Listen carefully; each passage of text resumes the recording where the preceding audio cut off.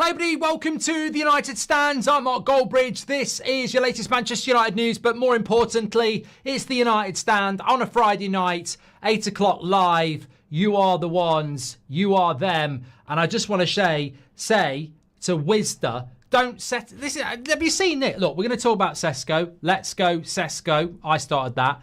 We're also going to be talking about Anthony. It's Friday night. You're going to run the show.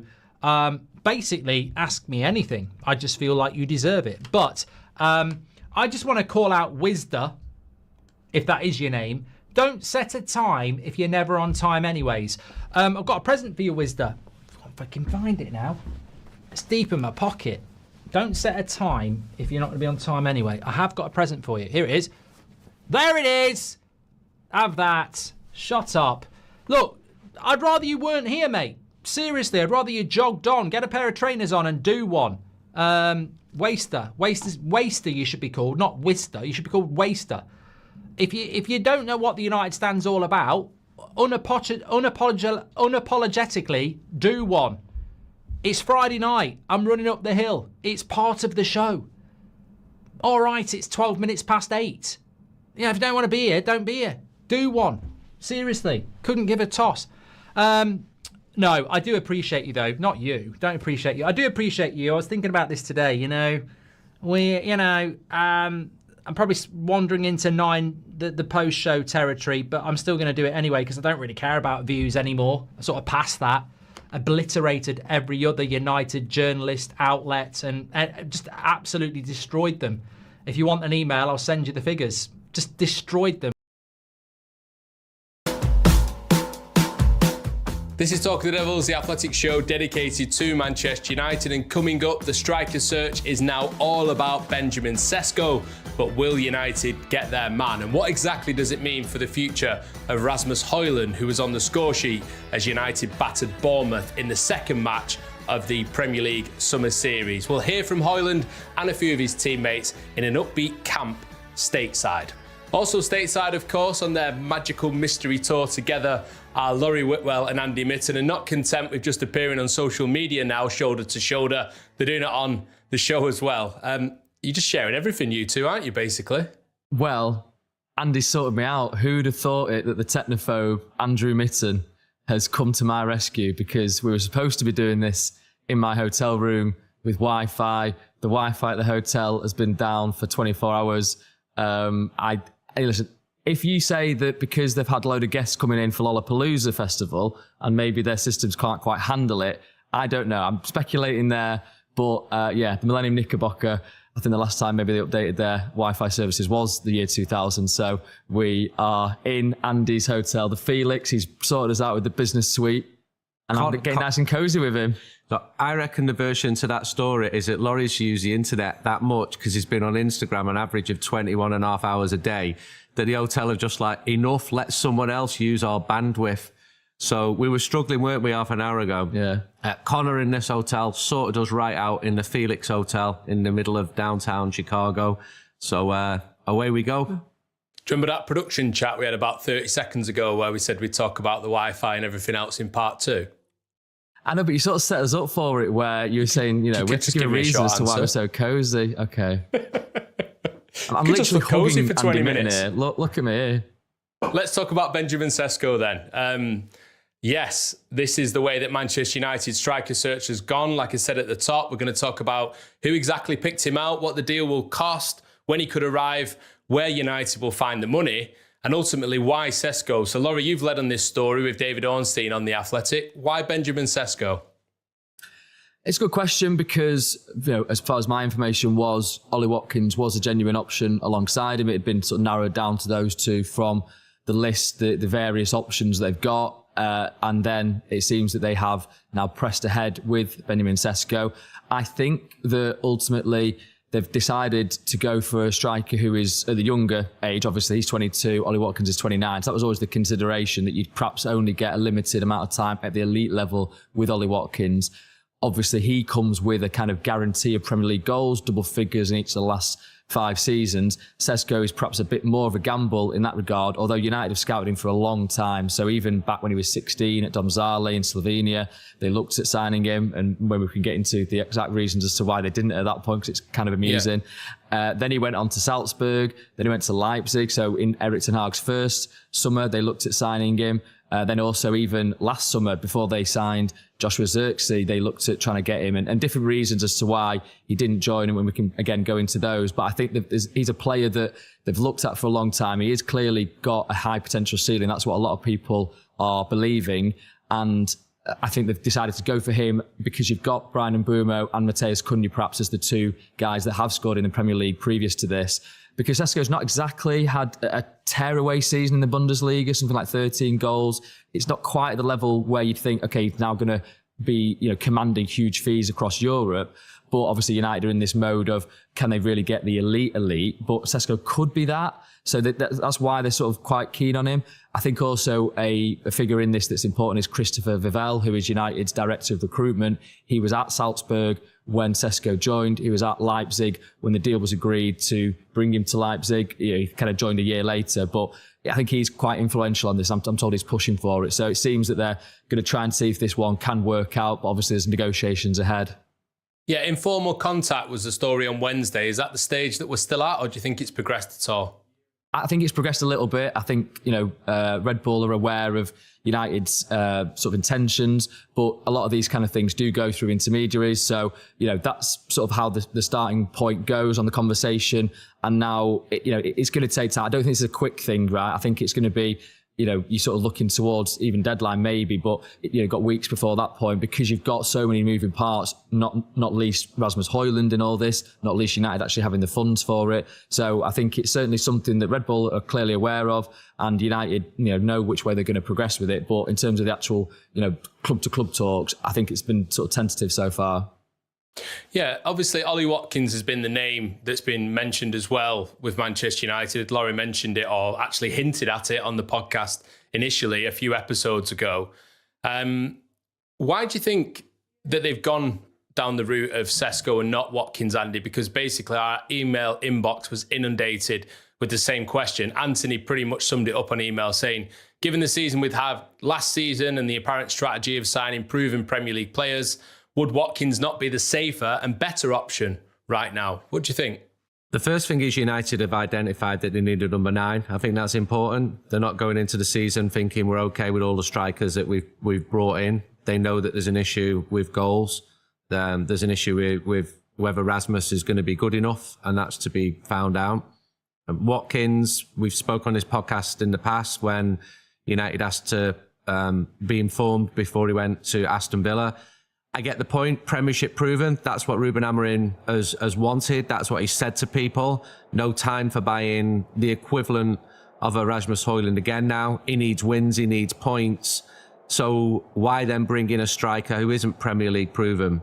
I think Sesko is slightly different. As Laurie said, he's been on United's radar for a long, long time. And going back just over a year ago, he wasn't just on the radar. He was the number 1 target. I said that on this podcast in February. And United saw him as a high-quality, long-term option. They thought his fee would be about 75 million. They thought he would be attainable. They thought his wages would be doable. And in the end, United signed Josh Zirkzee. So why did that happen? Well, it wasn't just last year that United tried to get him. This is the 3rd or 4th time that I know of. And there's been issues with the agent over the years. So from their perspective, if United would have got him 4 years ago, the price would have been a lot lower than if Manchester United get him now, because he was a young lad with loads of potential. And the agent fee would also have been a lot lower. So from their perspective, if he fulfilled his potential and did really well at his various clubs, then you're fattening up the product. Does that make sense? He's getting better. Yep. There's more money going to be involved. And that caused immense frustration at Manchester United because, as I said, he was the number 1 target. And there's like 15 strikers who Manchester United were looking at. He was absolutely number 1. And now Manchester United are obviously interested in him, in signing him again. And it looks like their camp has played the right game, because the figures would be far higher than they would 5 years ago. I've not watched him in detail. I'm not best qualified to say if he's a solution to Manchester United, but I've told you the information that I know. United want a number 9. Yeah, Laurie, you mentioned it before, actually. You know, having the opportunity to sign him even as far back as Domžale in Slovenia. I mean, why didn't United do it back then? Because presumably the numbers would have been a lot lower, it's one way of putting it, than they are now. Well, yeah, I mean, I'm told that it was €2 million, which was what Domžale wanted. Salzburg were there with that. United decided to try and negotiate, €1 million. No, the price is €2 million. €1.1 million. No, it's €2 million. So you're into this mode. When was this? This was when he was 16, so that's 6 years ago, right? So 2019, Is that right? Yeah, I've done my maths there correctly. And you can, well done, you can, thank you. You can accept that it's a little bit of a punt at that age, right? You don't know, so maybe €2 million is quite a lot of money for a player that's untested in Slovenia. I think it was actually Dylan Hugerworth that they signed at the same time, who was a lot less than that. And I think the idea from the recruitment guys at the time was, well, if we get both, you kind of, you spread your risk out across 2 players, okay, and overall the package isn't as, it's not just on the one player that you pick spending this €2 million, you're kind of using it as an insurance policy for the other one. Now, so obviously since that point, he has sort of shown real quality. I think he's clearly a striker that can, hit the ball very hard. He can score from all kinds of angles. He's not the finished product because, I think his build-up play is something to be worked on. But clearly, United feel now that he's worth that go. He obviously had those conversations with Arsenal. They ultimately went for Victor Gyökeres. To Andy's point, I think negotiations were difficult. I think the overall cost of the fee as well that Arsenal looked at, when you talk about transfer, you talk about the wage, you talk about the agent fee, was a factor in that as well. So United have still got that to decide. And it's not certain that Sesko, is absolutely determined to join Manchester United. He could stay, for example, at RB Leipzig. So there's Newcastle options there. Newcastle are interested as well, aren't they? That's a Champions interested. League alternative for him, potentially. Yeah. And from what I'm told, they are willing to commit, significant funds to that, because clearly if they lose Alexander Isak, which it feels that's likely at the moment, it just, the way it's going, he's not training with them at the moment. Liverpool are clearly very interested in him and have got the funds to do it. They will want a high quality replacement. So yeah, that is very real, the Newcastle element to it. I don't know exactly which way he's leaning on that. The reports are suggesting that Manchester United are his preference out of the 2, but I feel like it's going to be one that will run because as we've seen already, it looked like he was perhaps going to Arsenal and that didn't happen. So I think it's one that United are clearly going to try. And as Andy said, they've looked at a striker all summer. There was a question, wasn't there, after they'd signed Mbeumo and Cunha, do they actually now still want a striker? They're obviously trying. So, and again, that brings us to sort of Rasmus Højlund's position as well. But yeah, the Sesko one, it's been a long running story. Yeah, it certainly has. Save the Højlund thing just for a moment. Let's just do a little bit more Sesko if we can. I mean, Jeremy's got in touch, again summing up the thoughts of quite a lot of people, to be honest, in our mailbag. So, is Sesko any good? He asked. His goal scoring stats, do not suggest he's a prolific goal scoring number 9. I mean, I had a look at his recent seasons. So 21 goals in all competitions last season. For RB Leipzig, but only 13 in the Bundesliga. The season before, 14 in the Bundesliga. And then before that, obviously, he was playing for Salzburg in Austria, 16 in the league, 5 in the league. So, like you say, I mean, even the comparison with Rasmus Højlund, which we'll come on to, is interesting, because these are the types of numbers-ish that he was posting in Serie A before United decided to get him from Atalanta. And obviously, Andy, it brings us back then to the comparison with Watkins, who feels like, a much more of a surefire hit, the type of player that it felt like United would go for this summer. And that brings us on to Christopher Vivell and Ruben Amorim and their opinions, which are split across these 2 targets, it sounds like, as well. I think age is a massive factor here. Are Manchester United building for now, or are they building for a proper project that's going to be sustainable for 3, 5, 10 years? If you look at the strikers Manchester United wanted last year, all of them, the top targets were 20, early 20s. But your point about Højlund is quite right. And Josh Zirkzee scored a lot of goals for Bologna in Serie A. doing well in Bundesliga isn't a guarantee that you're going to do well in the Premier League. We're in this circle here, back to the point that Amorim wanted Premier League proven players. Also, wages. Wages, I think, is an interesting one, because United originally thought that Sesko's wages could fit into the pay structure. Maybe Laurie knows more than me about what Ollie Watkins would want. Yeah, I mean, I think Ollie Watkins would fit in. I know he signed his new contract with them in the summer that Højlund, in the kind of autumn that Højlund joined United. So United even looked at Watkins, 2 years ago, and ultimately they decided to go for that younger model to try and get somebody in that could develop with them and have that high, ceiling, rather than go for somebody that was perhaps, already at his peak and, that couldn't necessarily, you knew what you were getting with him. So, yeah, I think it's a fascinating dynamic that which way this is shaping up to be, because even my, I think I've said it on the podcast that I would have been surprised. I think they said there was no active talks at the time with Sesko the last time we spoke, and that's certainly I believe that the statement that I was saying at the time. So clearly something has happened, I think, this week where they've decided, no, okay, let's go for it. Presumably they've got the calculator out. I mean, how on earth are United affording this? Because the information that we've been given, the information that we've told everyone, was that once the signings of Cunha and Mbeumo were done, then it would be about sales for United. Now, of course, Marcus Rashford's joined Barcelona, but there's still quite a few deals to be sorted out in terms of departures. The cost that United supposedly have been quoted, as you've reported, Laurie, is 75 million euros plus add-ons, plus a future sell-on percentage as well. So how are United affording it, Andy?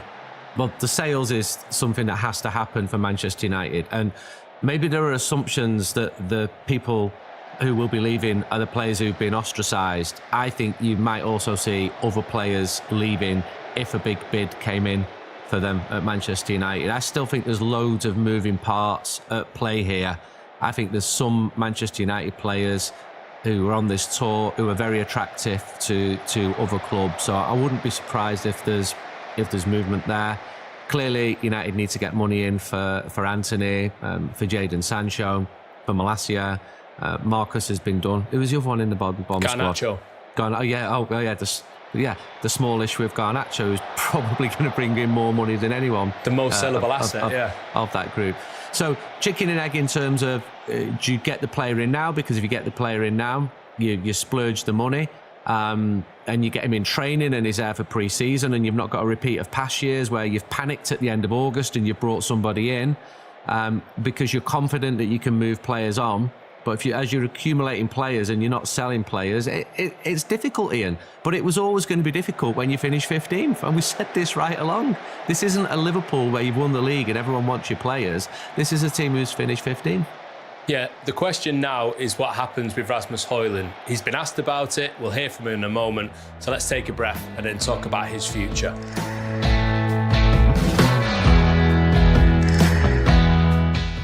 So Rasmus Højlund, could he be part of a deal for Benjamin Sesko, Laurie? You've written about the possibility.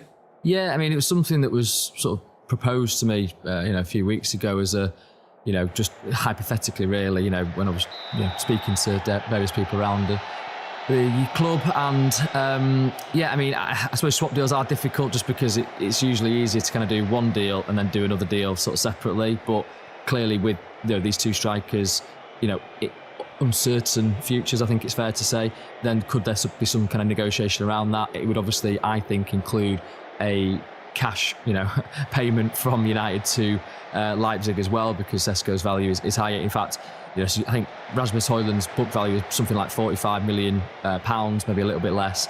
And I think United have made an acceptance that if they were to sell him, that they would accept lower than that. So I don't know exact fees, but I think they've kind of come to terms with that. And now, but Højlund, as we'll get on to, he's got his own views in all this, and he certainly, scored, I think, a couple of goals against Bournemouth in Chicago. Let's give him credit for that. A couple of goals.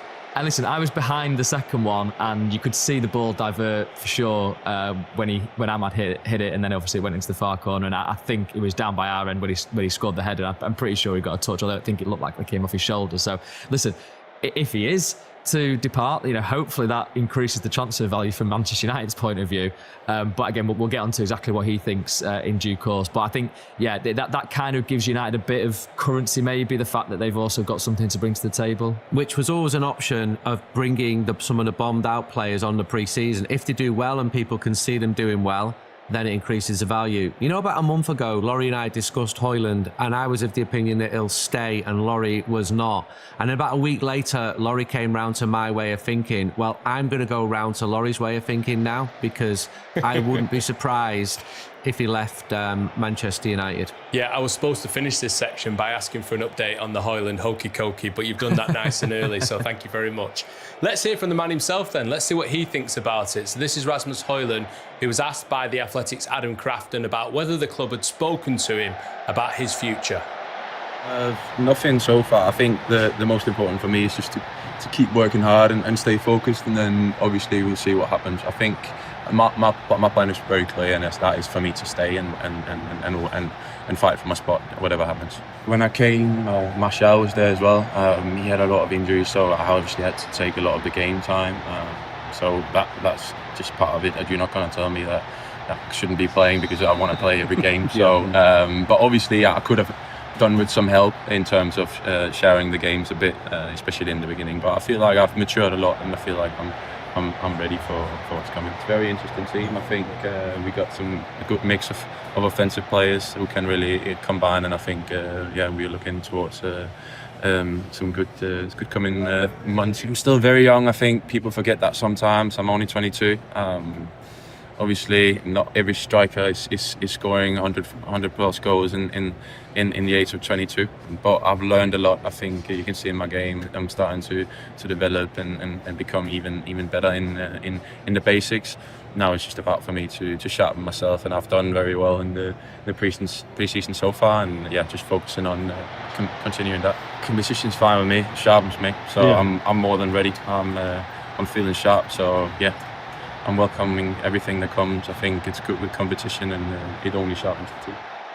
I'm going to say it now. I like Rasmus Højlund. I like the way that he speaks. I think he's got his head screwed on. I know that his performances fell below what was expected, but also in that interview, he kind of held his hands up and admitted as much. And, listening to the players on the tour so far, there's definitely no one thinking that last season, individually or collectively, was anywhere near good enough. And it's been interesting to hear that the manager hasn't really offered him any assurances either about his future. He's praised him a couple of times in the post-match interviews after the friendlies in America when he's been asked directly about Højlund. But the fact that he says, there's still lots to be sorted out in the transfer window makes me kind of come round to Laurie's thoughts on the Højlund hokey cokey as well, to be honest. Yeah. I think he's forthright in his interviews. I quite like that self-confidence. You need a bit of that if you're a player, especially a striker for Manchester United. I'm happy that he's playing well. He took the goals well. Everything else being the perfect world, he would stay at Manchester United and we watch him develop. But if you're the lead striker at Manchester United and you've had a season which he's had, which was poor, he wasn't the only poor player last season for Manchester United, then you get into a situation where Manchester United are looking for superior alternatives.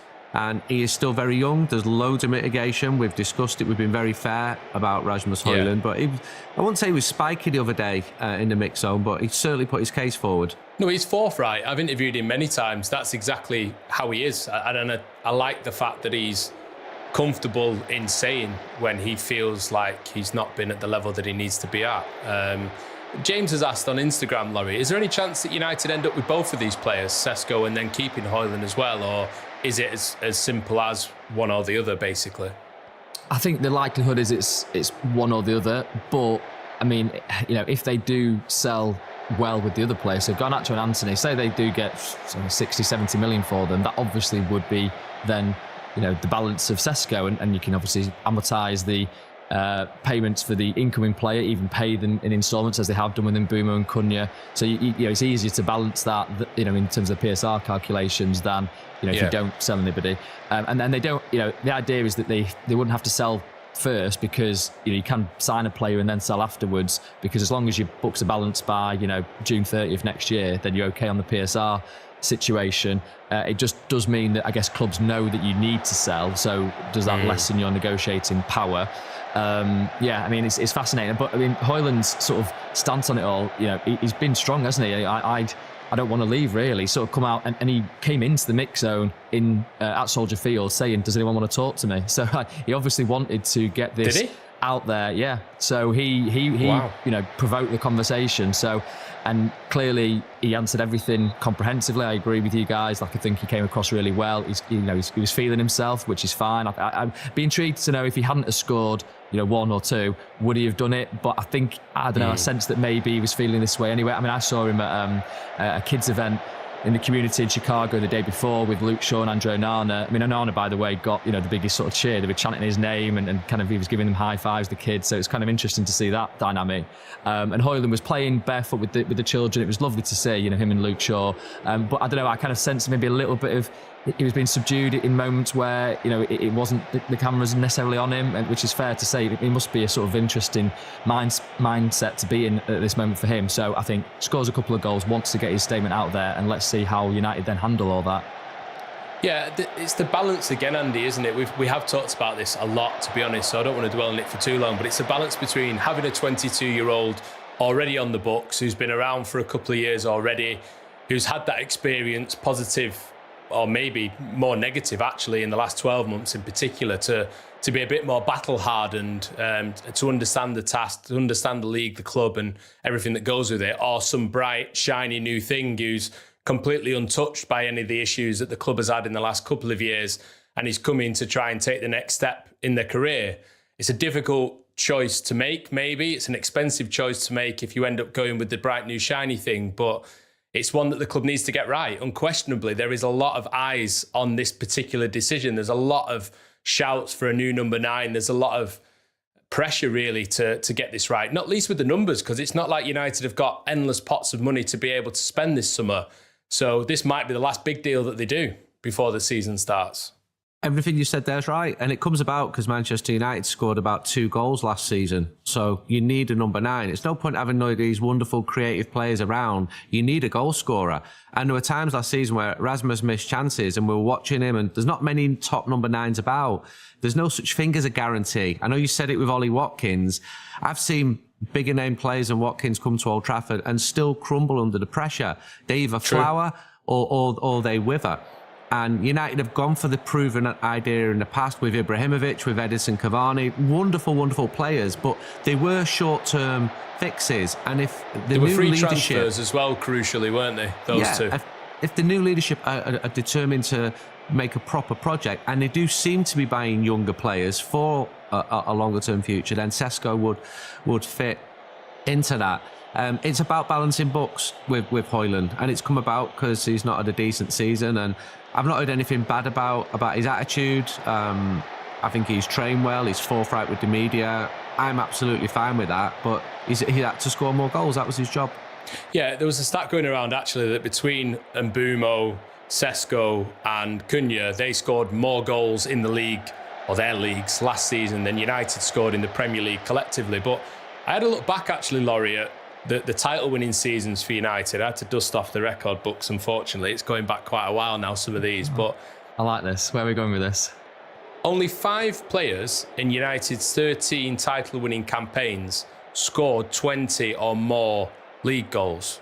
And in fact, if you just edge that slightly a little bit more, only 3 players in those 13 seasons scored more than 20 league goals, because 2 players ended up on 20, and they were Ruud van Nistelrooy in 2003, Cristiano Ronaldo in 2008, and Robin van Persie in 2013. So there's a lot made of the fact that United haven't had a 20 goal a season, a 20 league goal a season player since Van Persie, but actually they didn't really have it very much before that. It was more about trying to get everyone's level higher, which when you add in Cunha, when you add in Mbeumo, when you expect more from whoever the number 9 ends up being, sharing it around a bit more is kind of the key, or has been the key to United's success in the past, not just having one 20-plus goal a season player. I thought you were going to give us a little pop quiz there, actually, but thank you for providing the answers so we didn't look foolish. That's all right. I mean, I think back to that treble-winning side, right? And I think I'm right in saying none of them hit 20 league goals in that season. I mean, maybe Dwight York, but you had 18 league goals, Dwight Yorke, that season. So you had your. I think Andy Cole was right behind him, but that was the highest. Right. So, I mean, obviously you had 4 there, and it was 4-4-2 really, wasn't it? So you needed 2 up top. It was a sort of different system. So, but I take your point totally that actually, what I think Amorim probably is going for now, because you've got those 2 number 10s that have, done it in the Premier League last couple of seasons, really. You sort of feel like that's as good a guarantee as you're going to get. Now they can perhaps be a little bit more flexible. Okay, let's try for this player that could be fantastic. We don't know absolutely yet because he's had spells in the Bundesliga where he's obviously shown a lot of promise, but it's not like he's coming in with Harry Kane kind of numbers from the Bundesliga. So, but then again, if he was, United wouldn't be getting him. This is the kind of market that they're in. So, I think it's fascinating to see what happens with this transfer, and then if he does come in, how he then develops and how it all fits in with his teammates, because it's being out there, you can see what is being worked on in training. I mean, it's been 2 good results. You can sort of see the fluidity there now. I mean, again, let's not get carried away. It's pre-season. We've been here with pre-seasons before with United, but adding another, what people perceive as an elite potential centre forward would be a fascinating path to go down. It's not just a new thing, Ian. You're quoting back to sort of this century and the treble season. United went 20 years without having a striker who scored 20 league goals up until Brian McClair in 87-88. And I can vividly remember the news stories. And there was this focus on, we're not winning the league because we've never had a striker who scored as many goals as George Best or as Dennis Law. And Brian McClair broke that in his first season, and he was a big star. He was a big hero. He had a wonderful song. But United still didn't come close to winning the league. I think the thing here is the team, not an individual, need to be scoring a lot more goals. Can't go for a season like last year where you play 38 games and score 3 goals or whatever it was. I don't mind where the goals are coming from. Clearly, a competent and top-level number 9 is going to score more than his fair share than a defender. But it's about the team. And there were times last season, some of Højlund's finishes were fantastic. One of them in the Europa League, I think it was against Bodo Glimt, was one of the best goals I saw last season in Europe. But there were others where a more clinical striker, and other clubs had them, scored goals. United needed goals last season. Okay, let's talk about something else. We'll speak about United's win against Bournemouth in just a moment, but and actually hear from some of the United players as well, other than Højlund. But just wanted to talk about you 2 on tour, because I think people who have seen your boat video in particular on Instagram have enjoyed the little blossoming relationship that you 2 are enjoying out in America. The role reversal as well of Laurie taking on the dad role for a change. Andy's been jogging around as well and spotting team buses. You've also been interviewing players, which we'll hear about in a minute. But yeah, you're certainly making the most of your little time in America, you 2. I'm not jealous even a little bit. I know, I'm sorry, mate. We wish you while here. you're talking about this, I'm just going to go and make a brew and then I'll come back in a minute. Well, I enjoyed your little comment on Instagram after I posted that video, ooh, building friends. And to be honest, we really did become building friends because, Andy was pointing out different, points of the skyline, and we had the tour guide, and I felt like I came away from it enriched. But yeah, I was sort of getting a bit stressed when you weren't showing up. I asked the guys, it sets off at 11:30. Yeah, it sets off at 11:30. I've been there for like 20 minutes and Andy's there sort of casually strolling along. I was like, we've got a boat to get on here, Andy. So that was, as you say, a nice role reversal. But it's a great city, isn't it, Chicago? Yeah. I mean, at the moment, we've got the Lollapalooza festival on, so I don't even know what that is. You've mentioned that twice now. What is that? It's a festival in the city, so it's a rarity, right? That you've got a big festival in the city. I think Olivia Rodrigo is headlining this year, but it's big, and you've got people all over the place wearing kind of colourful clothes. I think Andy's Gracie Adams, Sabrina Carpenter. Basically, how do you know this? My daughters, these are their absolute number ones. You're off to get some fluorescent lycra, aren't you? You're going to go in and have a go. But I love architecture. I love cities. I've got a picture at home of the Chicago skyline, which I bought in 1996. And you won't be surprised about any of this. But the fact that Laurie took the lead, booked us on the architecture tour, chased me up, made sure I was on time, paid for everything. I've still not paid you, by the way. Oh, right, yeah. And I was just like, this is a role reversal. He was like really taking care of me. But the reason is, Ian, when you're on holiday like him, you can do these things. I'm here to work. I'm not here to look at tall buildings and point out the Sears Tower and the significance or the wonderful John Hancock building. I went up that yesterday, actually. Just topping it. Yeah. One of my 360 favourites. bar. You can see the whole view. There's a little bar up there. But actually, I was there with my friend from Stockport, Damien Damo, And a funny story, I went to sort of see him at his hotel, the Trump Tower. He decided just to, sort of go all out. It's expensive, but, you're only in Chicago for a brief time. He used to live here. But we were in the lift of the Trump Tower, and you get a different clientele in that hotel than you do in mine, for sure. And we were talking to each other in the way that we do. And this American guy goes, "What language are you speaking?" And we're like, I was going to say English. My mate instead said Mancunian. And he said, "Oh, where's that? Is that near China?" Wow. We're like, no, it's So not. he didn't understand you speaking. Genuinely, it wasn't a joke. Oh, You God. mentioned the hotels. Because of that festival, I'd not booked Friday night. I didn't know what my plans were. I didn't know when the manager was going to be meeting the journalists. I was going to maybe go to Minneapolis or Milwaukee because I like doing stuff like that. And I'm not. And I looked at hotels. It's extortionate for Friday night, just one night. So I had to basically put word out that I needed somewhere to stay. And then I got like several offers, which I greatly appreciate, from Chicago Reds. We met some great United fans over here. So Jason at the Chicago Reds, he like runs the branch. He's from close to Manchester. He's a great lad. And Mark sorted me out. So I think without that help of people, it would have been a real struggle. And we met so many good fans here. And it's a real mix of like Americans who are born here. It's people who've moved over from the UK. And then there's loads of people who've moved here from the Indian subcontinent, massive United fans. They've all got brilliant stories. I met Anish last night who was telling me, when he started to put in United 20 years ago, he'd be waiting 2 days for the result or to see the goal. And now everything just pops up on his phone. So really makes me proud to see the diversity in Manchester United's fan base. Got invited to a brewery yesterday. Top lad of Polish descent. This city has got a massive Polish community, for example. And it's just one of the good things that you see when you're on tour. I got out and about running. I've been trying to do that each day because In a Lacoste polo shirt. Yeah, I'm being hammered for that, mate. I got How hammered the for other that. half lives, eh? Look, it's a 15-year-old polo shirt. My wife would hammer me for that. I'm running out of clothes. That's the reality of it. And I'd worn it the day before. Went for a run. Went past the team hotel. Got back to my hotel. And the team coach just pulled up in front of me at the lights. And I'm seeing them all there. And I just started going, United. And then because I want them to take that on board and see this is going to fire us up to a 21st League title. But then I'm like, you're not a kid anymore, Andrew. 51. I know. How old are you? I'm not young. 51. I mean, Never too old to chant at team coaches. That's no, not it's a hard, saying, but it's it can hard. be one. No, Yeah. if my wife saw me doing that, she'd probably divorce me. But she can't relate to it because she's not United, is she? She's not stood on No. her way ends in the rain. And, she's into sewing and all that. What if she's seen one of her best favourite seamstresses walking through the streets in Chicago? She'd probably do the same as I'd done. We're all allowed our little hobbies.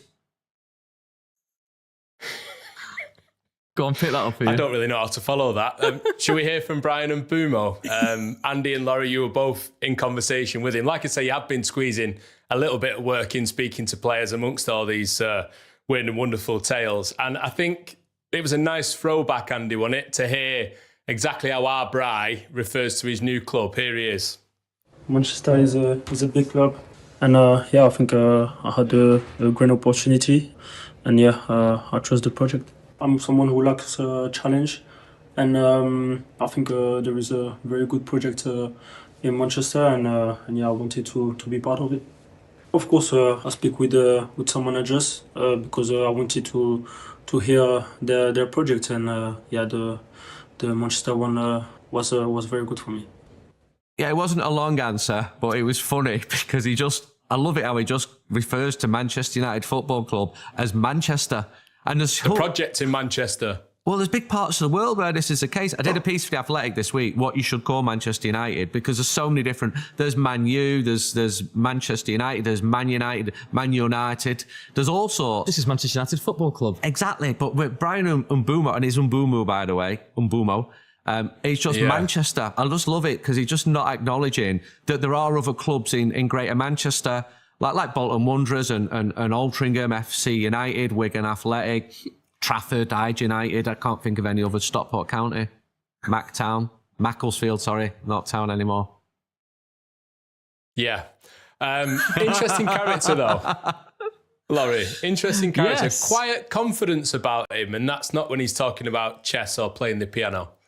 No, I mean, that was probably the most interesting part of the interview, maybe. Although, no, having said that, I think perhaps the belief that he had that this deal would always get done, because you sort of forget. Yeah. I've sort of wiped it from my mind that it sort of lasted 44 days or whatever it was, the negotiation. So he said he always had faith that it would happen. And clearly, you know, when he went back into Brentford, you know, he made that point clear, and that's why he's doing sort of different training to the rest of the first team squad. That's why he's not been playing so far, that they are working him hard to get him up to speed. But yeah, I thought the chess and the piano, he came alive for those. He might have been fairly sort of short with his answers on the rest of the stuff. But, you know, the fact that he kind of studies chess and has got a rating of 800, could he beat you, Andy, with that? He could easily beat me, mate. Do you know what pawns are and rooks and knights? And I know I play it, but I'd be the lowest level. Could you play it? Yeah, big time. I used to be chess champion at my primary school. Wasn't a big primary school, but still. So swimming and chess You played champion. chess at primary school? Yeah, I'm pretty sure it was primary school. Yeah, I got a little So trophy. we're learning a bit more, aren't we? But anyway, I reckon Brian could beat me. Yeah, I reckon he could. Stephen's confused. He said, I've noticed you referring to Mbeumo as Big Bry, and I was just curious where that nickname came from, because he's not particularly tall. He's only 5'7". Well, Stephen, if you don't know, I'm not going to tell you. But yeah, we've had a few issues with his name, but it's all been clarified now. Although he has clarified it previously, and I'm not going into it. Go on.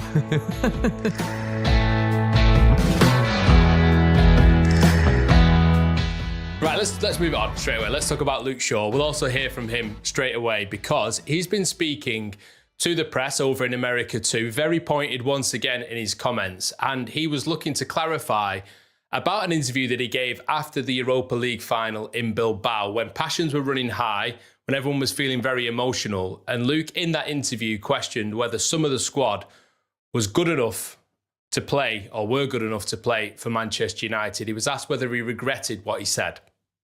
I wouldn't say regret, but I think, you know, straight after the game, your head's hot and you just say things and you don't think about it. Do you know what I mean? But I think a lot of people after that final, after that year, had the feeling of, you know, you don't know how next season's going to look. I think we have to be open and honest about that. Yeah, like I said, it's never easy losing the final, and especially after the season that we went through as well, it was even harder to take, I think. And like I said, I think that's why my head was a bit more hot than usual as well with what I said, because I think I had such an awful year as well. I think I was just fully angry about everything, really. So I just think that's why I did the interview and said what I said. Us as players, especially the more experienced ones, we need to be demanding more, you know, from a day in, day out basis, you know, the levels in training, you know, keeping the times of when we're doing this and doing that, making sure no one's coming late or anything. Do you know what I mean? I think we need to just all up the level of, and that's what I think Ruben definitely brings in is the demands, and, you know, especially the mentality. The mentality is a big thing on his lips, really. I think he talks a lot about it, and I think our mentality needs to, especially like in day-to-day things, you know, with the training. Ruben demands 100%, and that's it. He doesn't want anything less. If someone's, you know, doing 85-90%, it's not enough for him. And I think, especially this year, if you're not doing the right things, I feel like you won't play. And he's not bothered. I think you've seen he doesn't care who the player is. I think if he's not following what he wants, then, and I think rightly so, that's how it should be. I think the manager is, whatever the manager wants us as players, we have to be delivering that. We're fully behind that. Yeah, very pointed, Laurie. Luke Shaw, again, to say there's sort of a toxic environment, or there has been a toxic environment as well around Manchester United in previous years, but trying to draw a line under all that and saying that what Ruben Amorim's doing and what the club are trying to do now, what the players are trying to do now, is to set a completely different tone. And like I say, he's been here forever, so he'll know what works or what should work, I suppose. Yeah, long time. I think he's the longest serving player at United now, which is, you know, crazy to sort of think. I mean, he's still only 30. He has now turned 30 at least. But yeah, it was in this setting where I mentioned seeing Højlund earlier. The kind of community events that I think are really worthwhile on these trips, where you can see the kids and they get excited when the players come. And then he came away from that and spoke to us, and we kind of, you know, having a little debate about whether to sort of ask him sort of outright, has it been a toxic sort of environment? in the end, the question didn't include the word toxic, but he sort of brought it up himself. So I think that's kind of interesting. I think it's probably a good thing from him to be able to talk about in this context where certainly it feels like everyone's on the same page and there's a sort of positivity around camp that they feel, I don't know if you agree, Andy, but there's an energy, there's kind of, just little bits that feel different maybe. And again, it's only pre-season. Let's see when the real action starts. But it enabled him to kind of talk in that kind of way where it felt like they'd moved past that. But yeah, it was pointy because obviously you've got, players that he's played with for a good length of time that aren't on this tour that you could read into. Is he, kind of touching on their positions? But I think, he obviously had strong words after the Europa League final to you as well, didn't he, Andy, in that TV interview? Yeah. But I think he's a guy that just sort of says what he thinks, and we have to appreciate that as journalists, that you get this pretty much unfiltered. I mean, I guess he's not saying absolutely everything on his brain, but when you sit down with him, it was a lovely conversation because you can just sort of you can just relax and be honest with him, and then he is hopefully being honest with you. Because I sort of asked about his injuries, and he was kind of brutally honest about that and how he felt like he'd let the team down last season. And I think showing that to fans, okay, some fans might still criticise him for that, but I think it helps the situation because it gives understanding for people. So I wasn't there when the journalist spoke to him the other day. So the last time I'd spoke to Luke Shaw was on a live TV interview in Bilbao, which people described as harrowing. His mood was on the floor, and I was on the floor as well. And I couldn't see, I was so low. We did the podcast straight after that. So the reaction to that was quite split between you've got a feel for him, but you also had people really annoyed with him. He's acting. Why did he put England first? That sort of stuff. And the mood was just terrible. So I'd not seen him, and then he came up to me in Chicago after the game. And I didn't record it. We were having a nice chat, and he said something to me which he basically said 10 years ago also in this country. I wouldn't wish my injuries on anybody. And my opinion as a Manchester United fan is I really want Luke Shaw to do well. And I probably could have said that at any point. He has to play. He knows that. He's had so many injuries, but he didn't want to be injured. And the England stuff didn't look good. I'm not going to defend that at all. But a fit and productive Luke Shaw, I've not given up on him. And I know some United fans have. I think is one of the best left-sided defenders in the Premier League. And when he went down in the game against Bournemouth, I was like, oh no. But he was all right. He bounced back up. He offers something that no other defender can offer. I know the club are having him, but he has to play in. You can't have a situation where we're talking in a year's time where he's played 7 matches because he's just not good. He's no good to the club. He doesn't want that. I want him to do well, and I think his confidence has been absolutely battered. And even when you speak to him, you can tell he's just been bruised. And I want him to do well. I really do, and stay fit because he wasn't fit last season. He's properly fit now, and what he says about the team spirit, I believe him. He says it's brilliant at the moment. Doesn't need to say that, does he? Because I know plenty of players who like a nod and a wink, but he wasn't. He said the team spirit is really good. That doesn't mean the 21st League title's coming, but it's better than getting a feeling that it's really bad. Yeah, and it's looked good on the pitch, actually, hasn't it, in these 2 matches on tour? Like you say, it's only pre-season, it's only a couple of matches, it's against teams that historically you would expect Manchester United to be beating, whether it be a pre-season friendly or a Premier League fixture. But definitely the mood feels different, the interchange between the players feels different, the energy levels feel different. Ruben Amorim summed it up, really. He says they look like a different team, Laurie. So, how good have they been in these 2 matches and that Bournemouth game in particular? Yeah, they've been good, and the sort of additional point to make on that Amorim said after the game was that it's not with any new players. Obviously, Cunha wasn't in the Bournemouth team, neither was Mbeumo, so you're sort of seeing, I think, the flickers of what he wants from this formation, from this system in these matches. I go back to it is pre-season, but it is against teams that finished above United last season. Who beat United last season? Beat United. When Bournemouth beat United, repeatedly, don't they? Yeah, so at Old Trafford. West Ham beat United twice last season. Yeah, wow. I forgot that. If United would have beaten West Ham, they would have finished above West Ham in the league and got another like £4 million in prize money. West Ham were terrible at the end of last season. Yeah. Wow. Okay, you brought me down. Did United finish above West Ham? No, they finished below in the end. It was Wolves and Spurs that finished below United and didn't get relegated. I've tried to delete the league table. I became so obsessed with it towards the end of last season. West Ham won like one game of the last 15 or something against Manchester United. Well, even when they won it at the London Stadium, they were terrible then. Anyway, we're getting bogged down in this sort of what's in the past. Let's look future. It's good. It's been good, hasn't it? Yeah, I think so. I mean, first half in New York was brilliant. Sure. Rasmus Højlund, Ahmad, Bruno Fernandes. Dorgu was fantastic. Dorgu. Yeah, we should mention Dorgu because, he got the assist for Højlund's first goal. He got the goal, running through to Mason Mount, quickly taking free kick. And yeah, I think he's looked that because those wing-back positions are so essential to this working, right? You need to have players that can get up and down, have that physicality, but also provide that cutting edge in the final third in the box. And so far on this tour, Dorgu's doing it. And, like I say, Bournemouth have had issues, haven't they, with terms of players leaving the club, but they are a very good team. So to do that against them, even in pre-season, I think is a positive. I had a little chat with Ethan Williams. He scored a goal as well. He's top. He's a Manchester lad. Great to see that. Where are you from in Manchester? You red or blue? Red. And his uncle was... I was going to say blue, is he? Well, he might do. It was Alex Williams, who's been a Manchester City goalkeeper, but a really important community figure in Manchester. Did so much work in Moss Side and very well respected figure. But Ethan, apart from calling me bro, and he did well last year on loan at Cheltenham. Yeah, he was a good lad. I really liked him. Well, you are acting a bit like a child on this holiday. Says you. So. Well, he said another thing to me. He said, how are you feeling? He said he's feeling gassed. I'm sorry. But I think that's like you speak for being excited. Yeah. But what he also said was, I wasn't ready for this environment last year.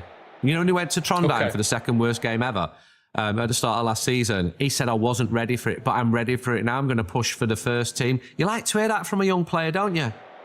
Yeah, you do. I mean, he's had a successful, or they were pleased with him at Cheltenham Town last season, I know. So you like to think that those type of experiences can strengthen these players for the future. And there's a few players, obviously, who maybe have got question marks over whether they're going to spend next season at Manchester United or out on loan. So you hope that their confidence is built by these sort of moves. You look at Ethan Wheatley, who had a completely different experience last season. So it was good to see that Ethan Williams is feeling better and benefited from that sort of move.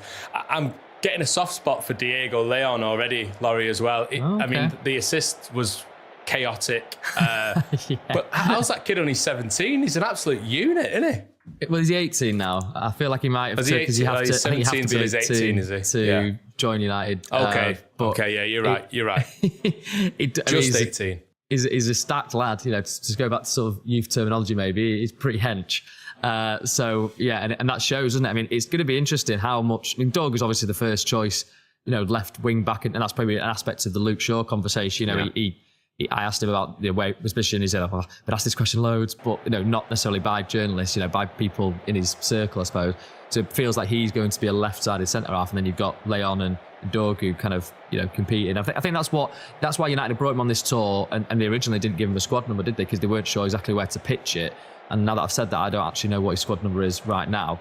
But that's your cue to tell me exactly. Yeah, I don't know his number, but I don't think he's been brought in to be playing first team every week. Yeah. He's still very young.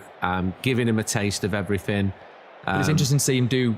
He's doing well. Like, it's not like he's looking overawed. He's getting the ball and trying to do things with it. So if you're from Paraguay, you're a working class kid from Paraguay, you're not going to be soft. It is a tough country surrounded by much bigger neighbours, and it produces good footballers. You've got cliches, the Argentinian footballers, the tough, aren't they? The battlers. Well, Paraguay is a landlocked country. It has to fight for everything in just to exist. So, not sure that he thinks about that when he's 14 years old walking to school, but tough kid. Good luck to him. Yeah. Good luck to Manchester United's number 30 for the new season. So maybe that suggests the periphery of the first team with that sort of number. But you never know, do you? You never know. Right, you're going to be speaking to Ruben Amorim, aren't you, in the next few hours? So we'll talk about that on the next podcast. Do you know what you're going to ask him? Ahead of. Oh, you got your questions. That was my next question. You're just workshopping it now in front of everybody on the podcast. Go on then, Ian. You can workshop it. Yeah. What are you going to ask him? What do you want to know about? What are you hoping to find out? I'd want to drill down into exactly what he's been up to with the training sessions. How are you moving this past what was, a horrendous season really in the Premier League, and getting into the details of that, because I just think that's your job, right? That's what he's trying to change and affect. So can you tell us about that? Whether he goes into detail on that or not, I don't know, because coaches tend to be quite private with the exact methods that they use. But that's kind of where I'm at. And then I guess there is the sort of transfer questions. You kind of have to ask about that. But I asked about Sesko already in the press conference, and he said, to your point earlier, Ian, I don't know what's going to happen in the window. It's not it's sort of leaving that situation open, isn't it? And then praise Rasmus Højlund. So I don't think he'll get drawn into any kind of details on what's to come. But I think he might speak in general terms on the kind of signings and outgoings. I think he's becoming quite private. I think he's realised the scale of the club, the idea of being an open book. I think he'll tighten up a little bit to protect himself this year. I think he'll do all his contractual stuff. Honestly, I think given a straight choice of whether he sits down with us and does this, he'd probably opt for a no. I think he's sick of talking and feels like results have got to come. So I'm going to ask him if he's tried fish and chips yet. Yeah, he spoke to me a few times last season, and every single time sort of rolled his eyes, which I don't think was about it being me in particular, but it's more the fact that it was yet another interview to do. He'll do less contractual interviews this season purely because Manchester United are not in Europe for a start. And there could well be fewer depending on, where Manchester United or when Manchester United are playing. A lot of them will still be televised, of course, but, without there being Sunday matches constantly, there'll be fewer interviews for him to do as well. So, yeah, that'll be different for him. I know from his time in Portugal, he just didn't do sit-down interviews. There's not the same contracts and there's not the same expectation over there as there is in England to do these. So I think given the option, like you say, Andy, and he's confirmed this to me as well, that he would have preferred to speak a lot less.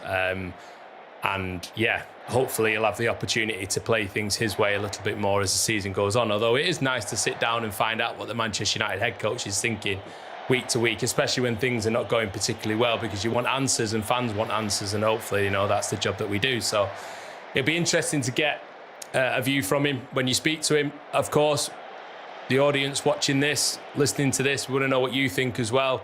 What do you want to know from Ruben Amorim? Let us know in the comments on YouTube. You can also email us, devilspod@theathletic.com, and we'll feature the chat with Amorim and obviously whatever you guys come up with on the next episode as well. That will be ahead of Manchester United's final match of the Premier League Summer Series, which is on Sunday night. To get relegated, it'd be really funny. Borough in the bottom three after 10 games. Probably one of the best midfields we could ever see in the Championship. I think Frank's got to produce something this season. Hayden Hatley's the best player in the league. Danny Röhl, next Wrexham manager potentially. Wrexham will get relegated from the Championship.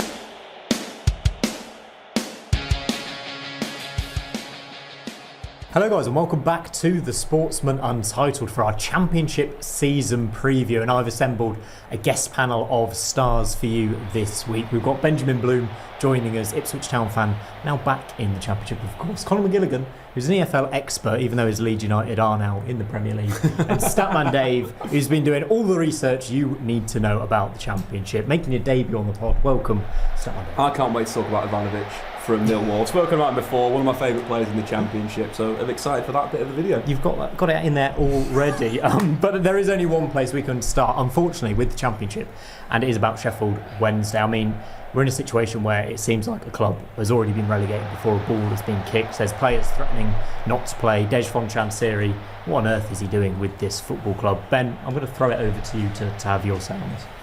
Well, I mean, who knows what will happen in the 24 hours between us sitting here now and this coming out, because we're now looking at non-payment of the July salaries, which is a surprise to absolutely nobody.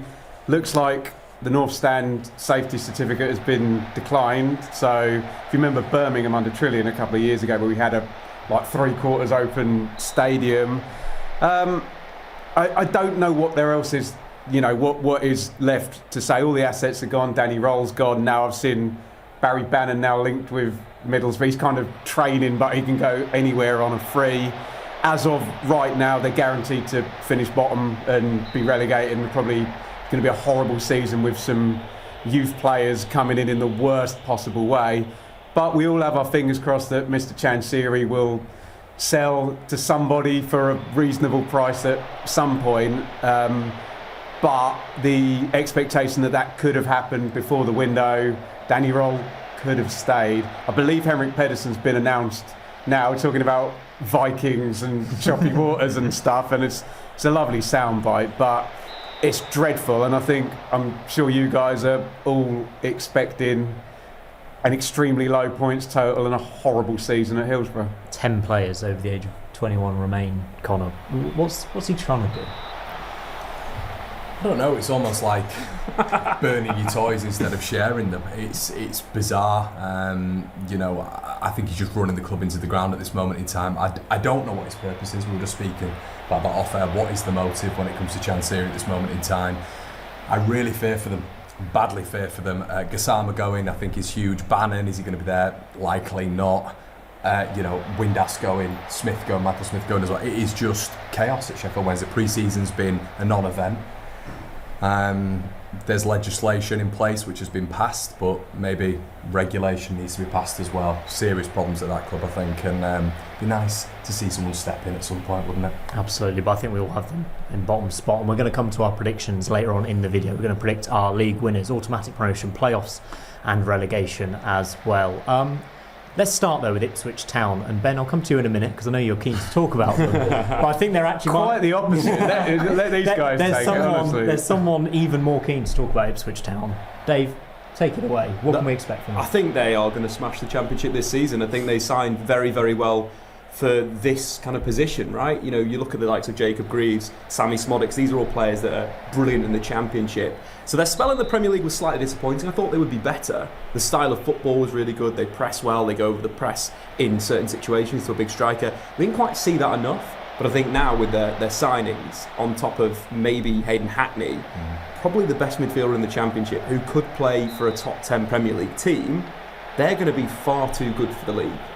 Yeah, I completely agree with you. I think one thing, Connor, we should mention as well is Kieran McKenna's still in charge. We'll come on to Southampton and Leicester, other relegated teams in a minute. New managers at the helm there. How much of a factor is McKenna?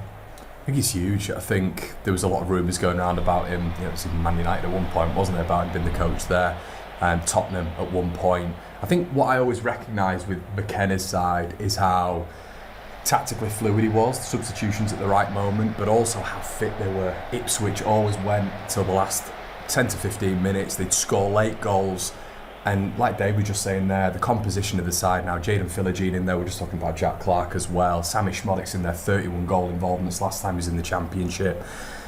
Even Hurst at top, who knows, but Hackney coming in, it'd be an incredible signing for me. I think there's a lot of football IQ there. I think what they've lost in Sam Morsey as well, obviously him going to Q8, I think he was, wasn't he?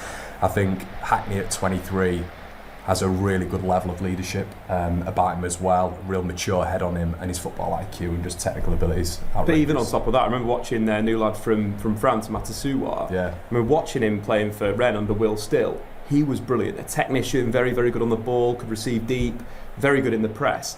He's another player that's a Premier League player that's now playing in the Championship, and that would be probably one of the best midfields we could ever see in the Championship. Hackney and him in central midfield. So the quality is there. They should be favourites by a country mile, and they should win the league. And what about as well potentially Ashley Young coming in? More experience, and I think you look at that setup where they throw one of the fullbacks forward. Obviously, Leif Davis was brilliant in the Championship last time, top assister. Having more quality from set pieces, having the ability to play two attacking fullbacks, basically got an even better team than they did last time in the Championship. In a season where you'd expect them to really dominate. Hayden Hackney might be one of the best Championship signings we have ever seen. I'm going to rate him that highly. Ben, we're very bullish on Ipswich. Do you want to give us the opposite take and a bit of realism? What can go wrong for Ipswich? Ipswich haven't won many games since November, December time.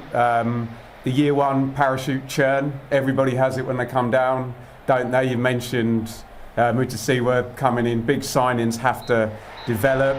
To do with another striker, obviously Liam Delap was probably the best signing by any promoted club last season, but where we are with the chasm at the moment is to even get them you have to put the release clause in, and then you don't get paid on the back end. So they've just got to get off to a good start, and I suppose the only thing is certain clubs maybe with more momentum who might have scored 111 points last season could step in the same way Ipswich did the last time, winning those, 11 in the first 12 games or something, stealing a march.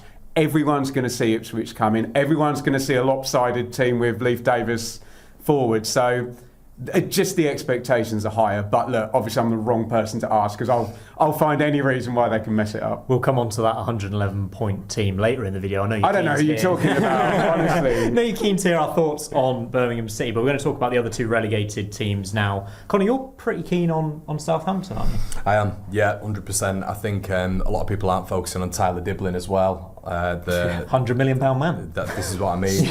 you can just see him coming down to the Championship and blowing sides away. I think he's. You think he's going to be there at the start of September? Potentially. You're not hearing a lot about him moving at this moment in time. There's no real credible links right now. I don't think he needs to be either with the rest of that squad. But he's so good. And like Ben just questioning that as well. There's Matthias Fernandes. We were just talking about it off air with Dave as well. If he's in the Championship. That would be ridiculous. Obviously, Taylor Howard-Bellis coming into the defences again as well, which is going to be good for their obviously the rear guard.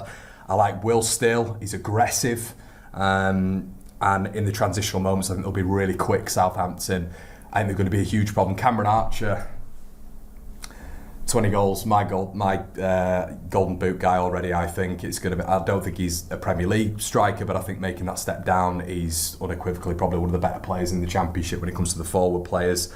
Ronnie Edwards coming back in as well, centre back. I'm just really big on Southampton this season. Them and Ipswich, I don't know. There's probably going to be a couple of points between them. But very big on them and Will Still. I think one of the reasons why I've got Ipswich over Southampton is because Southampton may take a little bit of adaptation to Will Still's style. It's so man-to-man, so aggressive. His Lens team was brilliant in terms of being a team that would press you all over the pitch. That might take a little bit of time for them to adapt to, whereas obviously McKenna's been there for, 3-4 years, where he's got the system, he's ready to go. But, Fernandes, so much better than the league. He's a player that people will look at now and think, oh, well, he's been relegated. Then you look at him in 2-3 years' time, people are like, why has nobody seen that? He's that type of player. They keep Dibbling as well. That is a very, very, very good squad. And I think those two teams will pull away from the pack. But as well, you've got in the midfield as well, who were excellent last season, Will Smallbone. Yeah. You've got Flynn Downs as well, who was just the anchor at the bottom of that midfield. Obviously, it's going to be different with Russell Martin leaving, but Shea Charles, the one to watch. Shea Charles, another one. Yeah, so good composition in there for me. We'll move on to Leicester in a second. Ben, do we just not care about the Premier League points total from last season, given all the change? Because Southampton got 12 points and were one of the worst Premier League teams we've ever seen. And yet, we're thinking they're going to be fine again. We saw with Luton, who actually performed reasonably well in the Premier League, that they were the worst relegated team last season. I mean, it kind of doesn't matter until you're promoted again, does it? Do you know what I mean? We're starting afresh. I've used the chasm, if anyone's playing my drinking game here. We used the word chasm once already, in this show. And we go back down, and you go from being a relative pauper and not being able to compete and being 20 points off it to being expected to win. I think the fascinating thing we've got that Will Still kind of exemplifies is a lot of the fantasy teams with big potential have kind of got unproven managers at Championship level. And the guys with maybe promotions before, the likes of Alex Neil and Paul Heckingbottom, and there's one more I'm forgetting Rob Edwards, are kind of at the middling clubs. So you do get that potential that it doesn't work out for a new manager. I don't know whether that be the case for Will Still. And unfortunately, we know what happens to a manager who's 14th with a year-round parachute team at December. It's, maybe we're off to the shops to buy the Christmas presents rather than to Preston on Boxing Day or whatever. But it'd be fascinating with a lot of these new managers to see if they can come in and, get a tune out of these teams quickly, because the expectation with year one parachute teams is top 2, minimum top 4. Absolutely. I think Will Still is just too good for that. I think he is a step above the managers you speak of there in terms of the promotion guys. But just looking at the numbers, ran some numbers on the last 5 seasons for the relegated teams in the Premier League. We had 6 teams that went up automatically from promotion. 4 of the last 5 Championship winners were newly relegated sides. 5 teams played in the playoffs. Luton were the first team since Sunderland to suffer back-to-back relegations, Premier League and the Championship. Only 4 teams have done that in the history. Average points for teams that get relegated, 77. Average place 5th. So there is a little bit of depth and quality here. I think that 4 out of the 5 Championship winners being a relegated side It means that it's going to be one of Ipswich, Southampton or Leicester. The golfing wage spend is massive, and that is a big thing in football, correlates very well with league position. I think there is a minimum floor which was blown out the door by Luton last season. We think they can only be so bad, and Luton just blew all that out the water. Leicester City, a difficult club to predict right now. At the time of recording, we're waiting for them to get their points deducted, possible 10 points we're expecting. Ben, they went for Martí Cifuentes after kind of a long managerial little exploration, but again, their squad is full of players we've seen shine at this level before. Yeah, so the argument you're going to hear everybody make is that on pitch last season, Sheffield United, with a year one parachute payment, were 24 points ahead of Bristol City, their playoff opponent. Ergo, you would have had to have deducted Sheffield United 25 points for them not to get in the playoffs. So I'm sure all the Leicester City fans would probably shake your hands on there being no transfer spend limit, no soft embargo, no wage limit, no business plan, just a points deduction. If you gave Martí Cifuentes 6 points now, I think he'd go, okay, fine, we can work with this. Hermansen probably will. It feels like there's a lot in the Premier League with Ramsdale and Trafford with goalkeepers moving around. West Ham were big on him as well, weren't they? Right, yeah, and they always go to the EFL, don't they, for signings. El Khanous will probably need to be sold. I mean, the information I've got is they're probably going to breach again, depending on, but remember, you don't get, essentially, if they're deducted, you don't get punished again for the 2 years you've already been deducted for. So there might be something come if they hand their accounts in on time. Do you know what sounds really good there is obviously we started the show talking about the sad situation at Sheffield Wednesday, but it still seems like there is no real regulation of what's going on in the EFL. If they break the rules enough, eventually they forget about some of the rules. Okay, just keep going, keep breaking those rules. Well, you hold up the number of fingers for the teams that are going to make a profit this season in the Championship, and it will look probably like that, won't it? But yeah, in theory, if they can mitigate the sense of chaos in the summer. We think Cifuentes is a bit streaky last year, wasn't he? I mean, there's the great escape with QPR in the first season, and a bit up and down last year. But we all thought it was him and Danny Roll. And let's be quite frank about this. I think Danny Roll would probably be the Leicester City manager now if it weren't for Mr. Chansiri and that escape clause. And maybe if Leicester had waited a little bit longer. But look, it's a week until the season starts now. So depending, as you say, on what the EFL have got up their sleeves, you'd still expect Leicester to be in the top six unless they get the business plan and the fee embargo and they can't go and sign Harry Winks on X amount per week, etc. Connor, very quickly, Mavididi, James Justin, Harry Winks, that's enough, isn't it? Even with a points deduction, that is enough to get them in the top six. I rate Cifuentes highly as well. I think he's great at developing young players, which Leicester might have to rely on at some stage of season.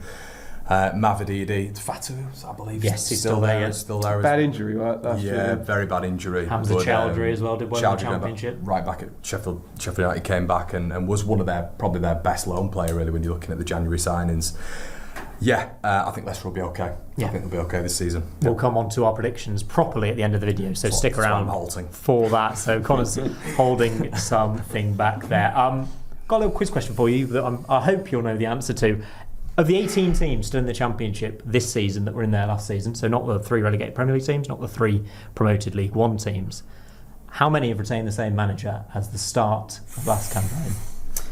I did a video on my YouTube channel. I know the answer to this. So do you want to pass to the other... literally today, do you want to pass to the other 2 guys? 3. Go on, what are you going? 5.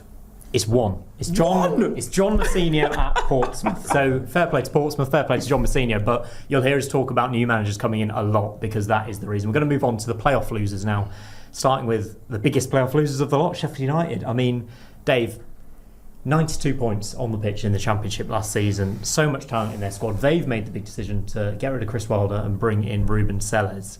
How are you feeling about Sheffield United? I just think it's a bit of a disgrace that Wilder's not got another shot at this. I think it's a situation where you've got a guy that loves the club, that wants the club to do really well, that may have not got what he wanted in the summer in terms of backing, and it is a shame because Chris Wilder's a great personality in football and he turned it around for Sheffield United, and we only had a bit of a difference because teams were so good 92 points is usually your top two, really.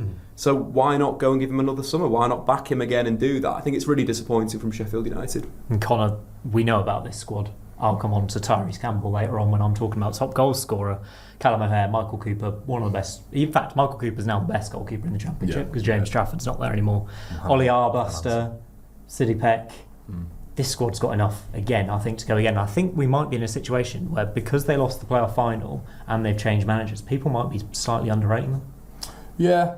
And are you underrating them? And have I just made a big case for them and you're like, No, I think they'll do well this season. I think the important statistic, which was quite prominent last season, was with Chris Wilder's side.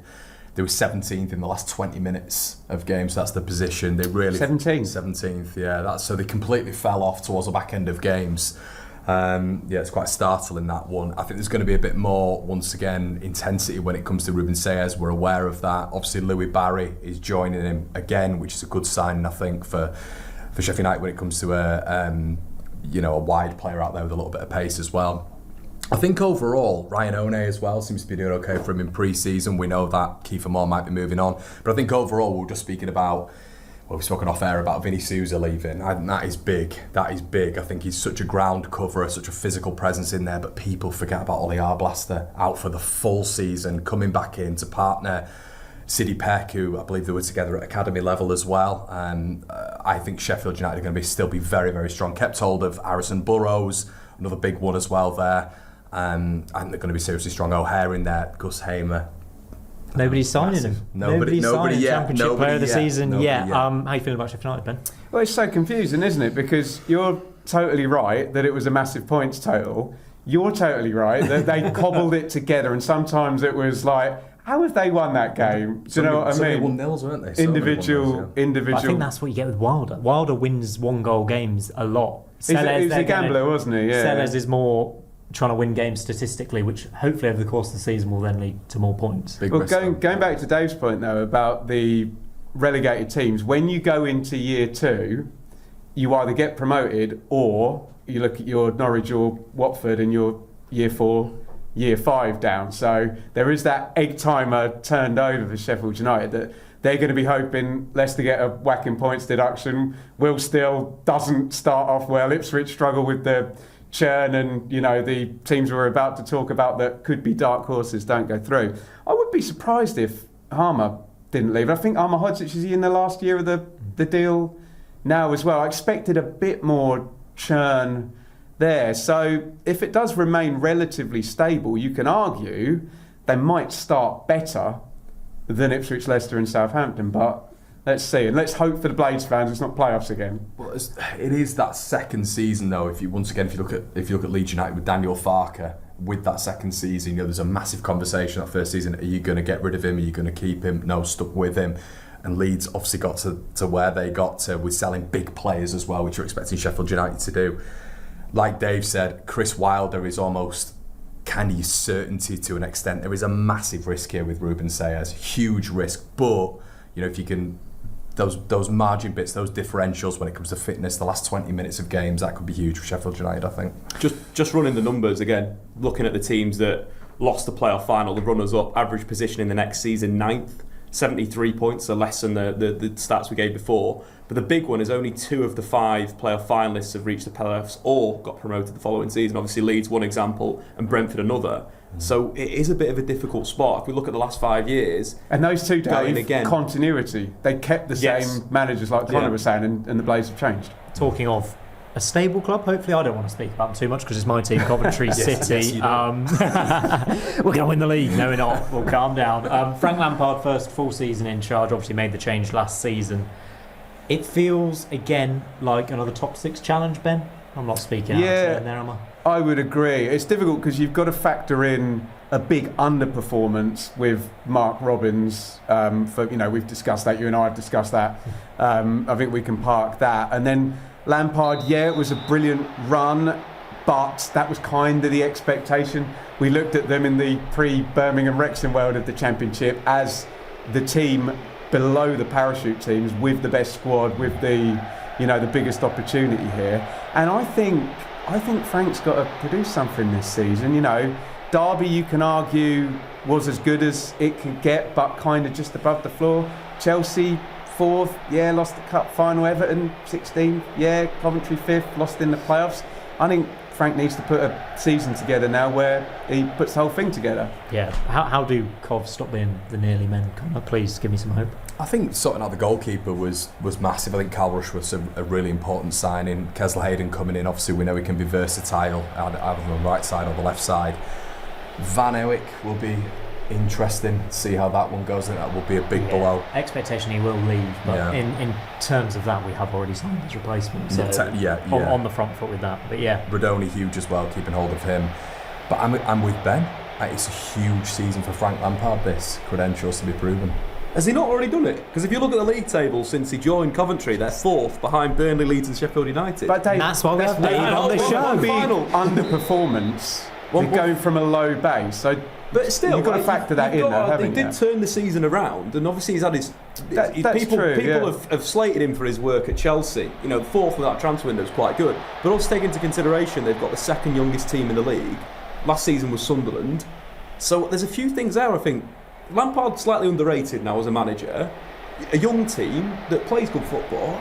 I think the addition of Matt Grimes as well in January was massive in terms of just being, a bit of an orchestrator at the base of that midfield. I think him and Rodoni for a full season, I think that'd be interesting to see as well. Keeping Hadji Wright available. Yeah, I'm not having a pop at Lampard, by the way. I'm just saying, for example, if Coventry were to lose in the playoff semi-finals again this season, what are we going to be saying about Lampard next summer? We're going to be saying he's a manager who can't put the whole thing together. And I know it's difficult. I know 3 new parachute teams come down every year. I know Wrexham and Birmingham are spending big, but that Coventry squad is good, and he's now got a whole season. I think managers sometimes get criticised too. Like, it wasn't Lampard's fault, but especially Dan Ballard, play for England. Dan Ballard scored that header in the 95th minute. No. Like, we played very well in that semi-final. I'm feeling all right. I think we'll probably be in the playoffs again. Another question I wanted to ask Ben, if you could have this one very quickly. Do you think you have to finish in the top 4 to get promoted now from the Championship? No. And you saw Lebris with the low, narrow block last year go and win the playoffs very defensively. There's a quick answer. Okay, all right. Nailed that. Easy. Bristol City. Defences win playoffs. There you go. Bristol City. Dave, 68 points got them in playoffs last year. Incredibly low total. They've also had to change their manager with Liam Manning going off to Norwich. Gerhard Struber comes in. I'm expecting a bit of a drop-off from them just because they took advantage of that low tide last season. I think losing someone like Liam Manning is massive for them as a football club, but also I think just to strengthen everyone else. I just think Bristol City haven't got enough to be a team that's going to make the playoffs this season because of the quality. We've not even spoke about Wrexham and Birmingham, but 2 very good footballing sides, and then you look at the rest of it. We've already spoken about Coventry, we spoke about Leicester City. It's so tough. You also look at Middlesbrough. There's Norwich, a lot of very Norwich, West. I think there's teams that are better. So I'd expect someone like Bristol City, a mid-table side this season. Connor, agree with that? Yeah, I agree with what Dave's saying there. I think Gerhard Struber as well. We saw him keep Barnsley up, but it's a very aggressive style of football. It's man for man stuff. I think when you look at Liam Manning, it was slow possession build up. It's very, very different. Gerhard Struber is vertical. It's all about getting the ball up there as quickly as possible. It's going to be a complete transition, in my opinion, for Bristol City here. And like Dave's quite rightly said, there's going to be a lot of good teams who can pick them off, maybe on a bit of a counter attack and a transition. I think Bristol City probably mid-table. Yeah, I'd say. Absolutely, Ben. We're next going to come to the teams that didn't finish in the playoffs last season, but came rather close and could challenge again. I'm going to throw to you on Millwall. Alex Neil, obviously incredible form at the end of last season, but still just missed out. Are we expecting improvement again? Well, am I allowed to talk about Ivanovic, Dave? I'll leave that to you. No, I mean, look, they constantly punch their weight, don't they? And I think we've had 3 8th places since Neil Harris took them up from League One. They run in such a kind of methodical way. We don't know contract lengths. We don't know transfer fees. It's very organised. I'd worry if there's this clause for Tanganga for a Premier League club if someone were to take him. But spent big on Coburn as well. And when you look at Championship CVs, and I've been talking about managers, I'm sure the Preston fans would take the finishes Alex Neil gave them next season, promoted with Norwich as well. So it's just Millwall, they always tempt us, and we all think Millwall in the playoffs would be really, really fun, and they just never quite get in there. Maybe this season's the best chance in a while. Dave, Millwall doing it for you? I just love the contrasting styles with Millwall. You know, it's not all about pressing, playing out the back. Sometimes it's about a low block and being aggressive, and that's what Millwall do. You know, the ball possession last season was one of the lowest in the league. But you look at the challenge intensity, which measures the duels, tackles and interceptions per minute of opposition possession. Millwall ranked 2. Second in the Championship. I like that. And then obviously Mykhailo Ivanovic is someone that's just taken my eye. You know, in terms of the player and what he's got, it reminds me a lot of Sergej Milinkovic-Savic, which is quite a contrast in styles. A big forward that's technically very good. The 12 goals in the Championship, I think that's only going to get better. Threat from set pieces, 4 goals from headers from corners, either first phase or second phase. Scored a very, very good free kick. The Trivela against Luton Town. There is a lot of quality in him. And I think if they can keep him within the side, if they keep him for the summer as well, that's another thing. If teams are looking at him, he's a player that definitely could play at a high level at 20 years old.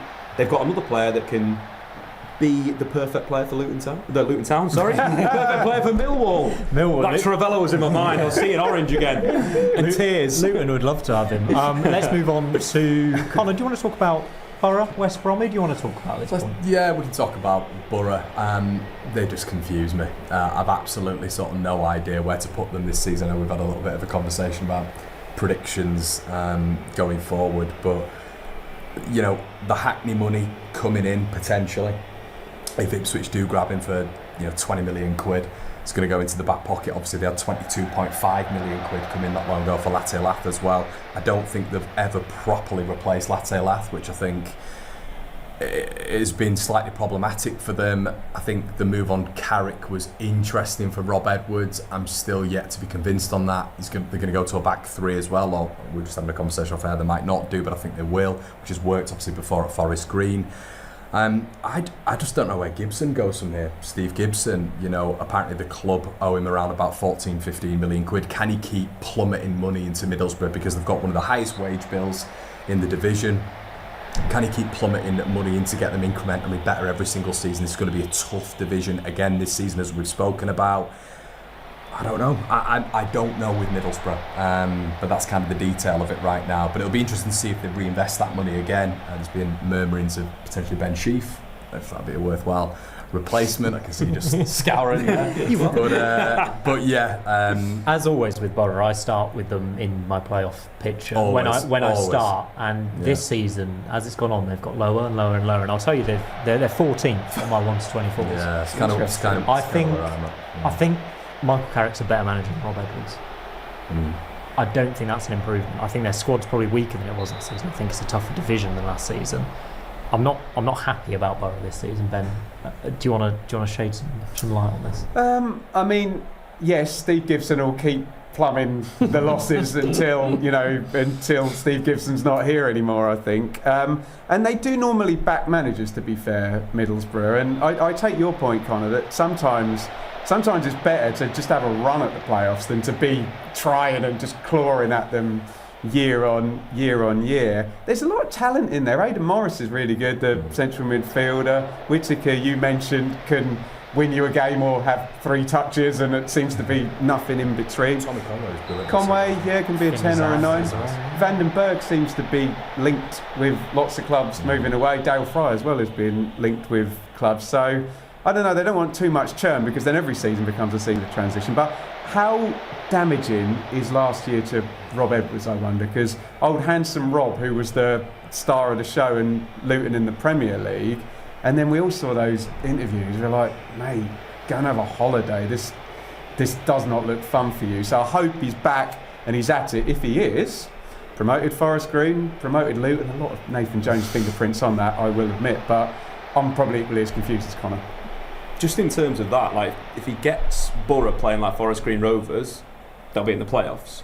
If he gets them playing like Luton, they're battling for survival, or they're 14th exactly in the Championship. Because you look at some of the quality, Finn Azaz was one of the best players in the league last season. He's someone that, again, could get a move higher up, either left, right, attacking midfield. He's got that quality. 23 goal involvement in the Championship is a great return for a midfielder. you're looking at him, you're looking at some of the other players, there's enough there, but it's very much, it's just on Rob Edwards. This is it, this is the pinnacle of his career right now. Gets them firing, sound. If not, then where does he go afterwards? It's a very interesting one to watch. Dave, I want to come to you on Norwich or Watford. Who are you feeling more confident So Norwich is an interesting one, because I think, again, they're another team, like Middlesbrough, where it's polar. It's a flip of a coin, whether they keep the likes of Josh Sargent, who's probably the best striker in the division. His goals last season, even though he was injured quite a lot. And then Kvistgaarden, they've signed from Denmark, is another player that looks good, short, stocky, finishes quite well, arrives on the back post in certain areas, scores a lot of headers for his small size, 17 goals in the Superliga. It's just like looking at you getting a player from Scandinavia, and that's the trend at the moment, right? Isak Haaland, there's loads of Scandinavian strikers that are banging goals in. Or do you go and be a bit more smart and sign someone from League One or from the Championship to score your goals? It's a lot of money for a player that, if Josh Sargent goes, their entire season is on the back of. And do Norwich play for results, or do they play for development? Because at the start of last season, the club was saying development, then they sacked the manager, with 6 games to go? So Norwich need to figure themselves out. Yeah, I think Manning's an interesting one to keep an eye on as well, because he had a good season with Bristol City. He got them into the playoffs, but the points total itself wasn't that impressive. And let's not forget, they nearly threw it away at home to Preston on the final day, and Preston were fighting for their lives. So it's not... I like the signings. I'm not sure if the signings marry with the manager that well at this moment in time. See, the other thing as well, I think they've spent more than any other team in the league. So they've gone out and they've spent money this summer, which is reasonably surprising. You wouldn't expect that, would you? You'd expect it to be a Birmingham City, but it was Norwich City, right as the time of recording Norwich City. Investment is always big in football. If you spend money, eventually you're going to get it right. Liam Manning could be the perfect guy to build this team up of being in sort of maybe an 8th, 7th position for this season, a development year. Absolutely. They did get the money for Borja Signs as well, so it's good they've spent that, because he tailed off. And Johnny Rowe. And John Rowe, of course. I wanted to talk about Derby County, actually, because I've got them down as probably my biggest improvers this season. This is my monologue. Don't come to us. Shush, right? The biggest improvers. John Eustace is one of the top 3 managers in this league. He is so good. 21 points in 14 games since he came in at Derby last season, the 10th best in the division. And let's not forget, they were a bottom 3 side when he came in, and he saved them. I like the strikers they've brought in. Patrick Adjuman, interesting one to watch from America. Carlton Morris offers great experience, didn't have a great season last season. I'm not sure they've quite got enough to crack the top 6, but I think, like Norwich, they could come very, very close. Betfred 5-1 for a top 6 finish for Derby, and I'm just excited about the Rams, but no one else wants to talk about them, so that's fun. Ben, Watford. I mean, new manager, Tom Cleverley gone, another guy in. Signings have been good. I'm excited about Watford this season as well. I think there's the most dynamic range between where Watford could finish in terms of ceiling and floor than any other team in the division. If new manager kicks in and it just works, and I believe he's just done a yo-yo in Spain, came down with a team and then... Rayo Valladolid. Thank you, and then came back up. Lad in from Bayern Munich. I know Norwich pipped them to Diallo, didn't they? Watford have always done really well in pulling out a Estupiñán or an Ismail Assar or a João Pedro.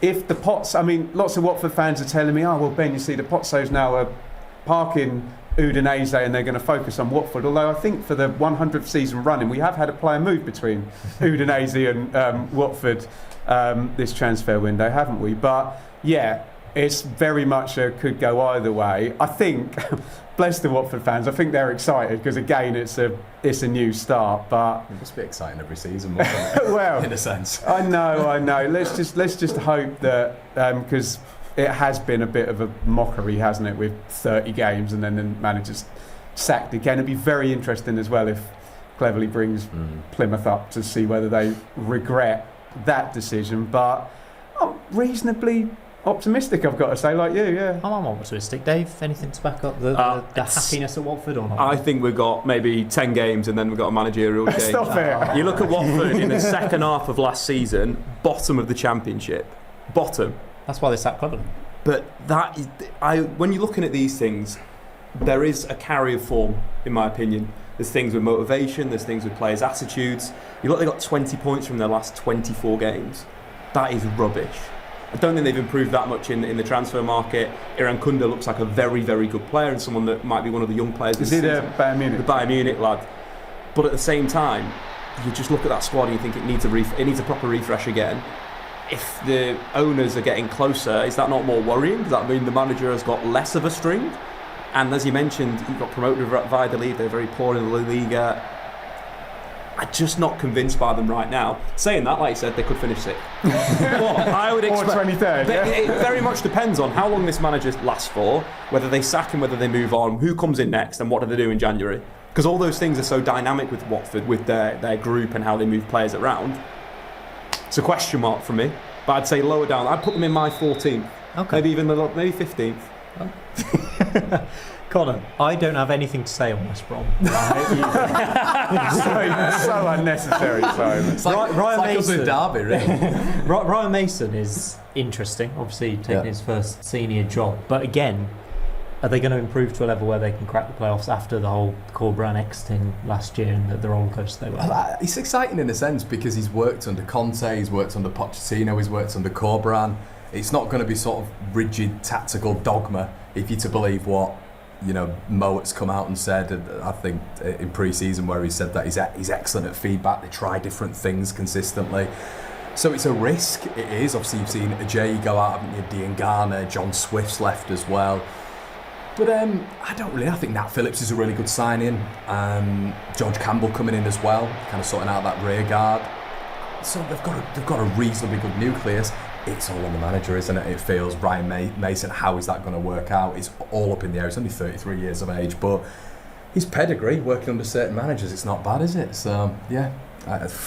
Who knows again? I didn't mean to be so rude about West Brom there. I just meant you had more to say than I did. I'm slightly more ambitious than you are about West Brom. But where have I got West Brom? 10th. There you go. I think I've got them around 8th. All right, okay. Right, let's talk about some of the big boys coming up. The promoted League One clubs. We'll talk about all 3 of them. Dave, all 3 promoted teams stayed up last season in League One. Have you got some stats and figures about how promoted teams... We've been looking again. Of the 15 promoted sides in the last 5 seasons, 4 immediately relegated. 2 finished in the playoffs or higher, that's Sunderland and Ipswich. 1 back-to-back promotions, Ipswich Town. Average place and points, they are around mid-table. So when you're looking at it, you think, yes, that there's teams that have really solidified themselves. But I don't think we've ever seen anything like this with the budgets that not only Birmingham City and Wrexham, but Charlton have spent the 6th most amount of cash in the Championship. So in terms of spend, there's big spending there. So I'd say all 3 teams stay up. I think 2 of them probably push for the playoffs, and 1 sits around mid-table. Absolutely, good stuff. We have to talk about Birmingham City, Ben. 111 points last season. Did they? EFL record. Who said? They brought in some fantastic players. Kyogo, Brightside, Samuel, Damari, Gray. We can list them all off. They're probably not even anywhere near done with a month still left to go in the transfer window. Tommy Doyle. Doyle as well. Yeah, no, very good. Massive promotion contenders, surely. Yeah, it's terrifying, isn't it? I suppose the only thing... Yeah, there are lots of comparisons made with Ipswich and the double promotion. There was a big element of surprise with Ipswich, whereas the whole universe can see Birmingham coming this season. And I talked to some Birmingham journalists 2 years ago, in fact, and they said to me, plans, Ben, scary. Show me. Yup. And then, so I'm not surprised with anything Birmingham are doing. And yeah, it just depends whether they can keep that momentum up and whether everyone can see them coming. But in theory, and I do accept your view of carryover from last year, who's got the most momentum and the most successful pattern of play in this division? Birmingham. Who's done the most aggressive? That's the one thing. The one thing Ipswich did is they just tweaked from League One to Championship. They didn't go out and, buy 5 or 6 new players, but they've brought quality though, haven't they? So I've gradually, every week of the summer, I think Birmingham have gone up and up and up in my estimations. Agree with that, Connor. We kind of thought they'd be in the playoff picture, probably think they'll be in the playoff picture, but can they actually be the team to challenge the relegated teams from the Premier League? Yeah, 100%. Keeping hold of Iwata, keeping hold of Jay Stansfield, Tommy Doyle come in, beating Premier League sides, if you're to believe reports, or high-end Championship sides anyway. I believe that. For Tommy Doyle. Kyogo coming in as well, apparently. You've heard this, but it could be rising up to 10 million quid, which it's just, you just never heard of it before. You've never heard of that sort of fee when it comes to a newly promoted League One side. We were just speaking a little bit off air about Wrexham as well. I'm sure we'll get onto that. I like Chris Davis as a manager. I think he's really tactically fluid as well. He's aggressive again. I think that only aids you in the Championship, build out wide, with some of the players that have just brought in, Damari Gray as well. This Japanese connection that they're building as well, learning maybe a little bit off Celtic, I like that for the future as well. PSR, people say, what about PSR? Well, the sponsors that they're able to get in is ridiculous. Are they going to go again in January, which is the thing that a lot of people don't touch on with Birmingham? They probably will do if it's not at a certain level at that point. As Ben's quite rightly said, structure, identity built. Will they just tweak things? They played Championship-style football last year. They didn't kick it in the box in League One. They're ready. Yeah, and they got 111 points. 111, you say, yeah? Wrexham, Dave. Just a little bit on Birmingham before we move on. More on Wrexham fans again, like that. I kind of want Wrexham to get relegated. It'd be really funny. Just for the show, just for the drama. You know what I mean? The drama of the show would be fantastic. There's your title, lads. But on Birmingham City, I saw them play Stockport on New Year's Day. I was so impressed with the football. The football was very, very good. I rang Chris Sutton up just before coming on to ask him about Kyogo, someone that obviously works heavily in the Scottish League. And he was saying that, number one, Celtic should never have got rid of him. He played 123 minutes for Rennes. Crazy for the fee they paid for him. But going to Birmingham, the quality, the link up with Jay Stansfield, that is a very, very good front two. If one plays off the other or one plays wide, but having those two in your team, that's at Championship level, that's two forwards that potentially could play in the Premier League this season. As much as I said Ipswich and Southampton are far away, I think Birmingham have probably got the next best shout of being the team that can be anywhere near them. It's very difficult to match up those teams coming down and Birmingham coming up and where they'll actually run in with but Wrexham are going to get relegated, so you can talk about that. Wrexham, thanks for that link, Dave. Connor, 3 promotions on the trot. Phil Parkinson still in charge. Lewis O'Brien comes in. Josh Windass, Ryan Hardy, maybe Nathan Broadhead as well as we speak. And with Birmingham as well, as I say, there's a month left of the transfer window and you just feel they could spend another 10, 15 million, 20 million on Ellis Sims maybe, something like that they can do. There again, climbing my predictions table with every passing week. I had to just put Ellis Sims in there. Put it in the year. How many goals did he score last season, sorry? Many.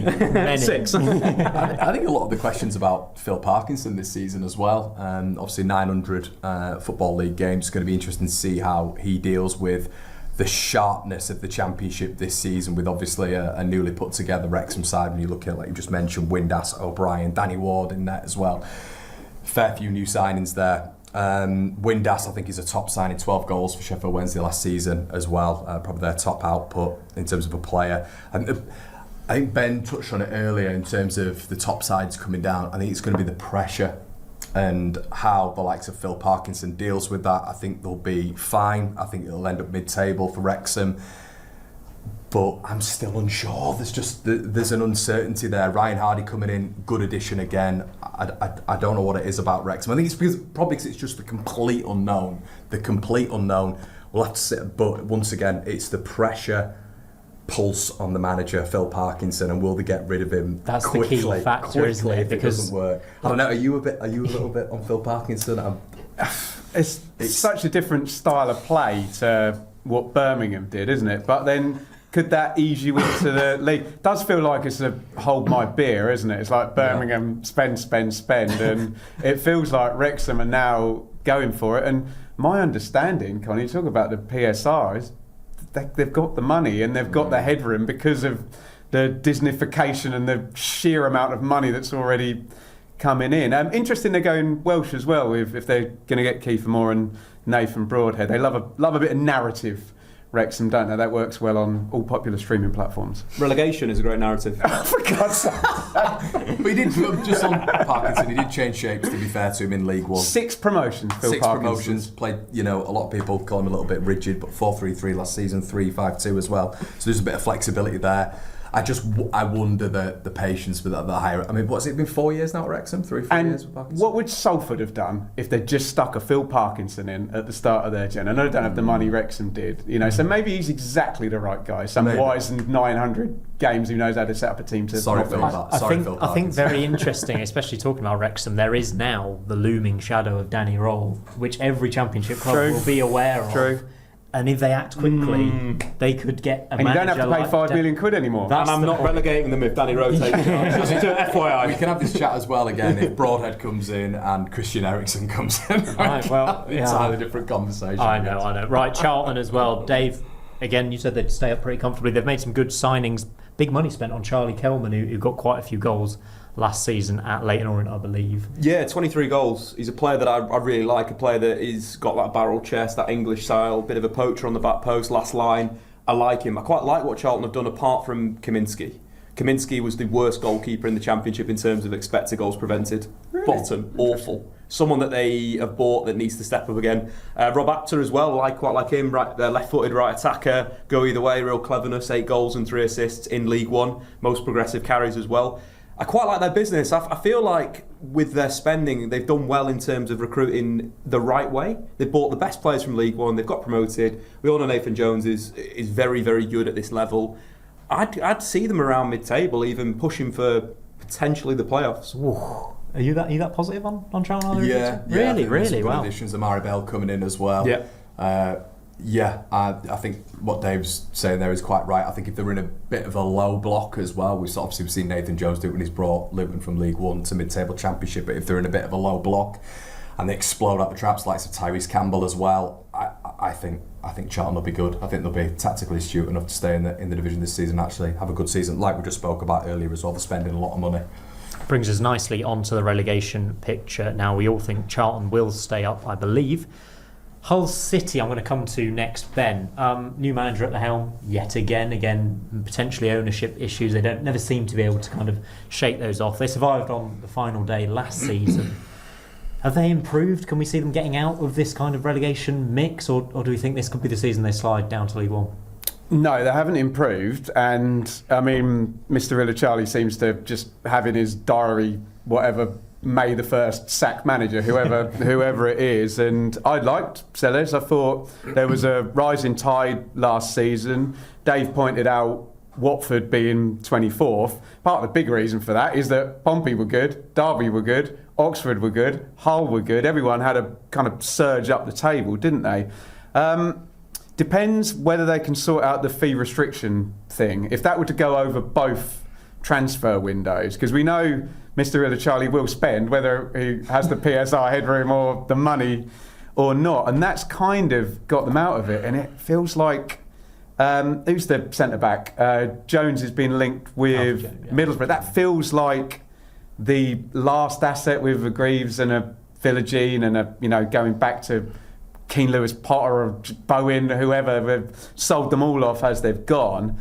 And is Jakirovic going to be any good? I've got no idea whatsoever. So chaos and owners relegate clubs often. I wonder if Illichai will be looking at Sheffield United thinking, oh, you've just appointed the manager I sacked who I didn't think was quite good enough. Anyway, Preston North End. That's just off the back of Liam Racine going and being very good at Strasbourg. So for Hull City, they get rid of very good managers. Yeah, absolutely. That's all right, mate. We'll have to wait and see on Jakirovic, a real question mark around him. Connor, I'll come to you on Preston North End, a team that I am always negative on, and I will accept that. I had them to just avoid the drop last season, and that's what ended up happening. This time, I have actually got them to go down. I'm just not sure about them. It doesn't feel massively positive around that football club, even though they've got the best sponsor in the Championship now, Spud Bros. Emil Rees is gone. Freddie Woodman has gone as well now, I believe. They've made a few decent signings. Has Everson come in as well? I think Everson's a decent signing. I feel a bit Cardiffy about Preston. Does that make sense? Yeah, I do, 100%. I think it's what Dave has said throughout this as well. I think the problem with Preston is, it hasn't been like an incremental improvement, and then you look at the 3 that are coming up, they're a real problem. They're a serious problem, and I don't think either of the 3 will go down. That's my prediction. So I don't see enough right now when I've seen what Preston have been doing in pre-season. Towards the back end of last season, it was was horrendous, wasn't it? It was really poor in terms of form. I think they're in deep trouble this season, Preston. I really do. Yeah, I can really agree with that. It's one of those things where momentum is massive in football, and Preston have not been on a good run for a bit of time now, and obviously they saved themselves the last game of the season last year. The signings have been they look so scattergun. There doesn't look like there's an idea behind what they're trying to do in age profile, in player profile. So it's going to be a really tough year, but I kind of agree the teams are so good coming up. We're going to see some teams like a Preston or an Oxford United going down. And I think just looking at Oxford's numbers, when we drill into like the nerdy data side of things, they're not good. So in terms of expected points, only Plymouth Argyle had a worse record in the Championship. That's based on expected goals and expected goals conceded. But you look at the amount of shots they conceded as well, 603 in the league, that was the third worst. They're very open. Obviously, there's big swings in football. Sometimes you get seasons where your keeper's having a great year, or your defence is being really solid when you're under pressure. But being under pressure consistently for 2 seasons, it's very difficult to have good results. Everyone can't be Millwall. It's a big thing. And there's only one Millwall in the Championship, unfortunately. I think for me, Oxford Town will join Preston. Oxford Town, Oxford United. Oxford United. I've been looking at so many teams that are called Town that my brain is broken. One reason they might actually stay up, though, Ben, is Gary Rowett. He did it last season. Of course, and if you can't be Millwall, take the manager who was Millwall manager for 4 years. Trying to be Millwall. Yeah. On Oxford as well, they were so strange last year because you could literally trunk up the table. I think there was 8 games at the start, they were like 6th. Then there was 17 games where they were bottom. Then Rowett came in and they were the best team in the league, points-wise, for 7 games. And then they were terrible, and then they had a little splurge. So, yeah, I agree, there's a lot about it that doesn't feel viable, but I think Gary Rowett's very good. And I know I said this about Frank Lampard earlier, that you would have thought Gary Rowett had a promotion on his CV somewhere, having managed Derby and Stoke at a time when Stoke had the parachute payments. But I do think the work he did at Millwall is more similar to what you'd need at Oxford. The right back from Huddersfield, whose name I'm forgetting, is a good signing as well. So if there is a manager who can move the chess pieces about and maybe finish above a couple of teams with erratic owners, it is Gary Rowett. Talking of streaky managers at the end of last season, Valerian Ismail was hard to predict at Blackburn, wasn't he? Connor somehow won a load of games at the end of the season, lost a load of games at the end of the season. Tyrese Dolan's gone out of Rovers now. It feels like they probably have enough, and he has enough to keep them up, but probably not much more than that. What do you reckon?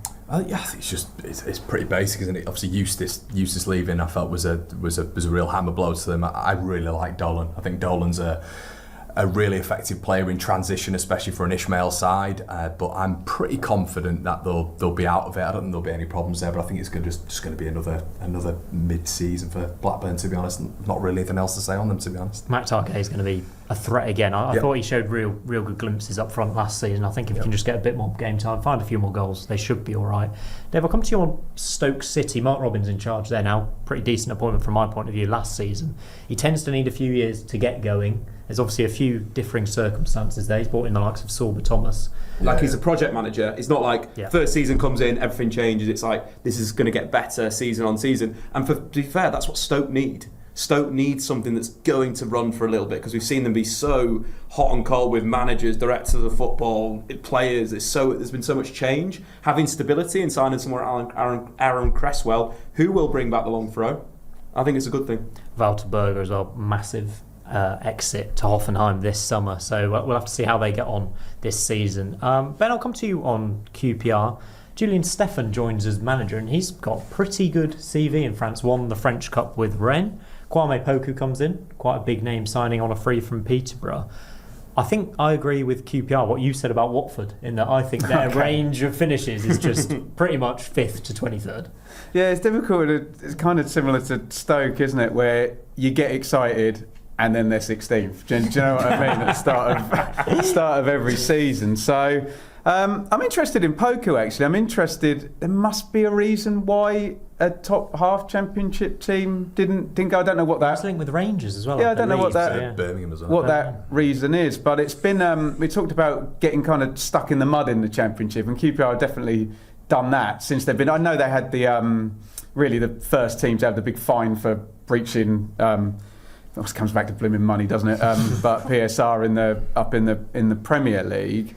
It would be a surprise to me, but we've seen Regis Lebris be a manager who I've never heard of just be great, and Cifuentes was a really good hire, wasn't he? And I don't know if they've got that right again. Maybe he can carry them. The issue I've got, Simon, is about the middle order.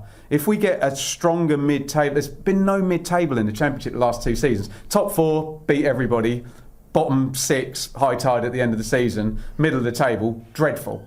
If we can get a stronger mid-table, I don't think that works for teams like QPR, because then you get more competition in there. The league squidges up and it's harder to win games essentially against those teams around you. So I do think the kind of hierarchy of the league, if it goes back to something vaguely more normal than the last weird 2 years, then that might be a problem. But that's a very long-winded way of saying I haven't got a clue. Brilliant stuff. Great analysis, Ben.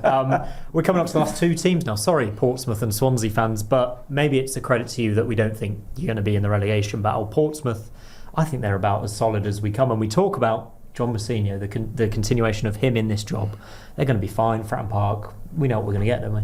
Yeah, if Lang can keep up the form that he showed last season as well, it's going to be absolutely massive. Swift adding a little bit of a different dimension in that midfield. I think at points they lacked maybe a little bit of innovativeness, creativity. Swift in there is going to be, I think he's a top signing for them. I think towards the back end of last season in particular, and throughout the season anyway, Pompey's home record was one of the top sides. They keep that up, and what's going to be their aim this season is staying up again, isn't it? It's consolidating, which it should be for a recently promoted side. Fully confident on Pompey, play up Pompey. And we will finish. Swansea got a word on the Welsh side. Alan Sheehan came in at the end of last season and his record was remarkable. Can they continue that? You talk about continuations from seasons. So one of the big trends with Swansea, the very good pressing side, their PPDA is the best in the Championship, or was the best in the Championship last season. Their challenge intensity was also number 1. I like that at the start of a team. Like if you get that down, then you can start building out from the back and playing the football that we all expect a Swansea team to do. You've got room for real improvement, and Ethan Galbraith was fantastic for Leyton Orient last season. Ex-Manchester United, he's a very, very good footballer. And if Swansea can build around him in that area, I think he scored 6 goals and got 6 assists in League One last season, there's real quality. And that's what Swansea kind of need to do. I think they need to go back to that idea of being a good pressing team, horrible to play against, but also a good football inside as well. I like the signing of Cameron Burgess as well to replace Harry Darling. Yeah. Swansea have to compete with teams that spend far more money with them, so it's credit to them that they're hopefully going to be a mid-table again, maybe even pushing the playoffs. And we promised you at the start of the show that we would do our Championship predictions for this season. 25-26, can you believe we're there already? Start the season just a week away, but I'm going to ask the panel now, who do you think's going to win the league? Dave? Ipswich. Any explanation or best team in the league for me, best coach in the league? Southampton. I think Will Still's going to have a really good impact, and I think they've got a hell of a lot of talent that pips Ipswich. Ben? Well, to not double up, shall I go Birmingham then? I'll say Ipswich anyway, just to double up on Ipswich. Birmingham City, wow. Okay, what's going to happen if I say Ipswich, for God's sake? Come on. Points for Birmingham?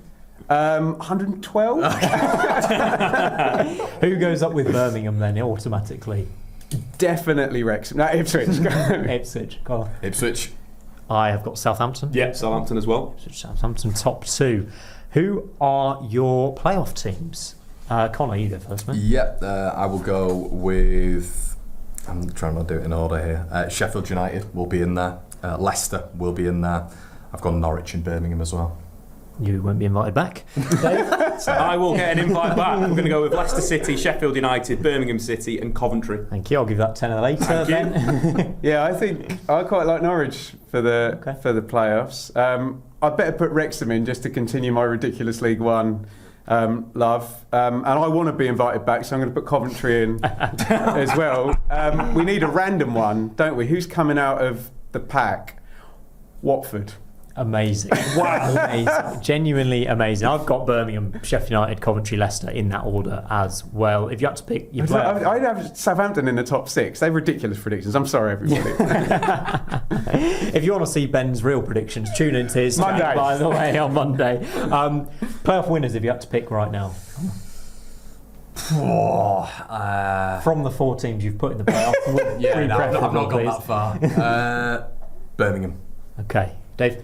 Cov, Birmingham City. That's fine. I'm used to it by now. I've got Sheffield United going up through the playoffs, and what do you want to say here? Well, my only non-ridiculous one was Norwich. So we could have. I've gone for Norwich and Ipswich back in the Premier League at the same time. Would be it's 1992 all over again. That would be quite the season performance. I am, yeah. Who is your surprise package, please, Ben, of the season? Well, I've just put Watford in the bloody playoffs. Go on then, Watford. Let's go Watford. Connor? I don't know if I guess Birmingham going up would be, but I'd probably say just the outlandish shout would be Charlton, because I think the obvious thing I think the obvious thing is people are going to say that they're going to go down and rock bottom. So Charlton. After my little monologue, I've got to go with Derby, haven't I? Charlton. Charlton, yeah. 2 Charltons. Okay, good for the Addicts fans. Underperformers for you, Ben. I didn't put Southampton in my top 6. Southampton. Is that a thing? Southampton not in the top 6? I don't know. I think we need to rewind the video and do that little bit again. Underperformance for me, Preston, yet again. Okay. Yeah. I've gone Borough. Dave? Wrexham. What is an underperformance for Wrexham for you then? Everyone expects them to be a top half team, even pushing for the playoffs. I think they will be fighting for their lives. Wow. Wow. Big shout there. I like that. Yeah. Fighting for their lives but staying up? Yes. So who's But I want them to go. I just want the drama. Who's going down then? 3 so we relegated got teams. Sheffield Wednesday, that's for sure. Going to go Oxford United based on the stats we gave before. And then I'm going to throw Preston North End into that mix as well. I've got Sheffield Wednesday, Preston and Hull going down. Yep, Sheffield Wednesday, Preston, Hull. I think the off-the-field chaos is going to be Hull's undoing. Sheffield Wednesday and Hull, obviously. Let's go with your Oxford thing, but I can't now take my eyes off. Round 46, final day. Ryan Reynolds in the stadium with Wrexham playing to stay up. It is the Deadpool director's dream, And they isn't get it? relegated. That will be. No, that's not the ending. It's going to be good for TV. That's the ending. What do you mean? Get to the dressing room. All the players are distraught. They're fighting. Disney have got a clause in their contract You see, about that not it's happening. too fun. You know what I mean? We need it to be real. Disney's anti-relegation. Yeah, there you go. Good couple ones coming up here. Top goal scorer, some great names. Dave, I think I know who you're going to pick, surely. Surely it's going to be Wrexham centre forward, Kiefer Morneau. We're going to go with Sammy Smodics, I think. No, Ivanovic. Ivanovic is just going to be the player of the season, actually. Okay. But yeah, no, Sammy Smodics. Josh Sargent, if he stays, I think, and he's fit for the season. But yeah, Sammy Smodics. Ivanovic is going to just be the player underneath that everyone will be like, wow, this guy. I've gone Tyrese Campbell because I almost think Ruben Sellers' system might suit him even more than Chris Wilder's does. I think he got 12, 13 last season. Did very, very well. I think he's just going to score a bucket load of goals this season. Connor, have you got? Yeah, I've gone Cam Archer. I think he's going to be completely refined under Will Still, a lot sharper, like his shot efficiency. I think he works in a 2. I think he works by him. I think he works in a single set of forward as well. Yeah, I like him. Yeah, I'm going to Cam Archer.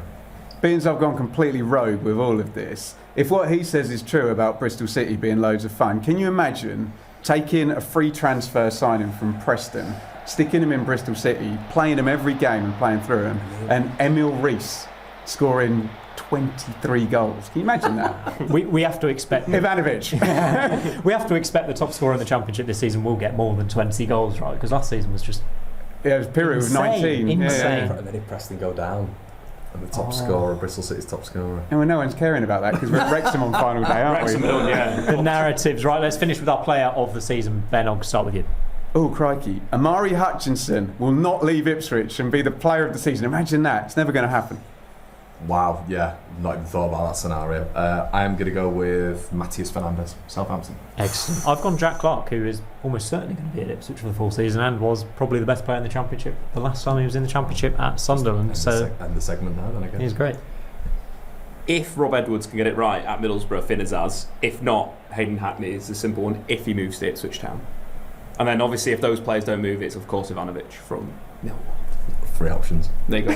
Well, if you want one, Hayden Hackney by a mile. Hayden Hackney is the best player in the league, and at Ipswich he will be the best 8 in the world of football. And the last thing I'm going to ask you all very quickly, if you have one for me, is your hot take. Can be as ridiculous as you want. Ben, I know you've probably got about 5 lined up. Has anyone got one they want to jump in with? Yeah, well, I can go straight away if you want. Is the camera here? Wrexham will get relegated from the Championship in the 2025-26 season. Pulled down on it. I know. Dave's not bothered about the hate. Right, I've got one for you, Simon. Yes, please, Ben. Beans, we're starting with 10, it's going to be 11 with Henrik Pedersen, 11 new managers starting the season. So we're not going to get the usual ridiculous managerial merry-go-round. 8 or fewer managers to be sacked You're insane. in the championship by September, across the season. That would be nice to see. That would be lovely, wouldn't it? It won't happen. Phil Parkinson gets sacked within 8 games. Okay, brutal. I've got 2 for you. Record low points total in the championship is currently Rotherham. 23 points they got in 16-17. And unfortunately, I think Sheffield Wednesday are in real trouble of maybe even not finishing or starting the season, let alone getting 23 points. My other one, rogue shout, Borough, bottom after 4 games. Borough in the bottom 3 after 10 games. Steve Cooper showing the door. Danny Roll, Steve Cooper. Danny Roll, next Wrexham manager potentially when Phil Parkinson's sacked. There's so many hot takes in there as well. Thank you all very much. Make sure you like and subscribe. Get your predictions down in the comments down below. Are Wrexham going to get relegated like Dave says?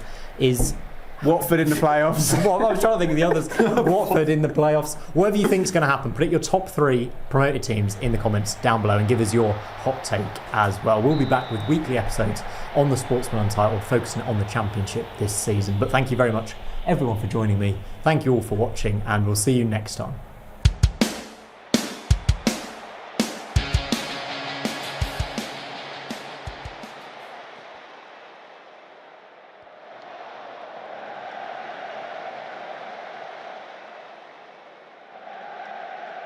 Welcome to Championship Managers Ranked, our first go at this for the 25-26 season. We are going to rank each and every one of those 24 EFL Championship managers from worst to best. We have very little to go on in pre-season other than CV and historic stuff, and we'll go throughout the season. We'll update these and we'll tweak and we'll move people up and down depending on their performance. I've got to say, and I've done a few of these, this season, this is an absolute nightmare.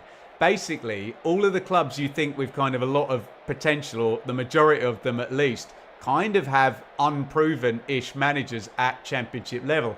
And it feels like a lot of the clubs that have the proven managers maybe are the teams that you'd expect to finish in the middle or lower down. It's all a bit confusing. You'll see as we go along.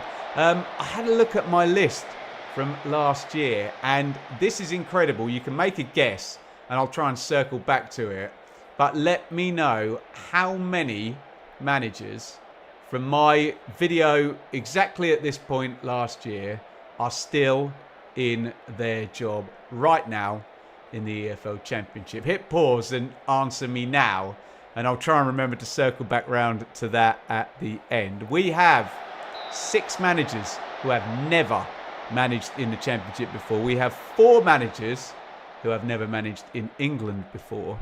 We have 1 manager who has never been in charge of a team as a permanent manager.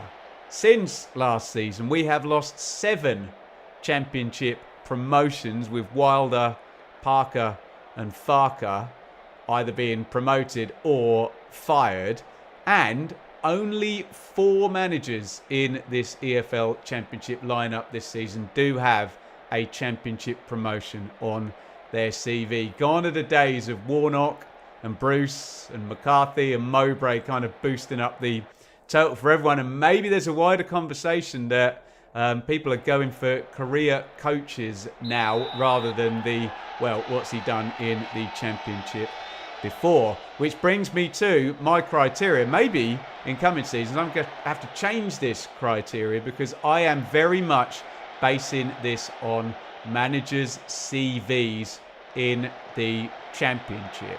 As I say, we'll tweak things as we go through the season. For example, Sunderland manager Regis Lebris last season started right down at the bottom, and by the end of the season, as he took Sunderland into the playoffs and ultimately got promoted, well, he probably would have ended the season at number 1, wouldn't he? So do not panic. Who am I kidding? Keep calm in the comments. We're basing this purely on CV. This is nothing to do with the potential of the manager, how good they might be, or how much you might want the manager at the clubs. This is just the way we do it here. It is based on CVs. Hope that makes sense. as I say, try and stay calm in the comments, and we will start at the bottom.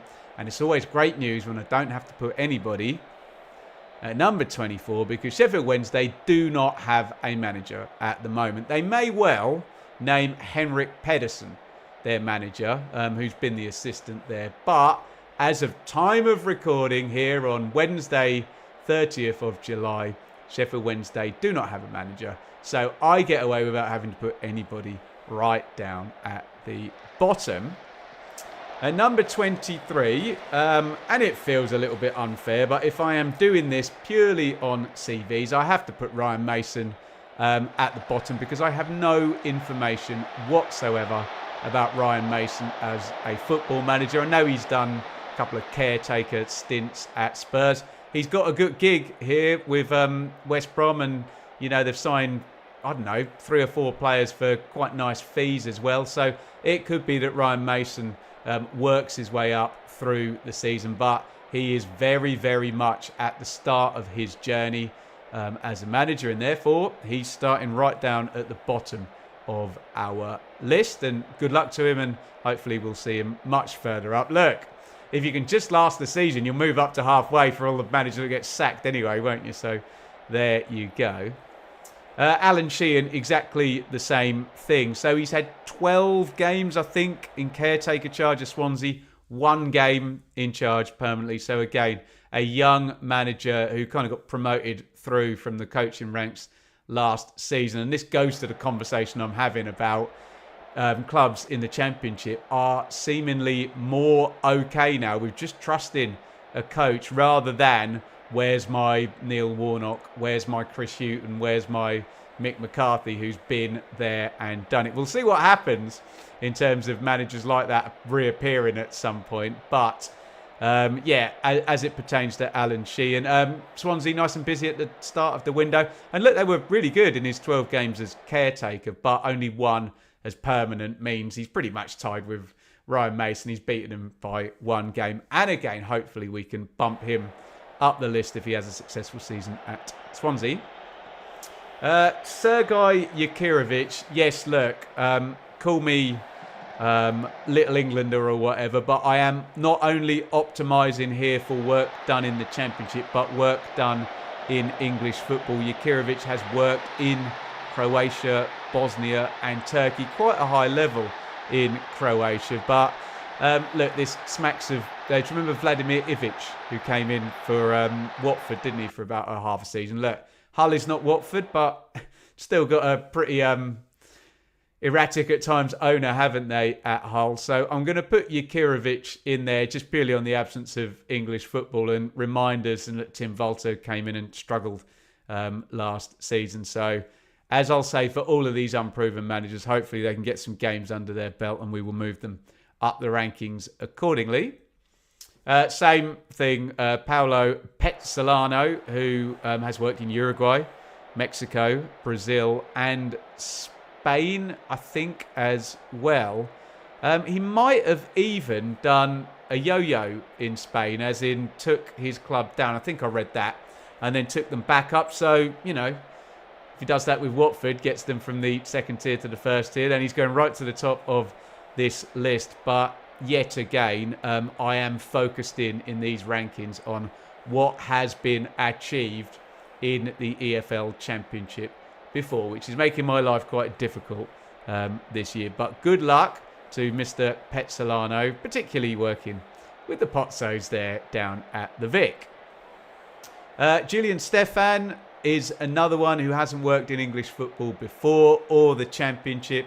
Indeed, he comes into QPR. It's an interesting one, actually. If you check back my video when Stefan came in, there's a couple of lovely little peaks there in Ligue 1 as well. So if I was doing this on potential, he's probably going to be a fair bit higher than 19th, isn't he? But we're doing it on CV and basing it on England and the Championship. I know in the COVID season, when it was cut short, nice finish there. Call it an artificial finish if you want. Doesn't seem to stop long in jobs, but let's see how he goes. Sorry, excuse my neck.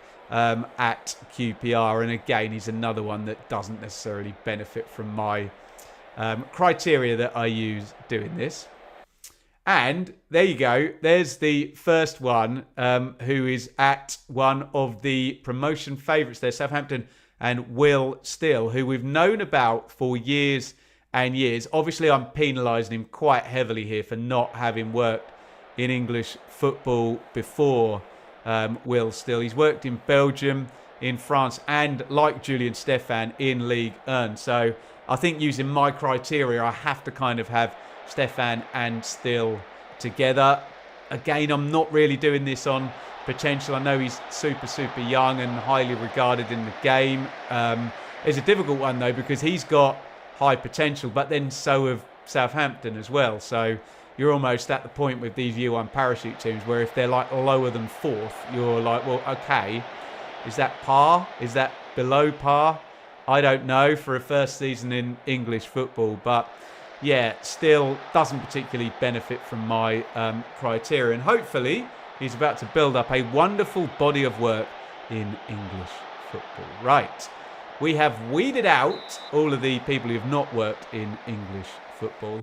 And perhaps the most unfortunate here, in terms of the way I rank this, who had a jolly good season in English football last year, is Chris Davies. So, look, if we were doing this on potential, he's going to be probably in the top 5, maybe.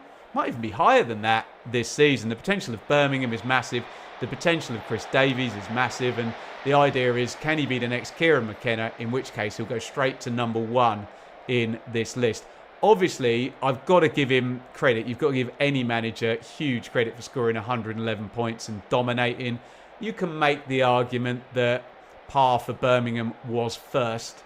But I think a good performance would have been 95 plus points and domination, and he got 111. So, look, Davies will no doubt move up this list. But then you have to kind of manage par as well. What is par for Birmingham? We're at the point now where if he doesn't finish in the top 6, it's almost like, well, am I moving him up the list or not? So in terms of potential, he'd be right up at the top, certainly in the top 3.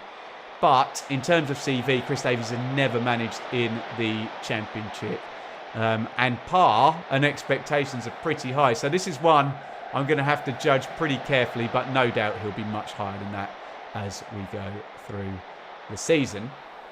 There is Gerhard Struber. I struggled with this one, and again, I'm punishing him and not really crediting him for work outside of English football there, Struber, because I know he's done plenty for the Red Bull group. Where else has he been? Like Germany as well, Struber. So the only real evidence we have of him working in the Championship is Barnsley. And it's just weird, because if you take it at face value, I should probably have him higher, because it was a great escape out of nowhere. But then you kind of have to factor in, it was weird, it was COVID, it was empty stadiums, it was just a mad peak at the end of the season. They were playing really well. Obviously, we had Wigan deducted 12 points for going into admin and finishing below Barnsley under Struber. What else did we have? We had Charlton players refusing to play and them getting relegated and finishing below Barnsley. So it's a bit weird. I can't necessarily, even though it was a great escape, put masses and masses into that. So I'll leave Struber at 16. I actually think he's going to do well at Bristol City, and this could be a lot of fun this season. So I expect him to go up. Listen, look at me, I promise. I think I've promised every single manager in here so far that they'll go up. But let's be fair, when I'm working with a list of managers that has little information and we're about to go into a season, then yeah, no, you know what, Sherlock, it is likely. So that's the reason I've not put Struber any higher, the kind of English football bonus that he's not getting, and just the Barnsley thing's quite hard to judge in my humble opinion. Speaking of ex-Barnsley managers that are hard to judge, Valérien Ismaël, we're purely basing anything positive on that amazing season at Barnsley where they finished 5th in 2019, 2021. I can't remember which season it was, but absolutely incredible performance there. If it was just that, he'd be right at the top of this list. But we have had him go into West Brom and be sacked by West Brom. We have had him go into Watford and be sacked by Watford. Some idea looking from the outside that he was quite unlucky on both occasions, but he got sacked on both occasions. So, you know, that is what it is, and I can't change that. He's in at Blackburn now, and it looked like it was going to be terrible, and he lost, and then they peaked at the end of the season, didn't they? And he nearly got them in the playoffs. So it's a difficult one to judge. I need to see something more like Barnsley now than West Brom or Watford or the start at Blackburn, and we'll bump him up the list. But yeah, bit of an enigma in the Championship of Valérien Ismaël.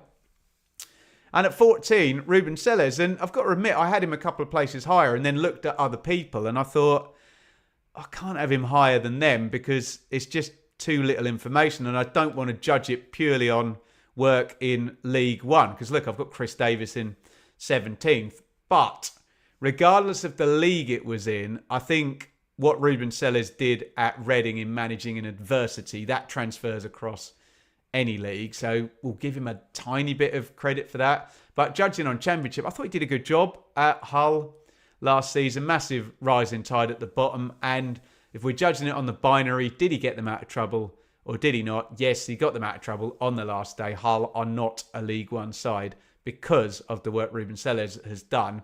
And look, owners of a Year One parachute team have given Ruben Selles a gig at Sheffield United. So I've put him up there in 14th.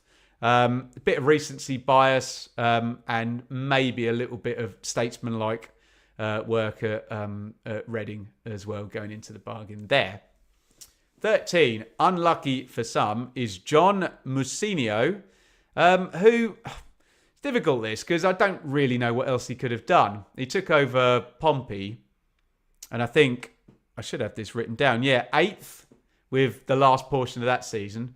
Immediately, he won League One. Amazing job. We're not judging it on League One, but fair dues, matey.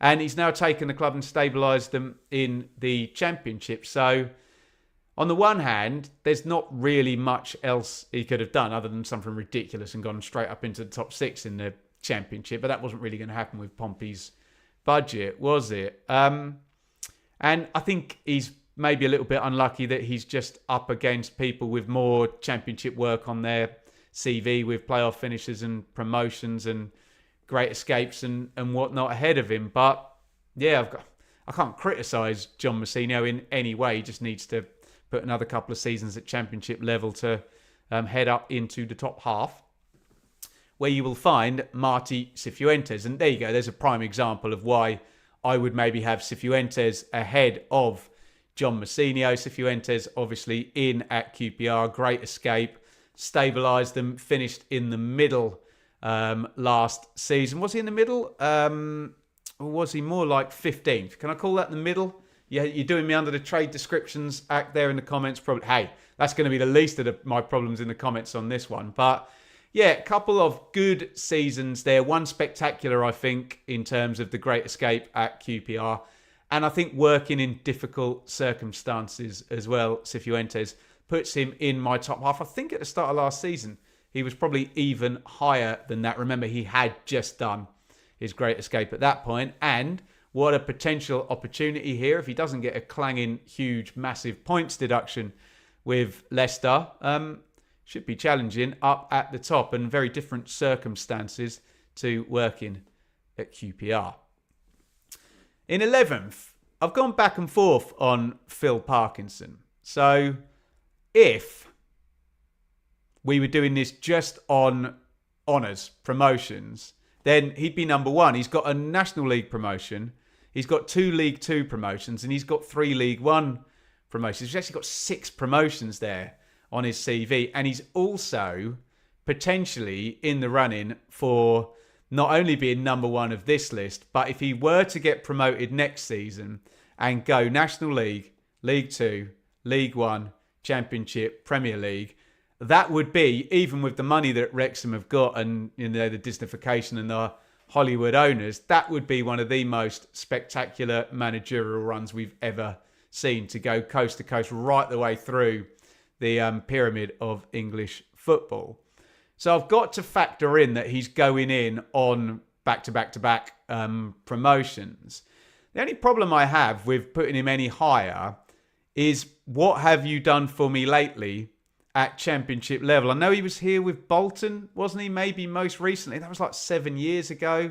And yeah, it was a really difficult job. They had no money at that point, and things were very much, that was the icebergs about to melt there at Bolton, and huge problems that took them all the way down to League Two.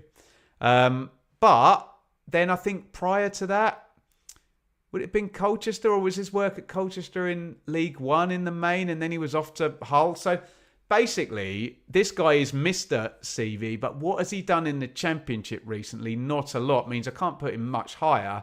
But I've also got a manager here on a potential all-time run of National League to League Two to League One into Championship. So it's a difficult one with Parkinson. I know a lot of you, if I'm judging this on style of play, having watched Wrexham last year, would have him much, much lower. But that's not what we're doing here. We're doing it on CV. And you can't knock Phil Parkinson's long CV and his recent promotion bonuses.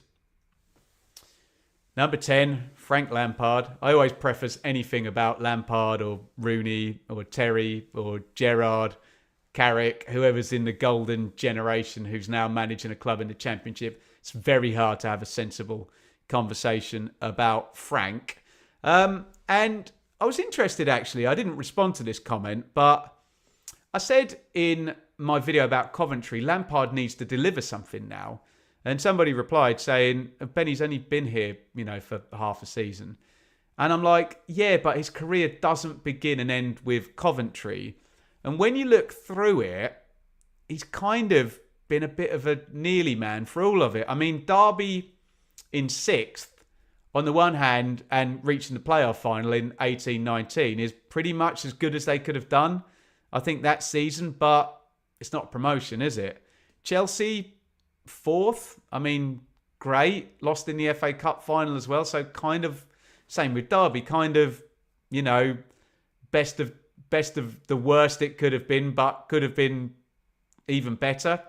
Everton, 16th in the Premier League. I know we're judging this on Championship stuff, but I'm trying to illustrate my point that Lampard kind of hits par or just above par and then doesn't go the extra mile. And there you go last season. Coventry, agree with that fan in the comments of the video about Cov.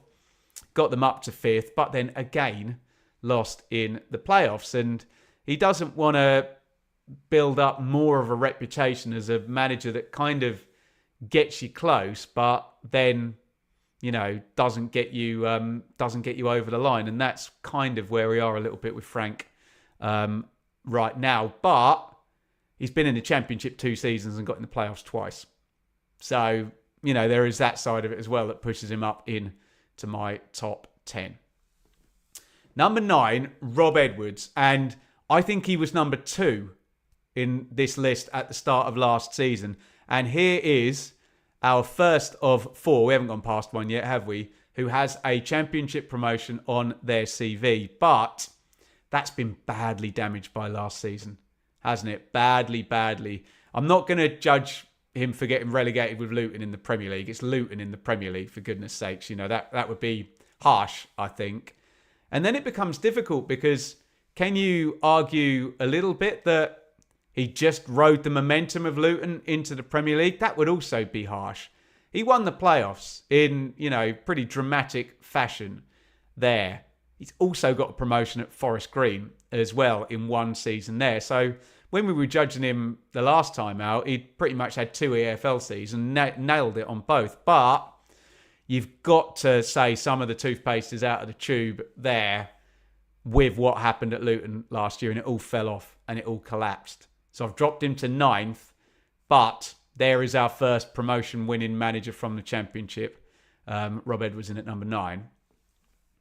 And at number 8, I've got Gary Rowett, who has never won promotion from the Championship. But there's a lot of seasons here where he's done rather well. Birmingham, I think, a couple of top 10 finishes and then sort of harshly sacked, wasn't he? And ends up at Derby, finishes in the playoffs. Okay, does a bit of a runner to Stoke, miserable failure there. And then his work at Millwall's excellent. 8th, 11th, 9th, 8th. And then Oxford survival as well. And I mean, I've talked about Oxford last season a lot, where we had this weird thing of them where they do 16 games as the worst team in the league, and then 5 as the best, and then 7 as the worst. And then it was very sink or swim, feast or famine with Oxford. But he came in and he got a massive bounce out of them.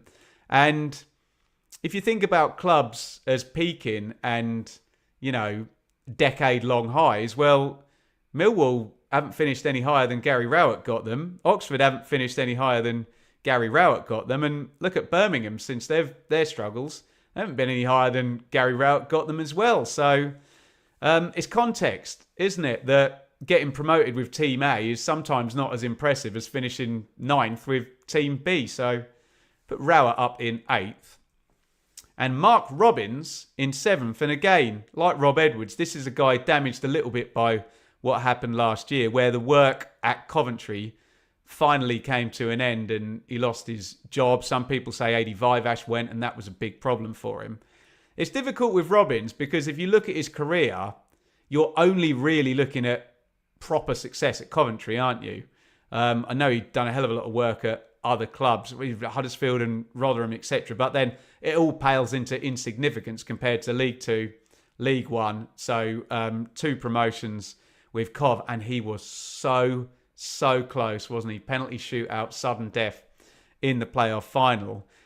So all of that is magnificent, but we have to offset that it was all done with one club, and you know, you're kind of looking for success elsewhere, maybe for further proof of concept. And at championship level, it's only really been, you know, surviving, stabilising and challenging there with Coventry that we really can kind of look at. So, yeah, bit of damage limitation there because of last year, and Robins in at 7. And at 6, Paul Heckingbottom, who is promotion winner number 2. And that puts him quite high up. But when I actually went back and did my research about Heck, promoted from League One and then stabilised Barnsley, and that was a good Barnsley team. I remember all their good players got picked off as well by other clubs. I think half of them went to Aston Villa, didn't they, at one point? I remember James Bree, Conor Hurahan, etc., etc. And then he got the Leeds job, and that didn't work. Then he goes to Sheffield United, and on the one hand, you can make the argument, yeah, it was a year 1 parachute team finishing 5th and losing in the playoffs, and then a year 2 parachute team finishing 2nd. But he got automatic promotion from the Championship. You can all write me a list of managers who got parachute team jobs who did not get automatic promotion. I don't know what to make of Preston last year, because if we'd paused in about January, I'd be giving him a big thumbs up, and then they just avoided relegation. So I think the Barnsley work and the Sheffield United work is keeping him high there. And maybe if Preston struggle again this season, we'll have to drop Heckingbottom down. But rightly or wrongly, and you can debate this in the comments, that promotion on the CV means a lot in my criteria. Wow. 5th, Nathan Jones. So I'm picking a manager who was managing in League One last season in my top 5 here. And the main reason for that is the setup for Luton's promotion, because yes, he walked out and he went to Southampton. And you can argue that the League One promotion with Luton, he walked out of that, and Mick Harford finished that one off. And Rob Edwards, who we've spoken about, finished the other one off. But incredible work at Luton. And maybe we've now expunged the League One thing because he's just got promoted out of League One as well with Charlton Athletic. And I always felt he was a Championship manager managing at League One level. I know it's easy for me to say in hindsight now he's got the promotion there. And I just think his work at Luton was absolutely brilliant. Zero budget, you know, compared to all the leading lights. He came back in after Graham Jones, and that was a great escape. And then he stabilised them 1 year in the playoffs. And then the next year they won the playoffs without him. And he really learned a lesson, didn't he? If you saw how Charlton approached the playoffs last year, he wasn't going to let what happened against Carlos Corberan happen to him again, and a knife-edge match be lost 10 minutes from the end of the second leg. In fact, he was the manager winning it 10 minutes from the end of the second leg. So I'm sure a lot of people think he's got small man syndrome, and him praying on the touchline in the playoff semi-final was all a little bit performative. But if you can put those biases aside, I think he's an excellent manager who is proven at championship level. Sorry if he rubs you up the wrong way. I know he does a lot of people. In 4, Liam Manning. I'll probably get some blowback for this one as well, because it's like, what have you done? He's got no promotions on his CV, but I think he's very good. And I think when Liam Manning goes into a club, they improve, don't they? And MK, he took them from where Russ Martin left them into the playoffs, 89 points, I think, and just got Gareth Ainsworth in the semi-final. Yes, it all fell apart the next season, but please go and take a look at the team that played the playoff semi-final second leg and all the players that were sold by MK Dons then. Then he was in at Oxford, and he stopped them. Their rot. Carl Robinson had been there a while, and they nearly went down. I know this is League One stuff we're talking about, but then all of a sudden, start of next season, he leaves them at second in the table. And then at Bristol City, we spoke about this on our Bristol City deep dive the other day. I'll make these numbers up. It's gone something like 19, 16, 11, 6th, something like that, 14, 11, 6th or something, and just very, very methodical. And the thing is, if he does that with Norwich, he'll probably get them promoted. I admit I'm not doing this based on potential, but I just really do rate Manning, and wherever he goes, there's just big improvement. And Bristol City in the playoffs last year for the first time in 100 years, or what was it, 18 years? Can't remember. Something like that, 17 years. Really punching above his weight at championship level, and now an established championship manager. He's got himself a good gig there with Norwich. I'm sure some people will argue he should be lower, and I'm being too kind to him. But hey, if we can keep it calm in the comments, we can have a fun debate about it, can't we? Fingers crossed. Third, John Eustace. And I take you back to my comment. And look, we can reference Paul Heckingbottom, can't we? Paul Heckingbottom has a promotion out of this division on his CV, and I have John Eustace higher. Why? Because I think wherever John Eustace has been in the Championship, he's actually done a really brilliant job. And so he goes in at Birmingham. So I'm just trying to find him on my notes. They're all out of order here. 17th with Birmingham, under Trillion, with the stadium closed and nobody even knowing who the owners are. Excellent. Really good. Knighthead come in and sign some players, and he's like 7th in the league when they sack him and replace him with Wayne Rooney. And you're like, well, what more could he have done? Good job at Birmingham. Really good job. Then he goes to Blackburn, and yes, he has Smodics, and yes, they are careering down the table, but the gig was just to stabilise it and stop them going down. Big tick. Even bigger tick, where does he lead them next season? Blackburn, not favourites in any way, shape or form to be in the playoffs, right on the edge of the playoffs. And if Big Val had won at Sheffield United on the last day and another result goes for him, Blackburn finish in the playoffs on the back of what John Eustace has done. Where is John Eustace at this point? He's a madman. He's gone to Derby, who look destined to go down. We've got a rising tide at the bottom. We've got Oxford scoring points. We've got Pompey scoring points. John Eustace, great escape. Absolutely brilliant. I literally cannot fault what this guy has done at championship level. And yes, he has not been anywhere near the top of the table at any point, but I think context is king here, and you've got to look at it sometimes that Chris Wilder got sacked last season for finishing 3rd with a year 1 parachute team. So sometimes you can finish 3rd and it can be a dismal failure, and sometimes you can finish 17th, 19th and 19th and it can be a huge success in all of those jobs. Get him in the top 3. Second, Alex Neil. And yeah, just comparing this to last season, where my top 3 was, we had Wilder and we had Farker and we had Parker, who all had, you know, double promotions at least, and Wilder won. And these people are just not here in the league this season. And yeah, maybe I will review how I do this, and we'll put an element of potential in rather than just looking at CVs. But when I look at CVs, Neil has a promotion with Norwich. Yes, they were a parachute team, but he got promoted. He won the playoff final as well. Managed in the Premier League. 8th wasn't deemed good enough for Stuart Webber in Norwich, and he was sacked. And then ask Preston fans, would they take 7th, 14th or 9th next season? I bet they'd take 7th and 9th, wouldn't they? And that's what he did there. Goes to Sunderland, gets promoted out of League One. I'm not talking about League One, but what did that Sunderland team do after he walked out on them to go to Stoke? They then finished in the playoffs the next season with Mogga, didn't we? Tony Mowbray. Stoke, 16th again. In the same way, I'm not going to judge Rob Edwards for getting Luton relegated in the Premier League. I'm not going to judge anyone for messing it up at Stoke, because it's Stoke, and that's what happens every season. And then Millwall, 8th straight away. So if it's a big tick for having a promotion on your CV, he's our number 3.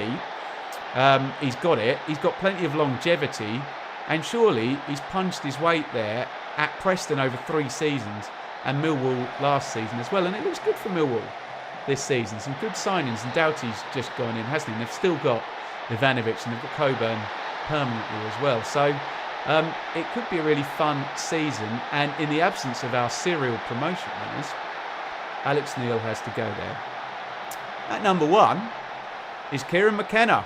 And I have to say it, every time I talk about Ipswich or put Ipswich high up in any ranking, I have to give the caveat that if you think there is a reason of bias, because I am an Ipswich Town fan and I've got Kieran McKenna at number 1, you are severely wrong. You are the person who is biased about the fact that I support Ipswich because you think that I'm overranking them. And then, guys, the same thing happens. If I put McKenna 4th or something, all the Ipswich fans say I'm trying to offset my bias and overcorrect. I'm not. Kieran McKenna has got a championship promotion on his CV, and I would argue, in terms of automatic promotion, the most spectacular, extraordinary promotion, certainly since we had the season where Norwich and Sheffield United went up in 2018-19, and the only manager in the kind of really gnarly parachute payment era to go back-to-back promotions and take a team straight through the championship. And in the absence of serial promotion winners, we literally don't have any. We've only got 4 managers who have 1 each. McKenna, I think, stays at number 1. Yes, this time last year his stock was white hot and he could have become the Brighton manager. We'll realise that. That didn't happen. Again, like I said about Rob Edwards and managers of Stoke, I'm not going to judge Kieran McKenna too badly for getting a team that's gone League One, Championship, Premier League and not being able to keep them in the Premier League. It is what it is at the moment in the Premier League, and yo-yoing is very, very real, and we'll see how Mr. Parker and Mr. Tharker and Mr. Labrise get on next season. But I still think that what McKenna did with the back-to-backs and that extraordinary promotion and the way Ipswich did it, the way they played, and the fact that even at the back end of the Premier League season, we were still seeing 6 players who played in League One for Ipswich playing in the Premier League. I think that outranks anything any other manager managing in the Championship has done in the Championship so far. And that is why I have Kieran McKenna at number 1. I asked you, and I've remembered to do this, how many managers who were in our 1 to 24 rankings, worst to best, in late July last year are still in their jobs? Did you guess? 1. John Mousinho of Portsmouth is the only manager who started last season in that job in the Championship. There are managers who were here. Rob Edwards was here, but he's moved. John Eustace was here, but he's moved. Mark Robbins was here. I'll probably miss 1 or 2 out who were here and who have moved job. Liam Manning was here. Ruben Sellers wasn't here, was he? Yeah, that's it. So, incredibly, only 1 manager who started last season in their job on this list is still in the same job this season. Incredible. Get your views in the comments. Look, I know what you guys are like, and football fans are emotional, and I get a lot of really, really triggered, abusive, toxic comments on this video, and part of that is on me. I'm out here doing this, and I'm giving my opinion, and I'm ranking managers, and I know that football fans will struggle to cope with that. So part of that is on me. But if you are struggling to cope with that and you have put a horrible comment, someone may direct you to me saying this at the end, that just please stay calm. There is a human being at the end of it. It's not the most important thing in the world. If you disagree with my criteria that I should choose more based on potential and maybe more who would I most like to have managing my club, yeah, that's a reasonable point. If you're able to make that without being abusive and insulting and snarky and horrible, then that would be helpful. If you do, guys, help me out. If you do see people... So the 2025-2026 League 2 campaign kicks off this coming weekend with 24 clubs competing for 3 automatic spots and, of course, a playoff ranking. Who, of course, will finish in the top of the table? Who, of course, will go down to non-league football? Well, today we're going to find out.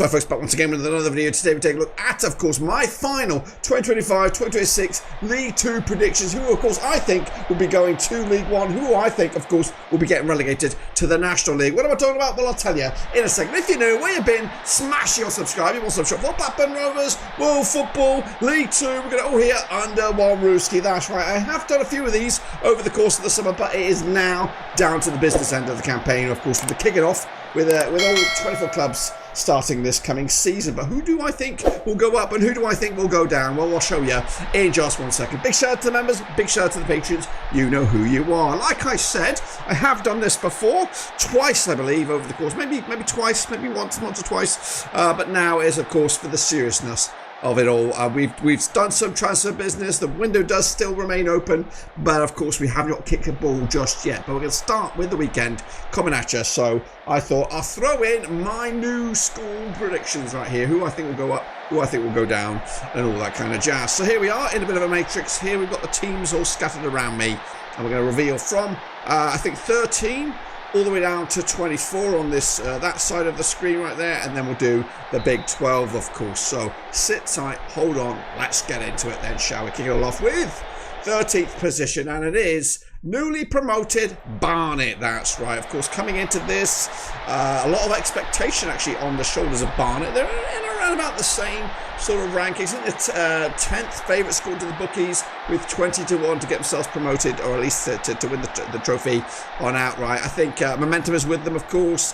They did comfortably get themselves promoted last season.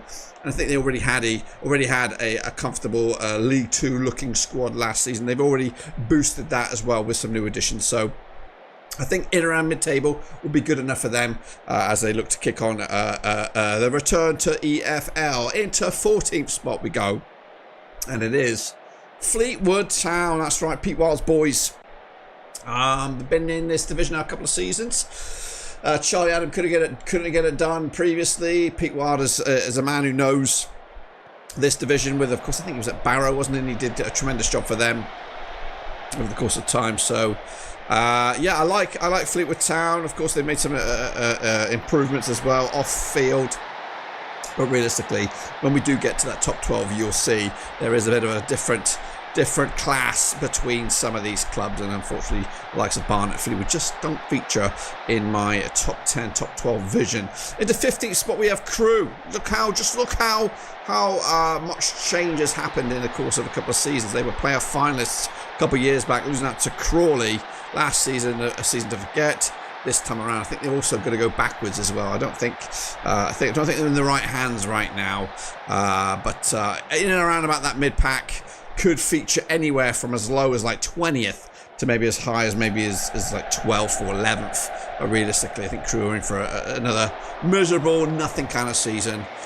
So we'll see. And again, they've got odds currently for Crewe 28-1. Miss back up ahead there. Fleetwood actually 33-1. So they've got further chances, or at least lesser hope, according to the bookies. For Fleetwood and Crewe. Into 16th spot we go. Shrewsbury Town, relegated last season, in and around about that 25-1 shot there. Of course, yeah, I think Michael Appleton's in charge these days. Definitely a man with a point to prove. Of course, he's a decent manager at this level. Of course, ex-Rovers manager. I know him a little bit from his time back then, and he's one of those guys that gets called upon when things just aren't working out. And he's a sort of steady Eddie. I think he's a steady Eddie in this sort of regard as well. He might kick on here with if they can get off to the best possible start, a couple of wins in the belt, and maybe a strong 2 or 3 months. Then maybe Shrewsbury Town can look to make it bounce back ability and get themselves back into League One. But right now, I think optimism is a little bit gloomy for Shrewsbury Town, so not the best. Meanwhile, moving forward into 17th, going down towards the bottom end, it is Cheltenham Town, that's right. Again, not expected to do well, 50-1 long shots, of course. They're 5th favourites to go down. I have them a little bit stronger than that. Michael Flynn's boys, he's a good coach at this level. Again, not too long ago they were playing League One football, so I'm concerned to where they're going. Their trajectory is going down, just like Crewe. They are not making the strides. They're not making the positive movements going towards the top end. When we look at likes of maybe a Colchester or a Swindon, who of course were on that negative trajectory, Cheltenham Town definitely on the negative. So another miserable season looks like for them, for me. 18th, Tranmere. Now I have chewed on this one, of course. They're 33-1, of course, long shots. I had hoped that they were going to get taken over by Rihanna and her fella. But of course that never materialised, and they stuck with Crosby as coach. I think they were looking at Ryan Lowe before he took the job at Wigan, so I kind of got wrapped up in that in my early predictions for League Two. But yeah, I do think Tranmere could be more towards the bottom than they are towards the top. So I've kind of woken up a little bit, smelt the coffee, and realised Tranmere ain't all that. Meanwhile, 19th spot we have Bromley. Bromley had a good season last season, considering, but again expected to struggle. 50-1. They're around about 4th favourites to go down. Actually, a level with Cheltenham with 50-1. But Andy Woodman did a great job with Bromley, and I think they'll do all right again this season. I think they'll be clear from that drop. And again, this is probably the lowest they'll probably go. If anything, they'll push towards the low teens there, the 14s and the 13s and things like that. But yes, I do think Bromley will still struggle. Into 20th, we have Oldham Athletic. That's right, also promoted last campaign. They've actually got better odds. Actually, no, they're just a little bit weaker than that of Barnet. I've got them a little bit lower down, of course. Happy, tremendous news that they are back. They don't deserve to be in non-league, of course, founding member of the Premier League. So hopefully they can put that behind them and stay in the EFL for a long time yet. So I do think it's going to be a tough old season for them, just to get it right this time around. And yeah, Mickey Mellon's got all the knowledge, and I think they'll do all right in the end. But 21st spot we have Barrow, of course 33-1. They're around about 6th favourites to go down. I've got them there or thereabouts myself, 4th favourites in my eyes. Again, they've got one of the smaller budgets in the division, and yeah, still question marks about the coaching setup over at Barrow. Andrew Wing, the gaffer over there. Meanwhile, it's 22nd spot we go, and it is Harrogate. Yes, they could easily go down. 80-1. It is. I think my bottom three is pretty much the bottom three that the bookies have as well. It's just a different shape and different kind of flavour, really. Got Harrogate safe in 3rd from going down, but if they were to increase the relegation spots to 3 teams, they would be going down. And yeah, they're in and amongst it. They're going to have a long old season. And to be honest with you, I do think this bottom 4 is pretty much safe as houses. I think Barrow, Harrogate, and these other 2, it's going to be them. I don't see any way, shape or sizes, that it's going to be anything different. 23rd spot, we have Newport County. Again, you can flip-flop these guys any which way you like. Let's just chuck in 24th as well while we're here. Accrington Stanley, no surprises. It is what it is. I do anticipate these 4. Yep, pretty much. I think there is a divide, a massive divide between these 4 and the rest. At the moment, Accrington Stanley do look the Coleman days are gone. John Doolan now not sure he's the right kind of guy to turn water into wine, because I think these guys, I think they've got a massive mountain to climb if they're going to get stick around in another season. Of course, when we lost the likes of Carlisle, who were League One not that long ago, Morecambe, yes, we've seen what's happened with them recently. And Accrington Stanley were in and around it last season, so I do anticipate them to struggle once again. Let's go into the top half of the table then. This is where the good stuff is, and we've got, remember, top 3 go up, and then 4, 5, and 6 and 7 are those playoff spots. So let's get into it, into 12th spot, and it is Bristol Rovers. Yeah, a lot of people on Bristol Rovers up there. Of course, bookies have them at 14-1. Fifth favourites, not for me. I think they're, I didn't see much of them last season to say, oh yeah, they were a surprise team to go down. They were poor. Calderon is no longer there. Darrell Clark is there, I believe now. But I just don't. They'll be all right. They'll be mid, but realistically, a team of that stature should be top 3. Even the bookies don't see it at the moment, having them in 5th. Into 11th spot, I have Salford. This is a surprise here. They could actually be sat 7th, up there. I just don't know. Salford is like a poison chalice. It is like the Watford or even the Sunderland of old. A lot of managers come here with good reputations. They come and give it a go, and it just doesn't work out. And Carl Robinson's had a full season last season. He's got to deliver now, otherwise he's going to be sacked. This is it for Salford, and I think he's not going to do it because it is such a tough sort of top end of the table here. We've got some big boys from the division last time around, and we've also got big boys who missed out the season prior. So Salford to struggle in my eyes. Let's get it on with the next one. 10th. It is Walsall, all the way down there. Walsall, bookies have them at 16-1, around about 8th favourites. I have them at 10th. Sadler's still there. Has he really recovered from that shit show that was last season, where they were dominating the Automatics, dominating number 1 spot? It looked like they were comfortably in League One already, and then it all fell off. And not only it fell off, they dropped out the Automatics into the playoffs, and they couldn't hold their nerve in their playoffs. And I do think Sadler has got about 2 months to save his job. Otherwise, Walsall are going to bin him off and probably get someone else in, because and I think it'll be too late for Walsall to save the season. So 10th spot. 9th, we have Notts County. A lot of people tipping Notts County as well. 14-1, around about 6th, maybe even joint 3rd favourites when you look at it. A lot of clubs at 14-1. Not for me. I just don't believe in them. There's nothing about them that thinks, yes, they're automatic. I have them just outside, but they're a decent enough sized club that they should challenge. They should be challenging. I just don't think the current coaching staff is the right guys moving forward if they have got serious ambitions to get themselves into League One. I love to see them actually get promoted, just as much as I love to see Oldham. Last season I had Bradford. Bradford were my club that I had no affiliation with, but I wanted to see them get promoted because they're a massive club and they deserve to be up a little bit. This time around, I'm looking at a Notts County. I'm looking at an Oldham. Possibly a Tranmere, but I don't know about Tranmere right now. But Notts County, yeah, they should be up there, but with this current setup, I just don't think so. Into 8th, we go Grimsby Town. That's right, Grimsby. Where are they? They're about, what are they? 12 favourites. They go to 20-1, quite low, but I've got them just peeking outside.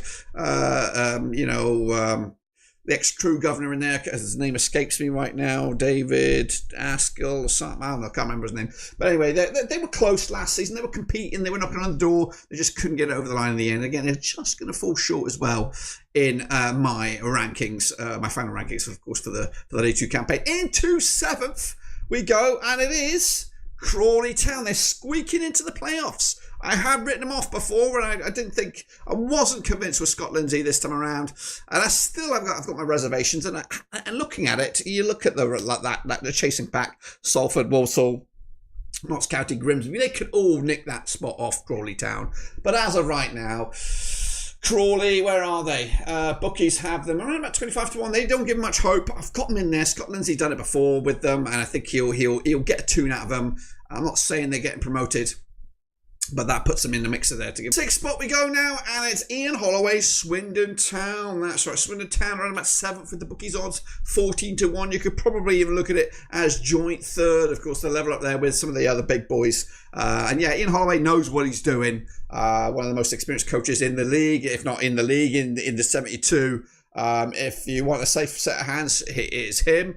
He got a tune out of them last time around. I think the division, the season was maybe 5 games too short for him. If they had 5 games more last season, they probably would have made the playoffs as well. So I think Ian Holloway, good set of hands, and I do believe they'll be bounced. They'll be competing for those playoff spots, as will Colchester United. I'm not as strong as I was on Colchester United, but they are, where are they? They're around about 20-1, not as hotly fancied as Swindon, but the Cowleys had these guys grinding last season. A lot of very key defensive displays, a lot of clean sheets, that kind of stuff. And if they can rinse and repeat that, I think that's going to put them in good stead to get into those playoffs. They might not be the most flamboyant, they might not be scoring many goals, but they're organised, and that's what you need. Defenses win your games. And I do think Colchester United under the Crowleys will do just that. Into top 4 though, just missing out on the automatics. It is Chesterfield. That's right, they're second favourites with the bookies 6-1. Paul Cook knows what he wants, of course. Playoffs heartache last time around.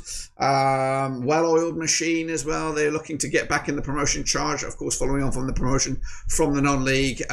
He's a steady Eddie, steady Paul, and yeah, they'll do all right. They'll just be a little bit gutted that they'll miss out. And of course, getting into the playoffs with these 4 clubs, who knows at the end of the campaign who will get promoted. But these 3 are getting promoted. We're going to start in 3rd place. It is Cambridge United.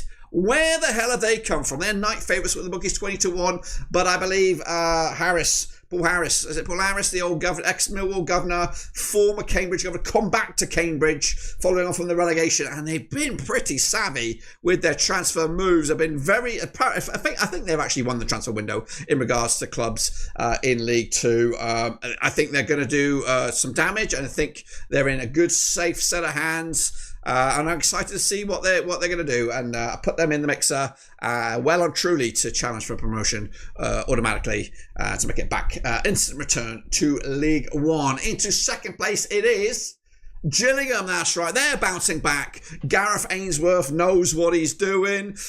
He made the switch from a troublesome Shrewsbury Town side. He made the switch to Gillingham. He didn't really get enough going in the right direction at the end of the season, but he was working already. He was getting things well oiled for this campaign. Bradley Dack is back.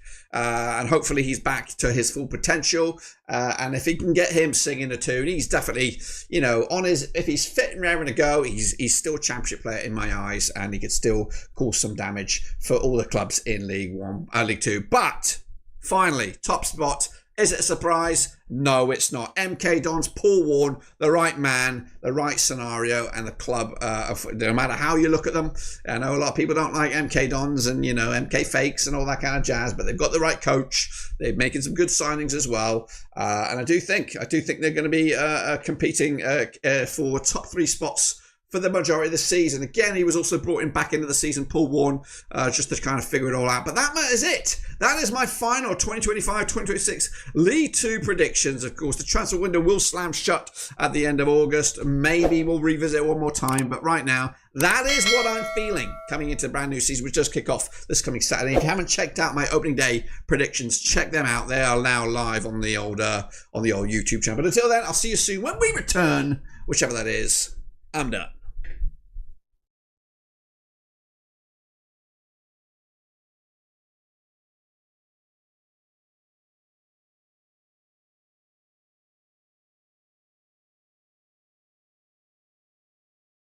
Hello lads and ladies, and welcome back for another video on the channel. Today I'm back with my Sky Bet League 1 2025-2026 prediction. I mean, why do I do this? All I'm going to get is hate in the comments, but that's what I want. I want you guys to comment down below what you think of my predictions down below. Reasons as well. Give me reasons. Why aren't you going to finish this place? Why are you going to finish in this place? Let me know your predictions down below, 1 to 24. Then I'll rank yours as well. Please subscribe, please like, all that jazz. We want to try and hit 20,000 subscribers by the end of the season. Thank you so much to 17,500 subscribers. Let's get into it. Bottom of the table, I've gone for AFC Wimbledon. They've just come up from League Two and it is hard, always trying to stay in the division. Losses of Owen Goodman, who was on loan, and Josh Nerfel has left the football club. James Tilley on the other side have also left. I struggle to see where goals are going to come from to keep them in the division. Last season, they were very structured, hard to break down, very robust, and they were very hard to break down. Defensively, they were good. I feel they'll be in games, they'll just lose a lot of games by the odd goal. They have brought back familiar faces like Seddon. Alistair Smith, I think, is a good signing as well. For me, they've just not done enough to stay in the division. 23rd place, Northampton Town, and they started the window by signing quite a lot of players at once. Tyrese Thorne is one of my favourite signings. I think that's a really good pickup. I really like the signing of Jordan Thornley as a bottom-end League One player, and Elliot List coming from Stevenage as well. For me, I struggle to see where goals are going to come from for them to keep them up again. Kevin Nolan did an okay job towards the end of the season. They ended up finishing 19th, but I do think it'll be third season syndrome for the Cobblers. 22nd place, I've gone for Exeter City, another fan-owned football club, and it hurts me to do this because Gary Colwell in the last 2 years have always started the season quite well, gone through a bad patch and then come good towards January onwards. The ins have been okay, Wareham coming in. I like the signing of Joe Whitworth in goal. You know what he was like at the start of the season. He was probably the reason why they were so up there towards the first 10-15 games of last year as well. Me, I like the signings of Ryan Rydell as well. They have lost Caleb Watts, which I think is a massive blow for them as well. I just struggle to see again firepower, a bit of X factor, maybe them falling through that trapdoor at last. 21st place, and I really don't like doing this, I've gone for Burton Albion. I really like Gary Bowyer. I really like Burton as a football club. One of my close mates, David, I sound like Jake, don't I? Supports Burton Albion. I always want them to do well. I like the signing of JJ McKean. I think that's an excellent signing. I actually think Jake Beasley is a decent pickup as well. They have lost Burrell, who they've got a good fee for, was a big part of their reasoning to staying up last season. I just think, again, they've got a massive squad. I think they've got 31 players within their squad via transfer market. I just worry about it a little bit. Gary Bowyer is the reason that I think they could stay up. I don't like doing this, but that's my bottom four. 20th, I've gone for Rotherham United. I can't believe I'm putting someone like Rotherham here, but I'm not a massive fan of Matt Hamshaw. I believe he's one of those people that, as a coach, great with the lads, everybody loves him. As a head coach, everything's a bit different a little bit. It's them making the big decisions, and he did well. He won 3 on the spin when he got appointed last year, but for me, I struggle to see quality in that squad. I like the signing of Keane Spence, but again, it's a bottom-end League One signing. For me, I struggle to see real quality in there. It's really tough this year. 19th, I've gone for Mansfield. Again, people say, can they improve? They finished in around this ball figure last year, staying in the division. I think they've freshened up the squad quite nicely. I like the signings of Knight Noy. I think that's a good signing. Sweeney's an excellent signing as well. They've lowered the age range a little bit as well. Cloughey's signed on a new 2-year deal as well. I feel that maybe 1 or 2 attacking options away from being a bit higher. But for now, I think Mansfield will stay up again. I've been impressed with them, but I'm not too impressed. Mansfield, 19th. At 18th, and I think a lot of people will judge this team on what they've done in League One previously, and I think that's Port Vale. I think they'll look at what they've done when they come up to this division before, but I feel this squad's in a much better place right now. You look at some of the options in the forward line, the Ronan Curtis, the Jaden Stockleys, the Talais of this world, and then the likes of George Byers, Crowsdale in midfield, Hennigan at the back. They've signed Jordan Gabriel, who I think is an absolute excellent signing for a bottom half team. Cameron Humphreys will add experience as well. Jordan Shipley is experienced at this level as well. Not doing too well at Shrewsbury, but there is a good player in there as well. So for me, they've signed players like Ben Wayne as well that can add a little bit of something different. Liam Gordon is a decent operator in League One, League Two. For me, Darren Moore's a good manager, and I really hope Port Vale stay up because it's about time they found some consistency in the third tier. 17th, Bradford City, another newly promoted team coming up. I think Bradford will have a decent season as well. They got promoted on the final day thanks to an own goal from James Bolton. Gone down to Sarcevic. Ugh. One thing I will say about Bradford, they'll be very hard to beat, hard to break down, classy operators. They won't always be the greatest of watches, but Graham Alexander knows how to set up a side, and He'll have to get results playing the way of football that he does. They signed quite well. I think they've recruited smartly towards this division. I really like the signs of Matthew Pennington. Stephen Humphreys can score goals. He's added that in the last few years at this level for Wigan and Barnsley. Abu Toure is a player that I really like from his time at Salford City especially, and then going to Stockport County. For now, Bradford City 17th. The raid of Peterborough carried on. Again, they have lost Kwame Poku now. Mothersill has left the football club as well. But for me, I still think Peterborough have recruited quite well. Alex Batt is a good goalkeeper. He's proven that.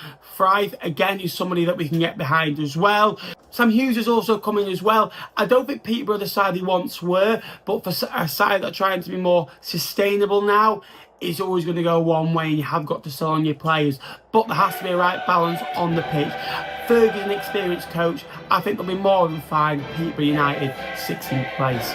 Doncaster Rovers are in 15th. Really impressed with their business. Matty Pearson has come in. Brandon Hanlon knows how to score goals at this level as well. For many a different football club, he scored goals for Gillingham, Wycombe Wanderers, hopefully now at Doncaster as well. Robbie Gott, for me, is a signing I'm really looking forward to seeing at League One. For me, I really like Grant McCann. They've got a lot of quality, they've got a lot of enthusiasm about it. They already had a good core as well. They won a league last year. You don't win leagues if you've not got a good mentality. For me, Doncaster Rovers 15th. In 14th place, I've gone for, in their biggest ever League One season, as my mate Matt Farley would say, I've gone for Stevenage. They've actually recruited quite well. I really like the signings of Saxon Early. Phoenix Patterson will add a bit of creativity for them as well. Good player, Phoenix Patterson. Tony Horton is also coming in, adding experience. They've got a nice squad, a nice blend. Alex Ravel in his second full year of management. A bit more experience now. There's a feel-good factor around Stevenage. Another year in League One. It's a great year for Stevenage. In 13th place, and Farley, you better get your cash out again, because I think Jake might pick you. I've gone for Lincoln City in 13th place. Big losses of Ethan Arahan, Sean Rowan and Paulie O'Connor. Now, in my eyes, Paulie O'Connor and Sean Rowan were in the top 5 centre-backs in the league last year, and Ethan Arahan is one of the best defensive-minded midfielders in the division as well. They are huge losses. However, Sonny Bradley and Riley Towler are good recruitments in defensive areas. They will obviously need a defensive midfielder to replace Ethan, but he's probably irreplaceable on a Lincoln City budget right now. Maybe 1 or 2 away, bar that. They have got quality. They signed James Collins in January. There's a good feel-good factor around the football club. They're a decent-sized club, and if things go well, they'll be okay. Lincoln City, 13th. Slipping down that table, Jake. Come and join us, mate. In 12th, I've gone for Barnsley. A bang average season for Barnsley, a bit like last term. I struggle to see again quality, a bit like clubs that have got above them. They've signed okay. David McGoldrick is okay. He's 37 now. You've still got a good year. Better is a decent signing if you can get minutes out of him as well. Interesting season for Barnsley, but I think it's going to be a 12th place finish. 11th place, gone for Wigan Athletic. The transfer window hasn't shut yet and they could still lose Sam Tickle, which will be a big blow. But for me, they have strengthened in areas that they needed to strengthen in, and that was certainly forward areas. You signed Paul Mullin, who knows where the back of the net is at this level. I think Callum Wright's an excellent signing as well. Fraser Moriot has also come in as well, and Dara Costello has impressed me at Accrington Stanley and Northampton. Ryan Lowe came in the back end of last year as well. He's a front-footed manager as well. It'd be interesting to see him put his stamp on this side. For me, an improvement for Wigan. Not too great, not too bad, but as long as they score more goals and finish inside the top half, I think it'll be a great season for Wigan Athletic. In 10th place, I've gone for Reading. One of the signs of the League One window in Paulie O'Connor coming in as well. They've also kept Lewis Wing and they've kept the core of the squad together, which is a good thing. Big expectations of Reading now. The Couigs have come in. The ownership issues have gone, so that feel-good factor on the club, play against everything going against you has gone. So will the spirit go? I don't think so. I like the signing of Finley Burns as well. He impressed me at Stevenage a couple of seasons ago. For me, Reading, just outside the playoffs. In 9th, I've gone for Cardiff City. Their transfer window, that's about it really. Nothing has come through the door yet. We are still waiting on potential new ownership, things happening there. I've gone for them just outside the playoffs. They've got a very small squad, 21 players. Only Blackpool have a same squad size as them. Cardiff are still a few away, and for me, not in the playoffs right now. 9th. In 8th place, I've gone for Wycombe Wanderers, and actually, when Mike Dodds walked through the door till the end of the season, Wycombe were ranked 8th in the table. They limped over the line and got into the playoffs. and unfortunately didn't quite work out for them in the end against Charlton. It was a poor game, but signings of James Tilley and Junica Turner stand out for me as well. For me, from a chairboy's perspective, is Taylor Allen. He's an excellent signing, was outstanding at the back for Walsall and can get goals as well. At 7th, I put them 16th and 15th the last few years. I'm not underestimating these boys anymore, so I'm sorry when you fall off. I've gone for Leyton Orient. Richie Wellens has signed a new deal, and they've signed quite well. They have obviously lost Kelman, Keeley, Galbraith, 3 big players for them last season, but they've signed quite well. Aaron Connolly's come in. Idris El Mazouni has come home, if you like, as well. He's an excellent signing for me. Leyton Orient always seemed fun, entertaining, fresh. They know how to recruit quite well. Under Richie Wellens, anything is possible. He wants managing the Championship. I'd love him to do that with Leyton Orient. But for me, just missing out on those playoff spaces. We are now talking about playoffs. Playoffs and playoff kings, Blackpool. They signed 7 or 8 players, and I think pretty much every single signing of them has been a good signing. Jordan Brown, I think, is an excellent signing. George Honeyman, experience, can offer some goals as well. Fraser Horsfall on a 4-year deal from Stockport, I think, is a very, very good pickup. Niall Ennis scored 7 in 19 last year, got 2 assists. Great pickup. Danny Imray is probably my favourite of the lot. I thought he was outstanding at Bromley. They've got him in on loan. Bailey pick up Farrell and Riversoli as well as 2 goalkeepers, because they needed a couple of goalies because they were short. Hickway's a promotion winner as well. So they've got quality in that squad. Small squad so far. Steve Bruce still wants to add a few more. I think they're at least another strike away. They did look to bring Jerry Yates and Dale Taylor to the football club as well. Still feel they're 3 or 4 away. But Blackpool, they get better as seasons go on, which is frightening. Well, you can't have a League One prediction while Dave Challenger's in charge of a club and not putting them inside the playoffs. Dave Challenger's never finished outside the playoffs, by the way, in a full season. I've gone for a bit of a downgrade. I've gone for them in 5th, but I think that's a great season for Stockport County in the end. Olaru's come in, great signing. Rumoured talks of Nathan Lowe coming in, which could change everything as well. So for me, a great window. They've freshened up the squad a little bit. They've kept a core, got more than enough quality. Fan base where it's rocking. Stockport and Blackpool are similar clubs, I feel, in terms of the fans are right on you, great atmospheres at home.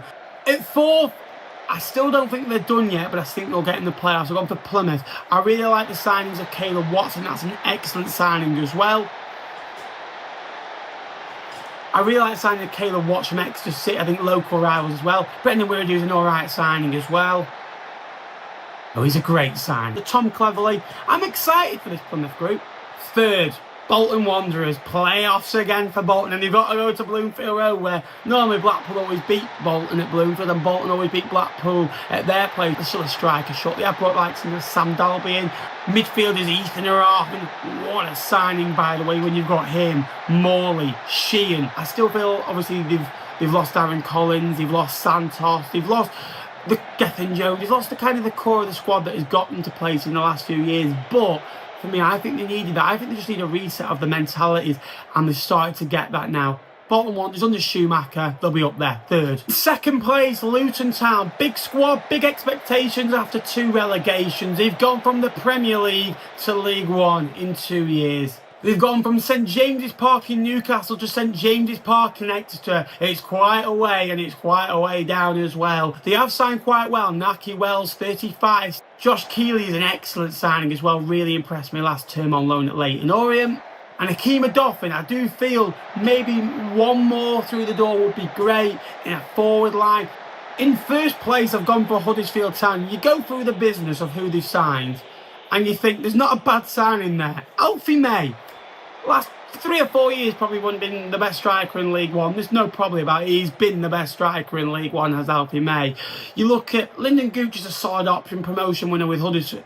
Promotion winner with Sunderland. Murray Wallace, great signing. Jack Watmore, Ryan Ledson, our experienced pros. Sean Rowan, the best left-footed centre-back in my eyes in League One. Josh Feeney will add a little bit of nice balance and a bit of youth on the side. Marcus McGuane, Marcus Harness. These are great players. They also signed Joe Taylor and Dion Charles in January. They've got a more than capable squad. Big egos, big expectation. It could go one way or another. But I'm going to say Huddersfield Town will win the league under Lee Grant. He knows how to win the league. He was at Ipswich. Huddersfield are going to win League One this season. Thank you so much for watching today's video. I hope you did enjoy it. Please like, please subscribe if you haven't already. This is your home of League 1 and 2 content. And until next time, I will see you later. Why do we do this?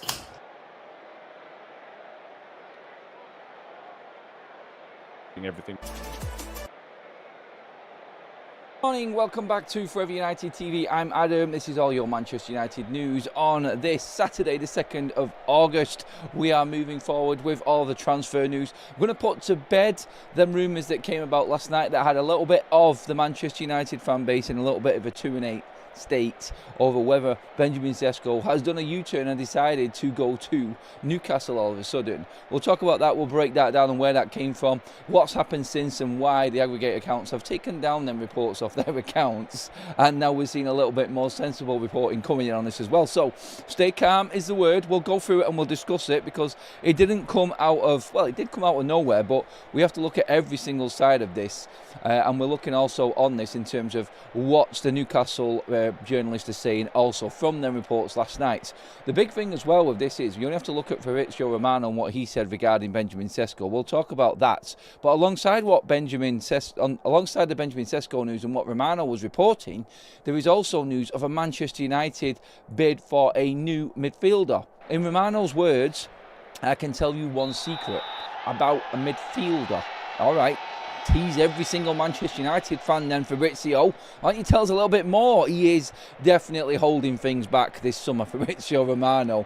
He has got content to burn coming up. He knows a lot more what's going on at United. We'll talk about that as well. Another bid for Bruno Fernandes from El Nazar this time. Cristiano Ronaldo, the man with a say at that football club, as we know. Apparently Bruno Fernandes has again turned down another approach from the Saudi Arabian club. So that's two now that that Bruno has actually turned down. We'll talk about that. We'll get your input. We'll go through everything that's going on with Manchester United. I'm more interested in this new midfielder that Manchester United are looking for. I would like to start the show that way. I would like to start talking about the realistic looking things, but we will report on, obviously, the big talking point, the big story at the moment. Obviously, it's Benjamin Sesko. Last night, we were talking about it being a one-horse race. All of the reports coming out with Manchester United are actually now front runners, and some. Romano was being coy. He was being very, very reserved with what he was saying. Manchester United are confident, very confident, of beating Newcastle to the signing of obviously Benjamin Sesko. We know about all the German reports. We talked about that last night. But then out of the blue, a very, very, and I'll say very, very unreliable source came out and quoted a Slovenian journalist who nobody knows, and I know this for certain because Chris Wheeler has retweeted what Craig Hope, the North East correspondent for the Daily Mail, has said about this report and what's actually going on. So that's the one we're going to look into and talk about more than the actual Slovenian reporter who says that Newcastle have now beaten Manchester United and beaten Liverpool in their striker hunt this season, their striker situation. I'm like, what are you talking about? Beating Manchester United and beating Liverpool. That's why we waited to see if anything else came out, and this is now where we're actually at regarding the situation with obviously Benjamin Sesko and then reports. So Chris Wheeler reported on this off the back of his North East colleague who works for the Daily Mail, saying Newcastle presented a package and vision for Sesko, waiting decision. Manchester United also in talks. This is up to date, by the way, from last night after them Slovenian reports came out, so you can take this as the Newcastle side of things and Manchester United side of things in one, because Chris Wheeler of the Daily Mail has collaborated with this and actually said this is where it stands right now as of Romano, Ornstein, all of the big gun journalists. I've said before, the German reporters are all going down. Sesko's done, he's at United. We can clearly see that road is being taken, and to be honest, I would trust them journalists more than some Slovenian journalists who we don't know. And then one guy, I think it's Scavoli or something like that. I mean, I've seen him bring up some absolute crap before on social media and completely been knocked down, so he's incredibly unreliable, to say the least, from what is reported and what's actually gone wrong from what he said before. But a Slovenian report suggests Newcastle lead, but nothing confirmed by Newcastle. This is Craig Hope. Manchester United favoured last week, but Newcastle efforts keep hopes alive. So from this and from the realistic look on this, Newcastle might have actually upped their bid. That's how I read the situation. Does that matter in this situation? We're probably about to find out. But Benjamin Sesko, according to Fabrizio Romano, has made no decision on joining Newcastle United or Manchester United. We're just getting reports from behind the scenes from a couple of different sides here. And let's look at it this way. The obvious is to try and grab headlines, and journalists will try and grab headlines with any sort of report to try and get a little bit of credibility from this. Everyone's taking risks with trying to guess, it looks like, from the outside here with this deal right now. The small journalists, that is. The big guns are all just saying it as it is. Like Romano said, it's quite simple. He broke it down very, very easily. He said it last night in his piece. I can confirm that Benjamin Sesko has still not decided, and it won't be tonight. He's taking his time with his family, people close to him, and his agent to decide what to do. Now, that's what Romano said. Nothing from Ornstein, nothing from anyone else at The Athletic in terms of committing to this. They won't do it, like we said last night.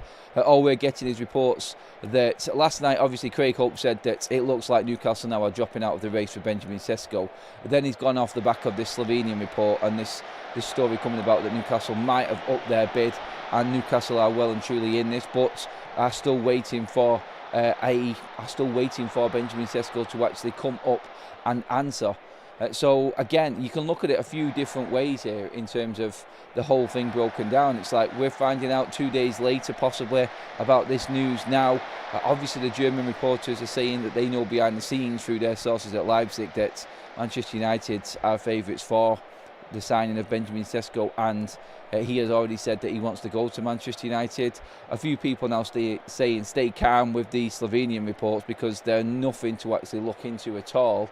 There is nothing reliable about it, and it's come out of the blue. Look, whichever way you look at this deal, you look at what the big and the main players have always said is that Manchester United are in for Sesko. He would like to do the Manchester United project. He is bowled over by the Manchester United project, and they are putting their foot down in terms of negotiations and trying to get this deal done right now. And then last night you will have people jumping on to something that they might have picked up on from a Slovenian report and saying that now Newcastle have upped their bid. There's no confirmation that Newcastle have actually upped their bid. It's guesswork. Newcastle have put their bid in, as we know, and it's a substantial one. We already know that Benjamin Sesko will be the highest paid player at Newcastle if he goes there. We know that they're willing to pay whatever it takes to RB Leipzig. But there is an agreement in place with the player, like we've always said, that if he wants to go to a certain club, that will be honoured by RB Leipzig. Whether that changes, we don't know at this point. And whether a massive bid from Newcastle comes in out of sheer desperation, which makes Leipzig go one way and force this deal the other way because it's too much money to turn down, then that's on Newcastle and their situation right now. But they're only going to go that big if Alexander Isak leaves Newcastle, and Isak at the moment is not going anywhere. They're at a complete standoff. So if they're going to play hardball with Liverpool and let this run all the way out, they're not going to be able to get Benjamin Sesko. They can just say to, well, they could actually say to Sesko, hang on, we are going to buy you and make this offer. But then again, Benjamin Sesko is going to make his mind up in the next couple of days what he's actually going to do. So I think that's where the situation is at the moment. Still very, very confident. I'm not listening to the bogus reports from people that we really don't rely on or have ever got anything right when it comes to what's happening. They're obviously going to jump off the back of the big news and what's actually happened and say we got that right, but anyone could do that. But they have actually really put their reputation on the line here and said that this deal has now got to a point where Benjamin Sesko has changed his mind apparently all of a sudden and now wants to go to Newcastle United. Has he been offered massive and massive amounts of money? We don't know yet. That's the state of affairs right now. And the people that are saying it, I just would not rely on, is what I'm saying on this one. I just don't think there's any truth that Benjamin Sesko, all of a sudden, after saying he wants to go to Manchester United, apparently according to German journalists, is now going to Newcastle. We'll know after the weekend. It's as simple as that. I think today, tomorrow, something might come out, but by Monday, I think we'll know. What we were told yesterday and what was reported yesterday was that United are confident they could get this deal done, and if Benjamin Sesko officially comes out and says, without obviously knowing what we already know, which we think is that Sesko wants United, if he comes out officially and things start moving properly forward, and you start getting Romano reporting on the obvious, then it's going to move forward very, very quickly.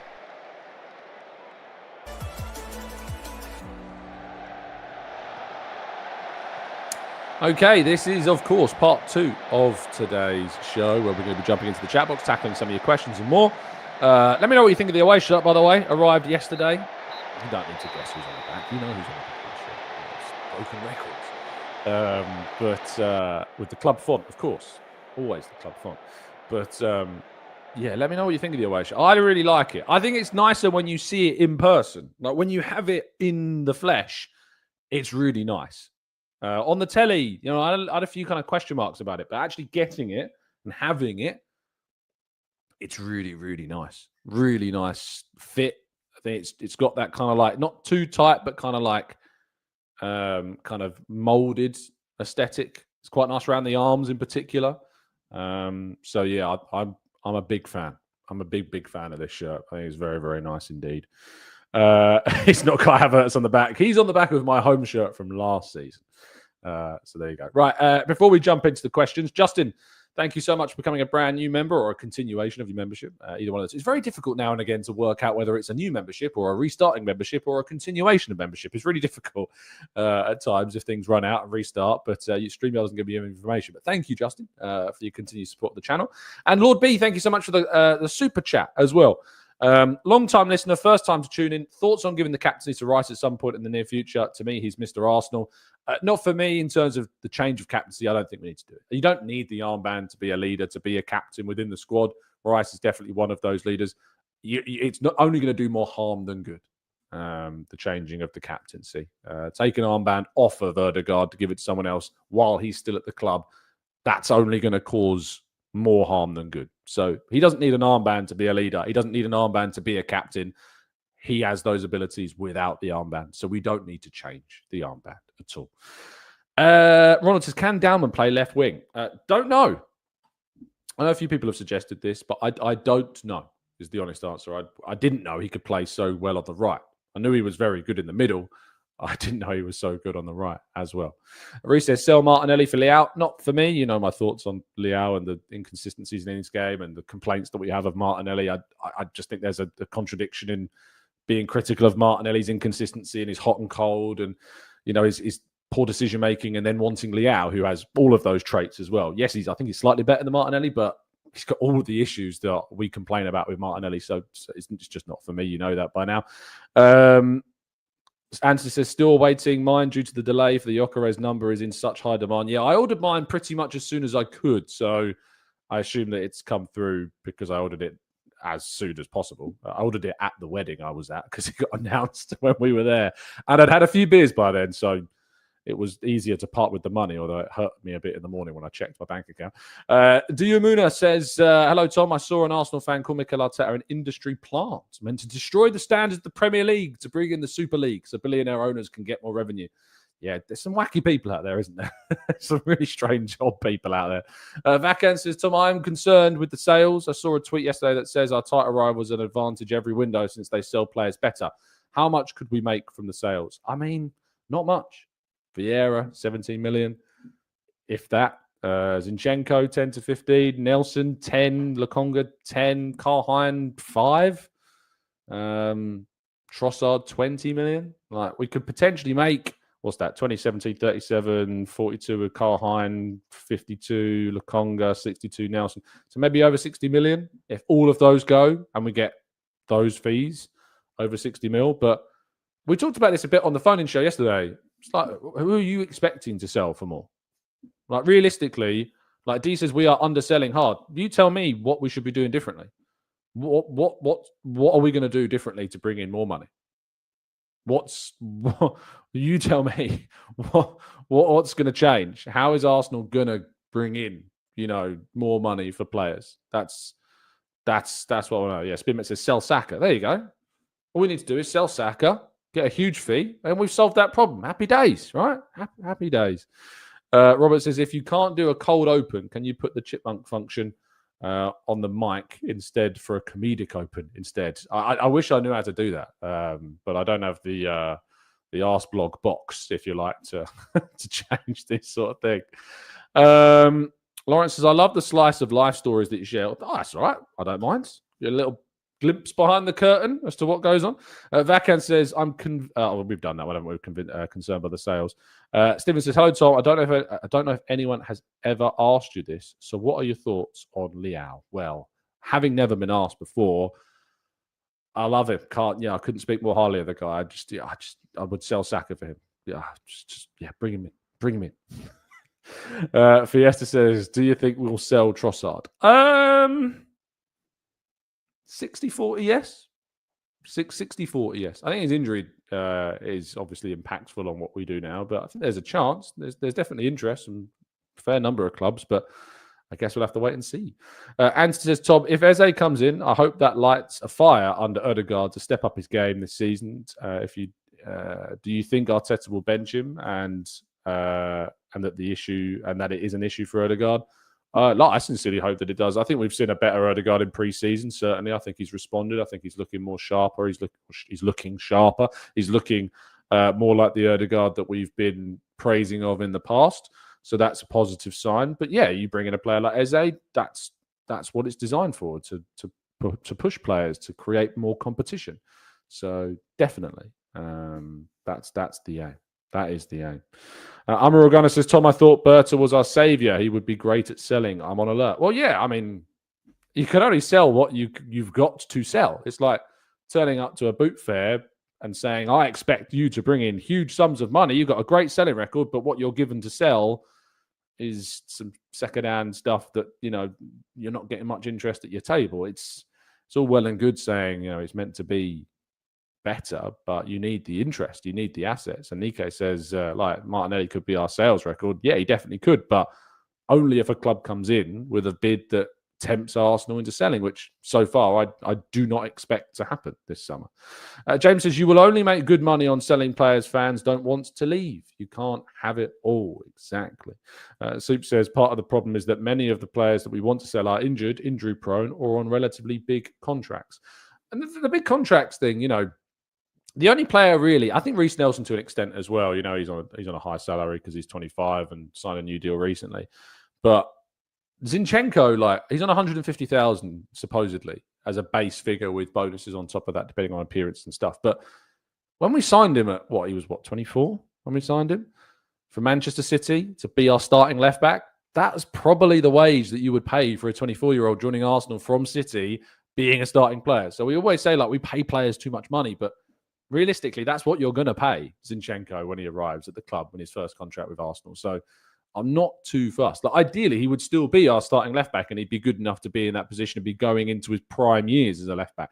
That's not happened because of injuries and the rise of Lewis Skelly and so on. So unfortunately, we're not there. But when we did that signing, there was nothing wrong with the wages that we put Zinchenko on at all. Justice says, Tom Arteta needs to go. I'm not interested in what's coming. The playing style won't change. We'll wait and see, Justice. I mean, it has changed. It's continued to change throughout the time he's been at the club. It was at the start of his tenure, of course, in 2020, 21. We were looking at a side that was just absolutely bleeding goals every single week. And he locked that up and we started playing in a 3-4-3 and then we changed gradually to the 4-3-3 last season. With the injuries, we had to adapt and we became a lot more rigid and compact, and still with the players that were unavailable to us, that it damaged us. And this season, we've got to see if we can take the handbrake off a little bit, as we were talking about yesterday. But if you're sitting here after last season saying Arteta needs to go, I can't get on board with that. I think that's nuts. I think what Arteta did last season was incredible based on what the players he had available to him, to get to 2 cup semi-finals and finish second again, despite having barely any of his best players available for the majority of the season. I can't get around to that idea. I just don't think it makes sense. Richard says, do you think Liverpool's transfer business is giving our fan base anxiety and mental health issues? I don't know if I go that far, but certainly I think it's giving us, concern. Their business is very impressive and the players they're bringing in are very good, but they are still not yet balanced. There are issues in that summer window. They haven't brought in a centre-half. They haven't brought in a defensive midfielder. They could still yet do that, but there are still issues with the way in which Liverpool have recruited, despite the fact they've brought in some very, very good players this window. Richard says, sorry, we've just done that. How do I manage to do that so often? Lawrence is the only player that has the potential to sell for good money is Martinelli, and I don't see him leaving. The rest are pretty much fodder. And I think that's pretty spot on. Vacan says, or do the players that we are trying to sell have terrible agents? Maybe. I don't know. Maybe that's the reason. Always blame the agents. If in doubt, blame the agents. Jamie says, Tom, do you think Eze completes us? It feels to me that Arteta would start him on the left for 4 to 5 games before realising it doesn't work, and I don't see us signing a left winger that we need. Do I think he completes us? No, I do think Arsenal need to look at the left-hand side. I think that is definitely still an area where bringing in a more natural winger would definitely help us. But that's not going to happen unless Arsenal sell one of the current 2 players that they have in that role. And until that materialises in the form of interest and bids, then we're not going to see changes there. It's been obvious that Arsenal have been looking at left-sided players. We know they've been looking at left-sided players. We know they've got interest in Gordon. They've had interest in Rodrigo. We know they were interested in Nico Williams, and they've had interest and been offered Ademola Lookman in the past. Like, we know that there are clear indications that Arsenal have wanted a left wing to be found and signed. But until we move the relevant pieces on, and also Noni Madueke is someone to think about as well as a player that's come in, could yet play on that left-hand side. I think I like the idea of seeing a left footer on the left and what difference and variation that will bring to the team. So, yeah, certainly I think that there is hope that we can see some change there, but maybe it's already at the club. Nick says, as the technical level raises in the league, I fear that our high press tactics will soon be ineffective. Can you see a radical move in the tactics? Well, the thing about our high press is that our high press only really takes effect when we're out of possession. And we dominate most games. We have possession in most games. We have most of the ball in most games. Even against the big teams, we have most of the ball when we're playing, particularly at home. So our high press tactics, you know, they are important, the way that we press and we win the ball high up the field. But there's part of me that also wants the high press to, in some ways, be a bit smarter and shrewder. And what I mean by that is that I mean that I want the press to sometimes allow the opposition to gain territory. If we're constantly pinning the opposition back with a high press, forcing them into mistakes in their own kind of defensive third, they've still got a lot of defenders and players that can help out and defend and stop. And even if we turn the ball over, it's not exactly always high risk, high reward. You don't always get that high reward. And it is still high risk if you commit too many players to the high press and you get turned over. That's where we see counterattacks like we saw against Newcastle, really hurt us. So I think we need to be a little bit shrewder with how we press, and that it can't just be full attack all the time, because it leaves us a bit vulnerable, and I think we need to be a bit smarter in kind of coaxing out teams and then hitting them on our counter and using a very good transitional centre forward to benefit off the back of it. That's what I think we need. And Ark says, remember Man City, we caught them out 3 times. This City are one of the few teams that obviously do push, and are more risky in how they go forwards, because there's an emphasis on them to attack, and we caught them high up and we benefited from that. But it doesn't happen often enough.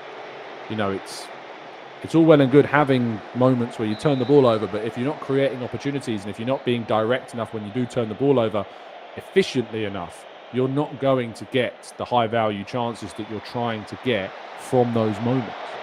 So that's my concern. And says, Tom, yes, Lookman bid by Inter got rejected. Atalanta in the region of 50 million. Would you still march in and go for him? Probably not, no. Not if we're signing Eze. If you're signing a 27-year-old Eze, you're signing a 27-year-old Gyökeres, you've signed Norgard who's 31, you're investing then another 50 million in Lookman who's 27, turns 28 in October. Probably not. I think if we sign a wide player this window, it needs to be someone of a younger age bracket, because otherwise you're signing too many players in their mid to late 20s. And I think that's, investment-wise, when we're talking about we're bad at selling, if you're investing a lot of money into those mid to late 20s players in one single window, it can be a bit too one-sided. So probably not. DJ says, would you offer Kivior to Palace? No, I don't think so. I don't think so. I want to keep Kivior. I think we can get Eze without doing that. Not Too Busy says City got caught many times by many other teams as well. It's kind of the way they played last season without Rodri. They were quite vulnerable. Eddie says, why don't we just compare Leao and Nelly's attacking returns in the league over the last 4 years? Even though I like Martinelli, I think Leao is much better taking on players and would be better against mid-blocks. I mean, as I said before, I think he's somewhat better than Martinelli. He's just not, for me, the player that I want on that left-hand side. I just, if we're going to sign someone, I want to bring somebody on the left who is consistent, who isn't blowing hot and cold, that isn't indecisive in the final action. For me, that's what I want. I want a player that's efficient. I want an efficient signing in that role, and I don't think Leao is that, for me personally. If you look at his numbers as well over those last 4 seasons, I'm pretty sure they've gone down, no? Over the last 3 seasons in particular, his returns have gone down from 23-24 to 24-25, and previous to that, 22-23. So, yeah, we can look at those numbers over those seasons, but they've gone down every single one of those last 3 seasons. So I'm not sure it necessarily works. As an example, AK says, last season I said we needed a plan B when attacking. You said set pieces are our plan B in the show yesterday evening. You alluded to us needing a plan B. What changed? What changed was that we've got a brand new season ahead. Plan Bs obviously were set pieces to a degree. That was what it was last season. That wasn't me saying that it was correct. You know, nothing's changed actually at all. I just told you what the plan B was. You know, we need a plan B that's not just set pieces. We need different types of ways to attack. So actually nothing's changed. All I did then was explain what the plan B was at that time, because we had so few players available and so little variation in what we could change. Whereas this season, we've got a lot of depth, we've got a lot of options, so we should have different levels. We should have plan Bs, Cs, Ds. That's how that works. Warzer says, also signing older players on mega wages will just lead to Aubameyang and Ozil situations. We are trying to offload players we don't want on mega wages. That one is willing to give them. Nathan says, howdy Tom. One of the few times I've been able to listen live since not being up at 2 a.m. very often. I'm thinking we're at the point now that scheme evolution is more important than more window size. And I think this is right. I think too many people get bogged down in transfers, in signings, in buy this guy, buy that guy. They're going to solve all of our problems. No, we need to look to the manager. We need to look to the coach. We need to look to him to be able to show us that he can create variety, that he has got different ideas, that it isn't just about domination and control and just increasing the odds of winning in our favour by having more of the ball and having more shots from the same places over and over and over again. I get a little bit tired when we don't win games and I sit in those press conferences and Arteta turns around and says, we deserve to win. We had more of the ball. We had more chances. Any other time we play that game, we win. Well, that's not true, because we've heard that line quite a few times. I get the idea of it. You want to stack as much of the deck in your favour by creating more dominance, creating more chances. But if you're doing that on such a regular occasion and it's not returning what you need to see returned, then something needs to be changed. Something's not going right. You become the dominant characteristic and trait. You become the most consistent. And what is that phrase? You become the most common denominator. That's it. That's the word I was looking for. So yeah. Spearmint says, Tom, you just got to tell Arteta no more excuses. Yeah, that'll go down well. Jasper says, do you, the Cronkies, need to get better links to the Saudis? They seem to be buying other teams' players for a lot and never buy ours. No, I'm not really that fussed about that, to be honest. You know, it's not something I really am going to sit here and say, yeah, we need to go and do more of that. I'm just not that way inclined to want that to be the case. Tizer says, has the Henry effect caused a girth of out-and-out strikers with players now wanting to play wide and score? Seems there's a lack of natural strikers nowadays. Could be getting coached out of them. I think that the role of a centre-forward has obviously changed a lot since Thierry Henry's days, where a centre-forward was just a centre-forward. There isn't too many of those. You know. Even, you know, I think Lewandowski is probably a great example of one of the last centre-forwards, but even likes of Harry Kane and Benzema, they had to adapt and change, become creators beyond just being number nines. But yeah, there's very few. Haaland, I think, probably still falls into that category. I know he's had to also change his game, and Pep's broadened his kind of repertoire, Haaland, and has been kind of more creative in that City team, particularly not last season, but the season before last when they won the treble. He had to change the way he played. He wasn't just a number 9 that got him the end of chances. He had to be part of the build-up. There aren't too many strikers out there I look at and go, yeah, you are Isak probably. You know, I probably look at Isak as well to a degree. I know he does get involved in build-up, but he is mainly kind of about scoring. And Lewandowski, they're the two.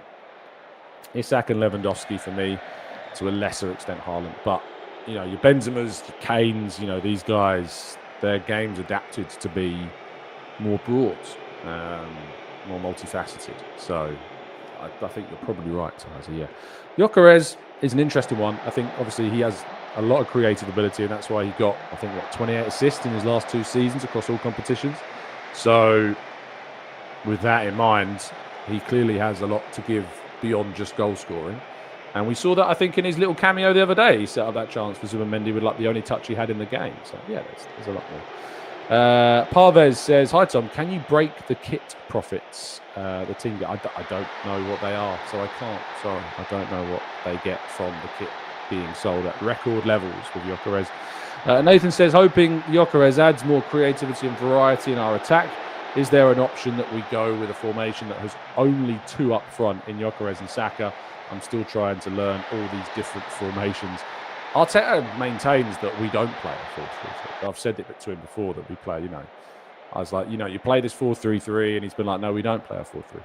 And like in my head, I'm inclined to say I don't agree with you. I think that it is a 4-3-3 in foundation. That's the formation it's based upon.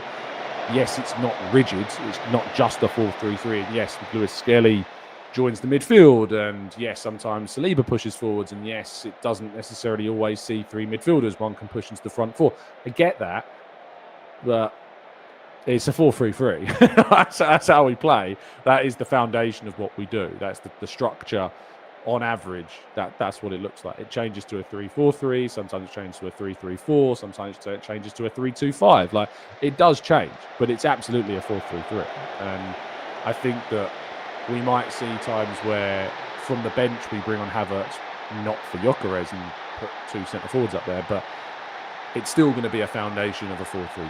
Unless that changes this season and we have a very different lineup, the foundation of what we do will still be a 4-3-3. Anne says, Tom, given the nature of how we play in this current system setup, we're still going to suffer from mid and low blocks. Spurs came, for example. Do you see him changing the style or keeping it the same? I don't know. I don't know. I have no idea. I've seen him change styles throughout his time at Arsenal to be where we are now. But so if you're looking at based on his old tenure, you would say yes, team as the heroes of Wembley drive in triumph through the streets. Historically, they are one of England's most successful clubs, with 4 league titles and 3 FA Cups. But the days of street parades are long gone. Now the club faces an uncertain future, losing players to rivals and unable to sign replacements. Those still here are reportedly on strike. I've been a Sheffield Wednesday fan all my life. My dad's a Sheffield Wednesday fan as well. My young boy, he'll be a Sheffield Wednesday fan. You know, he's only 5 years old. He's going to be growing up, you know, to support this club, and it's in this sort of state. It's just really, really very worrying. The fans blame the owner. The supporters' trust is even leading a boycott of the club to force him out. We're hoping for bad things to happen just to get rid of him. We want someone to put us into administration. We want someone to issue a winding up order. We're begging our players not to turn up against Leicester. He has to go, and we don't see any way to get rid of him. When Dupont, we're ready to sign this. Dupont Chansiri bought the club in 2015 and spent big to try and reach the Premier League, but he failed and the money soon dried up. Now that lack of spending is starting to tell. Nothing symbolises the lack of investment here at Hillsborough quite like the fate of the North Stand, which last month was ordered to be closed by the council after concerns were found with its structural integrity after extensive corrosion was found in the roof. Roger Wilde scores for Sheffield Wednesday. For former Wednesday players like striker Roger Wilde, the club's demise is sad. It must break your heart as a former player. It does, because when I was there, you know, it was just fabulous. You know, you look forward to going into work every day. I just used to love playing at Sheffield Wednesday, at Hillsborough. It's a great stadium, and it just makes me sad. It's understood the chairman wants to sell up, but has rejected at least one formal offer. The club made no comment today, but with just a week until the league restarts, it's not clear it can get 11 players through these gates and onto the pitch. Rhys Williams, ITV News, Sheffield.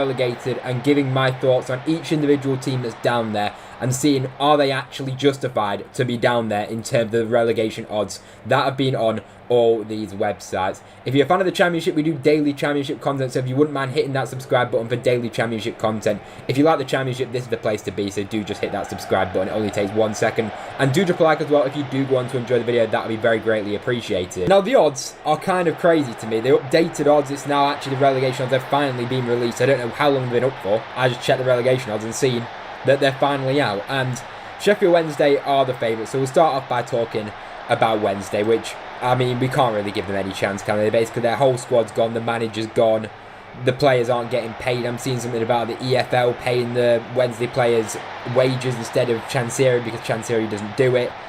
It's an absolute mess, and there's not really too much to discuss because the squad is going to be down to the bare bones. I'm seeing that players have handed in their notes as well. I've seen Jamal Loaz, Ugboaz. Basically, the majority of the first team players that are remaining have all handed in their notice, and Wednesday probably won't have a squad next season. It is just so sad to see, and you've got to feel for every single Sheffield Wednesday fan. No fan of any football club deserves this whatsoever, and genuinely, you've just got to hope for Sheffield Wednesday's existence. Like relegation, you'd have to say at this point, is pretty much a given. It's about, we need new owners in at Sheffield Wednesday, and we need to make sure that club actually still a club come the end of the season, because the way things are going, you wouldn't put it past them in the slightest for something like that to happen. And Chansiri doesn't show any signs of things changing there, which is just an absolute disaster at Sheffield Wednesday. And as I say, I honestly just hope for the best for Sheffield Wednesday this season. I think relegation's a given, let's be real, but it's not even about that. It's about Sheffield Wednesday making sure that they've still got a club in the seasons going forward. Oxford in 23rd is actually surprising. The second favourites for relegation is Gary Rowett's Oxford. Gary Rowett, the manager who is such a safe pair of hands at Championship level, and they are the second favourites. Since Wednesday, really, do they even count? Like, we already know they're nailed on. And then Oxford is second bottom. I think that's crazy. I think they've been pretty busy in the transfer market, and I've liked some of the signings. They made Brody Spencer from Huddersfield, and they've also made a big signing in the Kirchmacher as well, who was a captain at his previous club that he was at over in Holland, and looks to be a real leader and someone at 25 years old I think could be a really good signing for Oxford. Obviously splashing the cash, over £3 million for Oxford to be spending is a lot of money, and yeah, I think it could be a good sign. I think it's maybe even £4 million are paid for him, and I think Oxford's squad as it is a decent squad. As I said, they've got a good manager in Gary Rowett. For me personally, I wouldn't be putting Oxford down in 23rd. I would be putting. I still think they'll be down there. Don't get me wrong, but I don't think they'll be in the relegation zone come the end of the season. I think they might be just about above it. They've got some decent players in the squad. You look at the likes of Kirchmacher they've just signed to go alongside Cameron Brannigan, who they've already got, Will Volks as well. They've got that long throw of Will Volks, by the way, which contributed a lot of goals towards the back end of the season. I remember watching for Oxford. They've got that in their artillery, which can definitely help contribute some goals. And as I say, they've got Cameron Brannigan in the middle of the park now, with a good partner with him as well, with Will Volks as well. Cameron Brannigan is such a good player. We saw the goal that he scored against Cardiff last season, which was such an important goal for Oxford's season. They've got a leader like him who's been there for years and just loves Oxford, just missed at Oxford 325 games.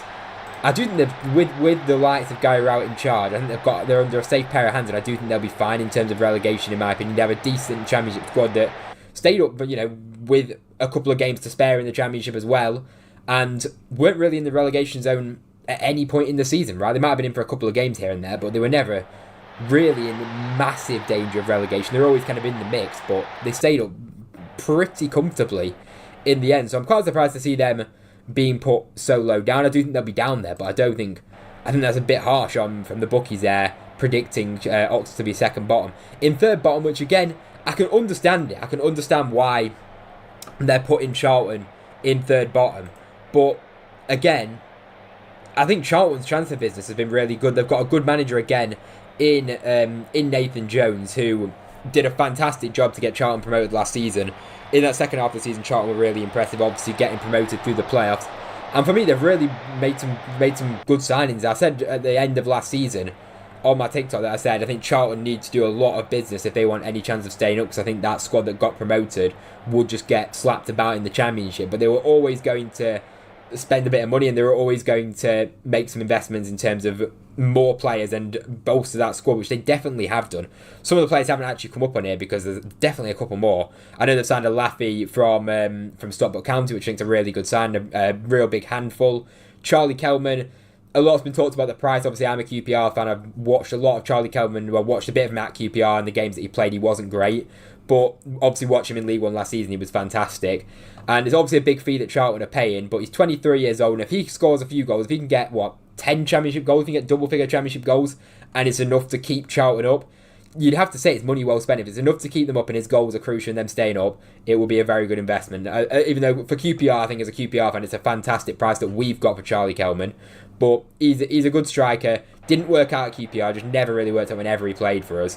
But he had a good season at Leyton Orient last season. Let's see if he can build on that. It's his first real good season in professional football as well. It is worth noting. So I think a good fee for QPR, but I think if he can chip in with goals, it's a good signing for Charlton. And then the likes of the players that they brought in as well, some experienced championship players who obviously got relegated last season, yes, but I still think Kaminski's a good signing. I think Reece Burt's a good signing. They also brought in Amari Bell as well. And they also brought in John Rankin Costello as well from Blackburn, who's played a lot of games there, 132 games at Blackburn, and is a player now that's got a lot of championship experience. And I think that's a decent signing. Again, as a kind of a player that can come in and out of the side. And I think that's decent business from Charlton. I've been impressed with their business that they've done. And as well as that, adding to the squad they already had, they had a few good players, of course, from last season as well. So I think they'll be in and around the relegation zone. But if I was to predict right now, it also is worth noting as well that every single newly promoted club in the last 2 seasons from League One have all stayed up, and could we continue that trend? I think Charlton, I think they've given themselves a good opportunity. They may need a couple more signings, which I'm sure they'll make. I'm seeing more links. I can't think of them off the top of my head, but I think they'll look at someone from League One as well, spending a bit of money on him. So Charlton have been active in the transfer market. They've got a good manager who they've backed in Nathan Jones, giving him a contract. I think they'll be in and around the bottom, but I personally don't think they'll be in the relegation zone. But then I'm saying that, and I'm saying a lot of teams won't, so you never know. I think they'll be in and around it. Hull City in 4th bottom. Of course, do they still have that embargo? But I do think in that whole squad, they have a decent bit of quality. I think they've just signed John Lundstrom as well. Yeah, they have signed John Lundstrom as well, literally today. And they brought in a loan player as well. And I must have missed that from Manchester City. Who's he played for in the past? Played for PSV. I mean, I've not really played too much in professional football, so he's a bit of a unknown, but 19 years old, I'm sure he'll probably have a lot of talent. The fact that he's Manchester City have signed this guy. They have brought in a few free agents. They brought in Semi Ajayi, who I think is a really good experienced championship centre-back. If he can stay fit, I think it's a really good signing. John Lundstrom as well, he knows the division. How old is he now? He was at Rangers, wasn't he? Not too long ago. Yeah, not only a year ago at Rangers. Played for Trabzonspor last season and seems to have done okay. He obviously did pretty well at Rangers. But yeah, so they brought in John Lundstrom. He's still 31 years old, so he's still got a lot to give John Lundstrom. I'm sure he'll be decent. He'll be probably in and out of the side, maybe starting a few games. And he's a player that knows the Championship very well. So I've not minded the business considering they've had the kind of hands tied with the transfers so far. But then I think the main thing is with Hull. Just to go on to their latest game, because they also just beat Sunderland in pre-season. We can get the lineups up here. I think they've got players that are coming back. I mean, if you look at the main one, I'm not sure. He must still be injured. He must still be out injured for a bit longer. But we expect Bellumi to be back at some point. And if you're not aware of Bellumi, and by the way, that squad, actually, just before we talk about Bellumi, that squad there's a lot of players in there that are very decent championship players. You hope that we can see more out of Kamara and see the best out of Kamara, the kind of Kamara that we did see at Portsmouth in League One. Obviously, had a couple of games where he showed glimpses, but overall he was pretty disappointing last season. So we can maybe see the best of him. Casey Palmer's always an okay championship player. Crooks as well was a good player who they brought in January. And there's some decent players in that squad, Panda in goal as well. There's a lot to like about that squad. Obviously, it still needs work. There's no doubt about it. But as I was saying, I think the main player that I wanted to talk about is obviously he must still be injured right now.